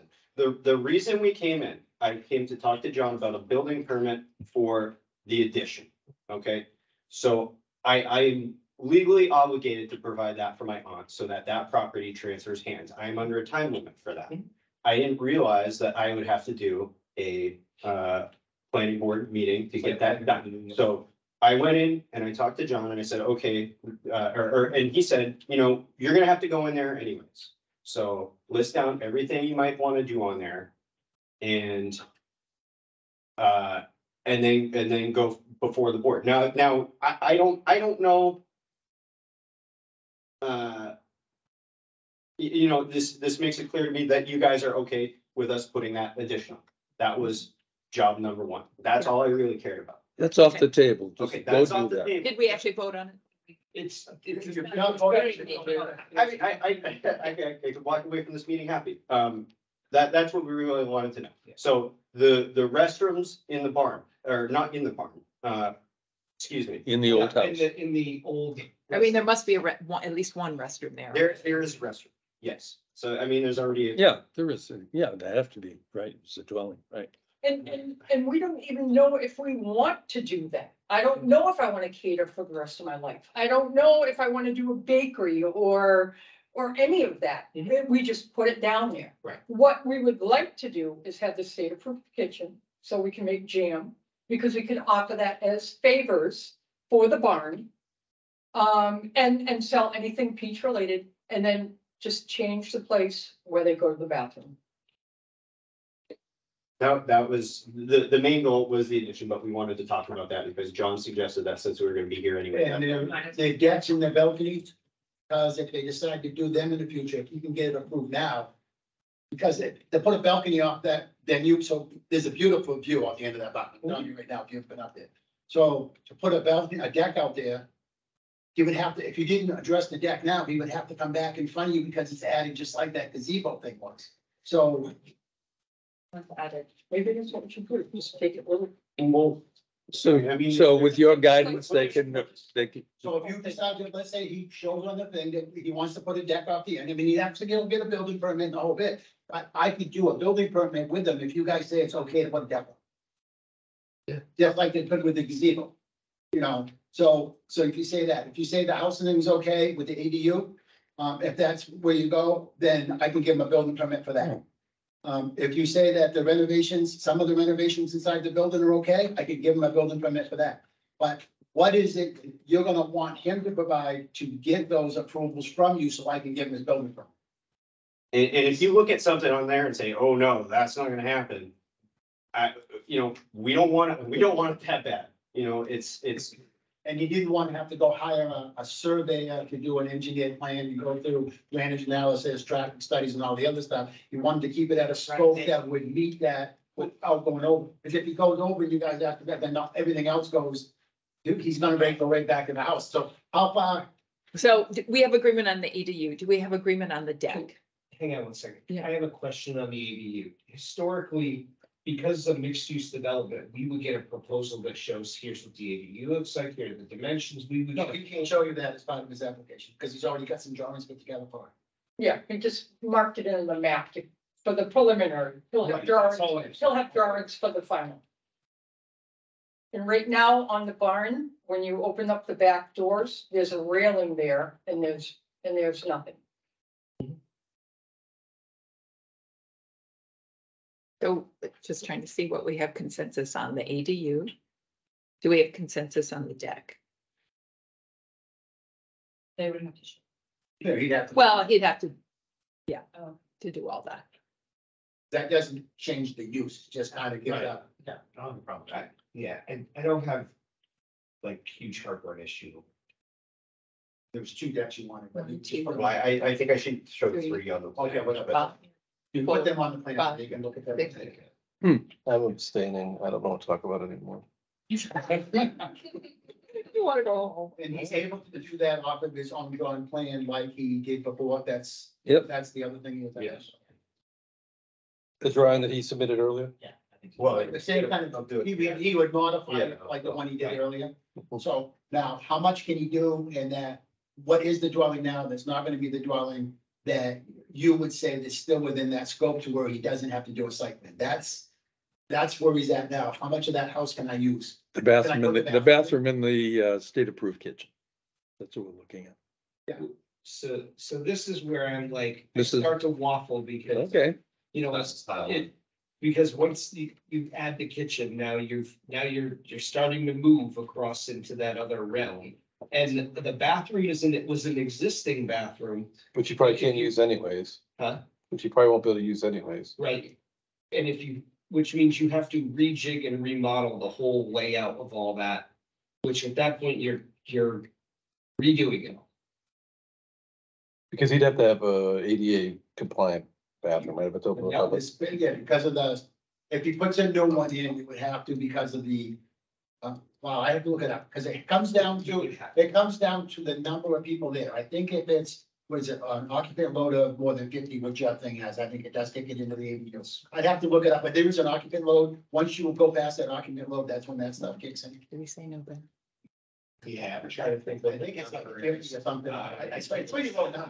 Yeah, I didn't think it was that high. Yeah. It was like 25. It might be, but I know there's a number. You'd have to have Is it a bathroom load for just that the building or people load who are for doing the property? kitchen stuff too. It's a load for the use. Can't put an outhouse Because of outside. the building code of where it kicks in. So if they had a wedding party that was going on, there was 55 people, it would change everything. If they had it set up and they were doing the bathroom. Right. Now, the way it's set up now, where they bring porta potties in, those speed ADA. They could, they make, Some they of make, them do. They do make them very full ADA compliant. Bathroom trailers aren't. no, They got stairs going up and they're not the flat platform you can drive with that. So this is the part that I have the heartburn over is it's. In principle, I agree with all of it, but it's now you're changing it. We're moving into that. So it would be a minor site plan review is what you're looking for to add the kitchen to the old house and. And that would require a stamp survey plan, because that's how your regulations are written, unless you're able to waive that. So that's where the lines, that's what we're trying to do. So he knows what he's gotta bring in. That's where the issue is. How do you feel about that part? To get the bathroom and the kitchen? You wouldn't mind? Site plan review with the. The stamp, Survey plan, that's this, Your survey plan is one of our requirements. Okay. And before they waive that for you because of the use. So that's why I'm trying to get it. Can you still use the same plan? And they're gonna allow you to use that plan as a waiver like they did last time? Okay, so we could request a waiver for the waiver to that. relief. Well, you would, that's what you were doing now, but I was trying to get them to give the threshold to where they'll give the waiver so that you know what you're bringing forward. Is there square footage too on the minor to majors? Is there a square footage requirement? Well, minor and major, site review Hmm. is treated exactly the same. What it is, it's got minor and major because at one time, and a lot of municipalities do this. If it meets the minor things, staff actually approves it because it has a certain criteria. So the planning board is not overloaded with every application coming in. Past boards had this thing where we want everything to come in front of us. We don't want staff to approve anything. So we have minor regulations, but they're treated exactly the same as the major and out. The requirements are still the same process. So maybe bathroom, the expansion of bathrooms would require a site review. I still think a state approved kitchen falls under the agricultural. But would you be comfortable with a site review with his drawings like you did last time, or are you gonna make him have a surveyor? You mean to put in bathrooms? Yeah. And a kitchen. See, I think the kitchen it should just be approved because it's part of agriculture. Well, I think the thing that's gonna be on top of the kitchen and the bathrooms is gonna be some sort of septic system.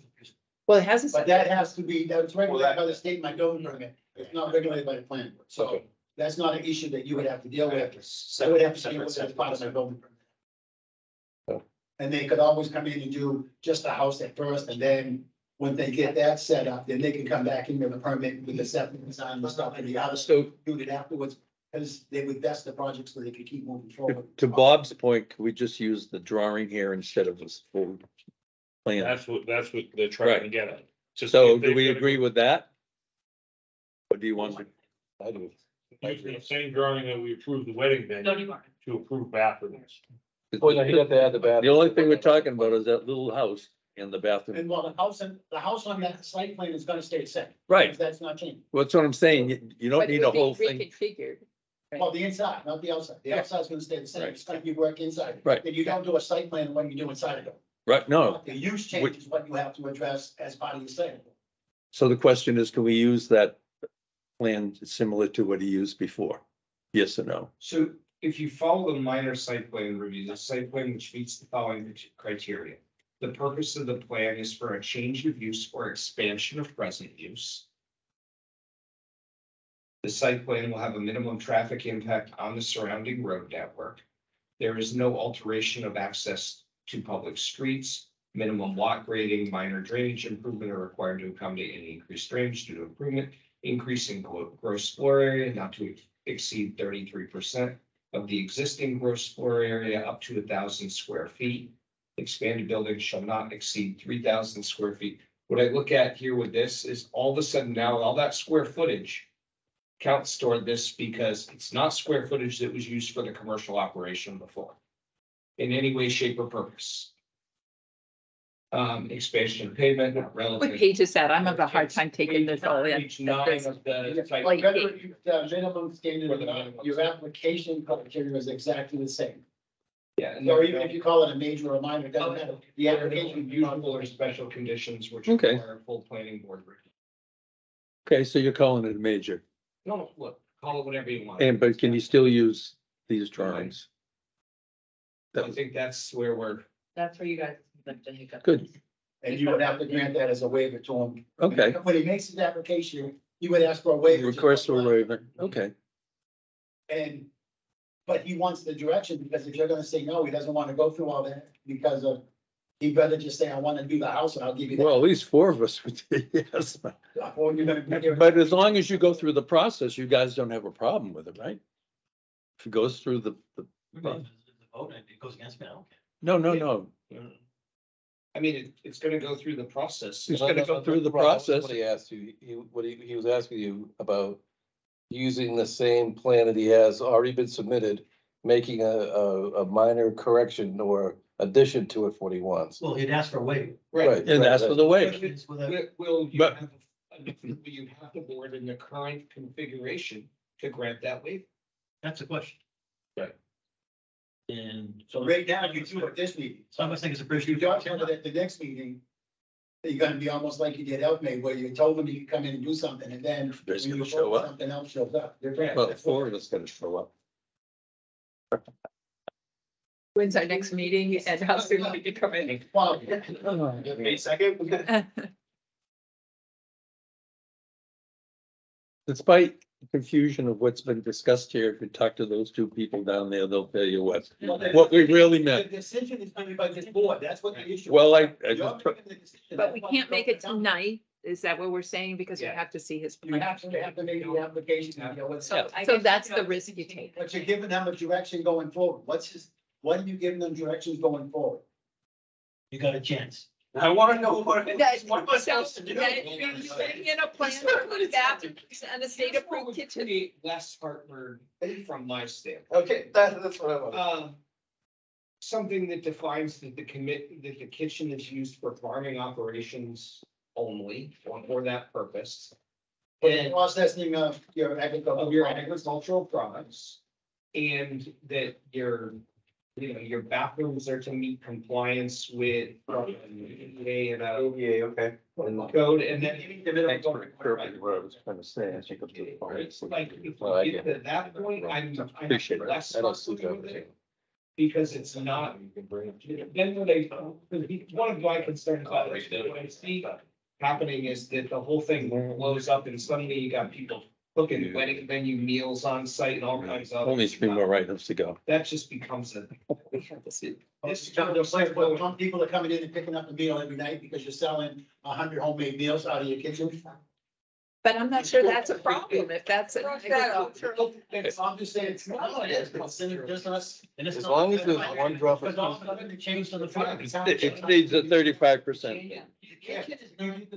What it's used for is what comes. Well, but if every meal has some little peach in it, I think he makes a great.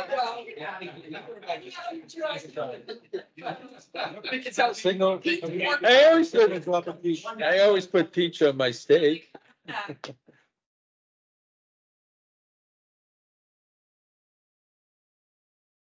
They can come back to May with a minor site plan.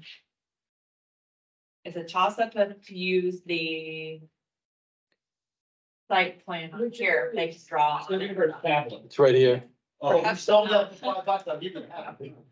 If you'll a approve little waiver, more detail. sounds like. Sorry, I will say that I'm kind of with Andy on this. If you put limits on the kitchen, what it's going to be used for, And that could be like. that would be more than this side, the dark side. But if you come back and we approve something else, we can always That could say, be an announcement. it can be an agricultural product. But it's not as long as 35% is produced on that site.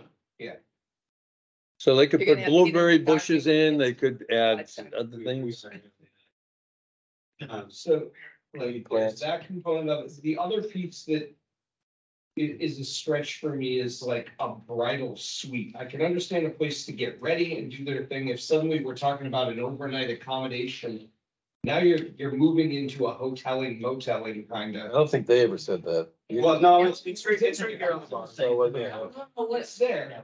That was the list they were told to put together. I didn't read that far You down. guys approved it. Yeah, nix it. Come back another time. Yep. Right. Okay. As long as it's a preparation area and they're not staying over, then it's not a problem, right? The bride has It's to just have a an place, empty room, right? just an empty room. That's all it is, right? You can put up a yurt. If they're staying under the agricultural use, if that's what they determine, they wouldn't have to do a conditional use. They wouldn't have to worry about mixed use. They would all stay under that agricultural use that legally exists. Right. By the way, that In purpose and. But that, So this. I didn't either. I don't feel like You eating take the retail it. midnight. sales for items produced in state approved kitchen, we want that gone. What? Sorry, say that. Where it says brand desserts, prepared meals, that is something that the Yeah. parts of the board has an issue with, and Sounds like a no. Well, I would think think during prepared peak meals is season a and no, you but already for- have traffic. The prepared meals If they wanna suggest do- you're kidding up, yeah. But it'd have to you know, be dinner meals somewhat for from your people. farm. It's certainly a problem. Now, if you put a couple of cows in there, you could, you know. That's what I said. Yeah, let's keep on going silence. Yeah. But- I grew up around here. Any other questions that we haven't addressed, or does this help provide? Does that give you some direction? I know. Okay, so, I so don't know. next time, what we, if, May 2nd, if we come in. So. We need it by April 12th. You'll have it. They can use this site plan with those not modifications, but showing them they want to do the decks or whatever. Describe in your narrative what you're going to do, the commercial kitchen or wherever we're calling it. Data proof, kitchen, data whatever, proof. And restrooms for the agricultural use only. SAK. And then so with your Data proof. footprint for your residential. The addition. Whether it's gonna be the ADU or whatever, I don't know if you can scale We're it gonna get peach cobbler. at all in this. That would be great. We're gonna get peach cobbler at midnight. So I think it sounds like. That he has a bush on the back. Pardon me if I'm wrong. I guess that was considered bribery. Decision, the limits of what it's used for example, just with agriculture. It sounds like that's what, to me, I think that's what I'm hearing. I think that's. Would satisfy everybody, and then there's some decision saying those things, but put that in your narrative that. That's strong. Okay, so, You. You're doing the addition. Yes, support. You're doing the addition for family member, Mhm. And you're gonna expand it to X amount of, I mean. The that could probably be- footprint in, You would like an elevation drawing showing the new construction of the building, you know, which you're showing part of your building is. And then show the location of the decks, the balconies and stuff that you're gonna do on the. existing building. You got like. On the site plan, the scale. And, yeah, narrative for the commercial kitchen. Narrative for the commercial kitchen for the state. So like, your project. So if we come back. Talk about it tomorrow. Okay, so if we Two come more back. things to go. Where you go? I can't. On your site plan, is that okay with? Housing those master plan bathrooms chapter. being used for vendors? Oh, you still got Micah Road to do. Well, when. Yeah. I don't know if it's still here, It's part of your, unless that kid you're, down there. you're using it toward your use of your. Yes. Right. Okay. All that. This is one. Work, is that gonna do or anything else, you know, anything. But not with the road. No, Like when you guys were working. It sounds like, they get concerned about the setback. Like, it sounds like the only. No, there's still. It's turbo to the side. yeah, I would just send it right up to you guys. Should be a slam dunk. You go back in it. All the directions you got. Yes. I think I We're gonna have to watch it. We're gonna have to watch it. How about adding apples? What's that? How about adding apples? Think about that. We got 10 apple trees now. You do. Yeah, we don't usually sell them because we put signs out for the apples before, but people never come back. Oh. But if we make little pies, Yeah, we're done. Yes. all right, that's your direction. This will be fast. Okay. See you now. Sorry, you're the You guys director. did- Sorry. Well, we're. And they're done. Yeah. Guys, we're we'll all- pick you again. Thank you very much. Thank you for your time. It's not a, did not go the way. I didn't think it was gonna be like this. That's the maniac. This is only different, I guess. Thank you. Yes. Some that say peach.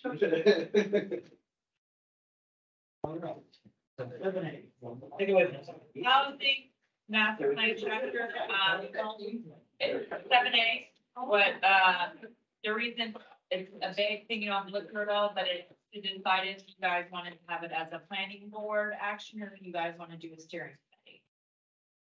Stuck around. Last time when we were talking about it, you said you wanted to see the scope. This is the top part, the scope of services that, we're gonna be implementing our regional planning commission to do. The second, the more lengthy portion is the grant that we got awarded. Just so everybody has a copy, I guess, so you know what it looks like, Anybody has something that they would like to. or I just need direction which way you wanna go. Something, I see something. I don't know. Yeah, the committee's worked for the other ones, fine. We can get the same Farm it people. out. Here's something you want. Sweet. Ron and I will do it again. The one they appoint, so. Yeah. Yeah. Let's do, at least 2 planning board members, and then the rest can be. And Joyce is from the I'll have to get planning board, appointed. from the, Oh, yeah, you can from the housing committee. we're old hands at this, right? Yeah, Yeah. it was actually pretty Somewhat. interesting, wasn't it? Oh, man. Interesting. What are we working? for? Environmental lawyers use Okay, the so, wording from. subcommittee, okay. I don't know. if Whoa. you can vote on What they making for? it.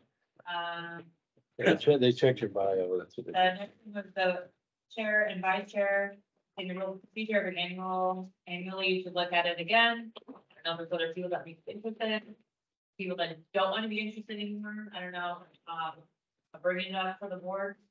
Somebody like to be the chairman of the planning board. Please. You gotta nominate somebody. Okay. Can we all, any of us can nominate somebody? The only one that can't be in the Is chair me. is, right, that's. Yeah. Yeah. So I nominate Ron to be chair. I think you, well, because you did it last time, you did a good job. I haven't seen anybody else do it, so I thought you did a good job. Again. But I thought Andy didn't want to do it. I didn't want to do it the first time. I was working on that assumption that Andy, I got nominated when I wasn't here last time. Miss the meeting, you become Jim. Yeah. Oh, shit. It's okay, you're here. Yeah, buddy, you've been elected. I still nominate Ron. Thank you. I really didn't want to be vice chair. I hate running the meetings, and you guys know. Oh, do you? Yeah. So Hey, not gonna be? I nominate Andy. Is there anybody that's interested that won't feel pushed into it? John? I'd Would be vice if Andy's the top dog, I'll be his assistant. Right hand man. Well, maybe. Do you want to be the chairman? Be the chair. Be chairman? I'll say vice. There you go. See? You can be fair. I've only been here a year, though. It's just running a meeting. A lot of it is It's not. facilitating the meeting and keeping things under control. That's the major part. You got one vote just like everybody. Need a You whip. yell at people though, as, Well, Andy's showing you how you do it. You Yeah. oh, I don't wanna do it that way. Oh. I won't say I run it perfectly, and like, tonight was a circus half the time. It was a difficult. Well, put me on, all right, put me on probation. I mean, I nominate John Driscoll as the chairman of the planning board. I'll second it.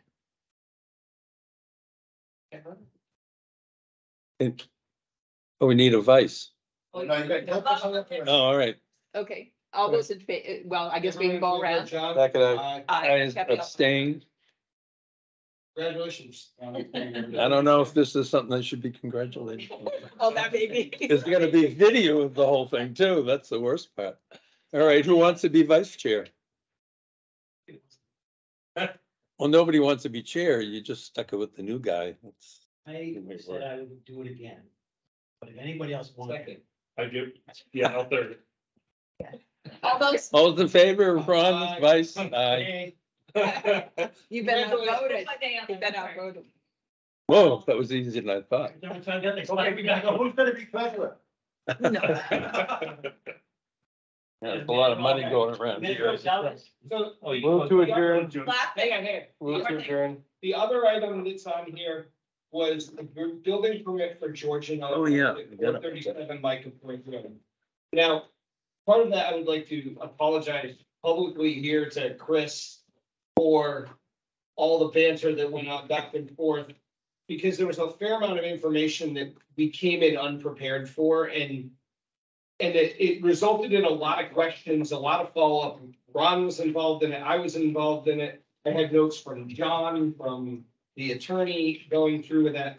And I don't ever want to put anybody through the ringer that doesn't need to be through the ringer on any of that. So from that standpoint, like, I'm sorry he had to go through that. And, you know, part of that is my ownership for not getting through all of my content earlier on that, and then making sure we had all the content so that we are able to ask all the right questions going into all of it. With that, there's some pieces on the regulation that I think we definitely need to go back and review and have some conversation on, because I won't say that I agree with all of it in the way that it's written. I mean, it's black and white, and I will follow the rules for what they are, but I agree, yeah. I think. The only thing in the zoning is 7.2, development of class 6 roads. All private roads shall be in compliance with the subdivision regulations. Existing roads, this is if you approved a private road as part of your subdivision. Yeah, Now, class 6 and private roads to the selectmen policy are exempt and not part of that zone. Right. That's a whole different issue. I guess we're saying, what's the guidance that we have, right? Well, and some of that is John and I went through offline from all of this, was that making sure that we're staying focused on the fact that we're here for subdivisions, Right. site plan review, things like that, not specifically single family development on. You're not allowed to do a site review on 1 and 2 family. Right. homes. So addressing that, getting kicked back into the lane, it was where we went off track, and Right. I was leading the charge off track on that, so. I want to make sure that we're able to clean that up and clear that up. I agree. As we go through it. So where somebody can say, hold on, this is. all we're supposed to be looking at Right. and pass it on to these And in people all and let fairness, them if you decide. read the minutes, Bob's like, we're here for our private road development and I'm like kicking him to the curb. I tried. Argue. I think Bob said it like 20. Wait a minute. He did, without a There doubt. were 2 votes to proceed. So, I'm not there. and I agree, I'm not there either, but if our guideline is that this is what it is, then that's a different. We have to address it in a more productive avenue. Hold on one second, you just, wait a second. What I felt about, I understand, I do too. I would like us to revote on sending the motion to the select board. That we are in favor of category 3, option 2, with the waiver request for the class 6 and private road, and we are okay, we've reviewed the items that we were originally not in favor of, and we're in favor at this point of supporting that, as long as everybody agrees. That's a motion. I second it. Well, Confused, but the request was for to give it to the road association. That was not in compliance with. Right, that's the waiver, right? I think that's in this, within the spirit of the intent of that, and I think we had, none of us had any problem with that at the beginning, still don't, I think.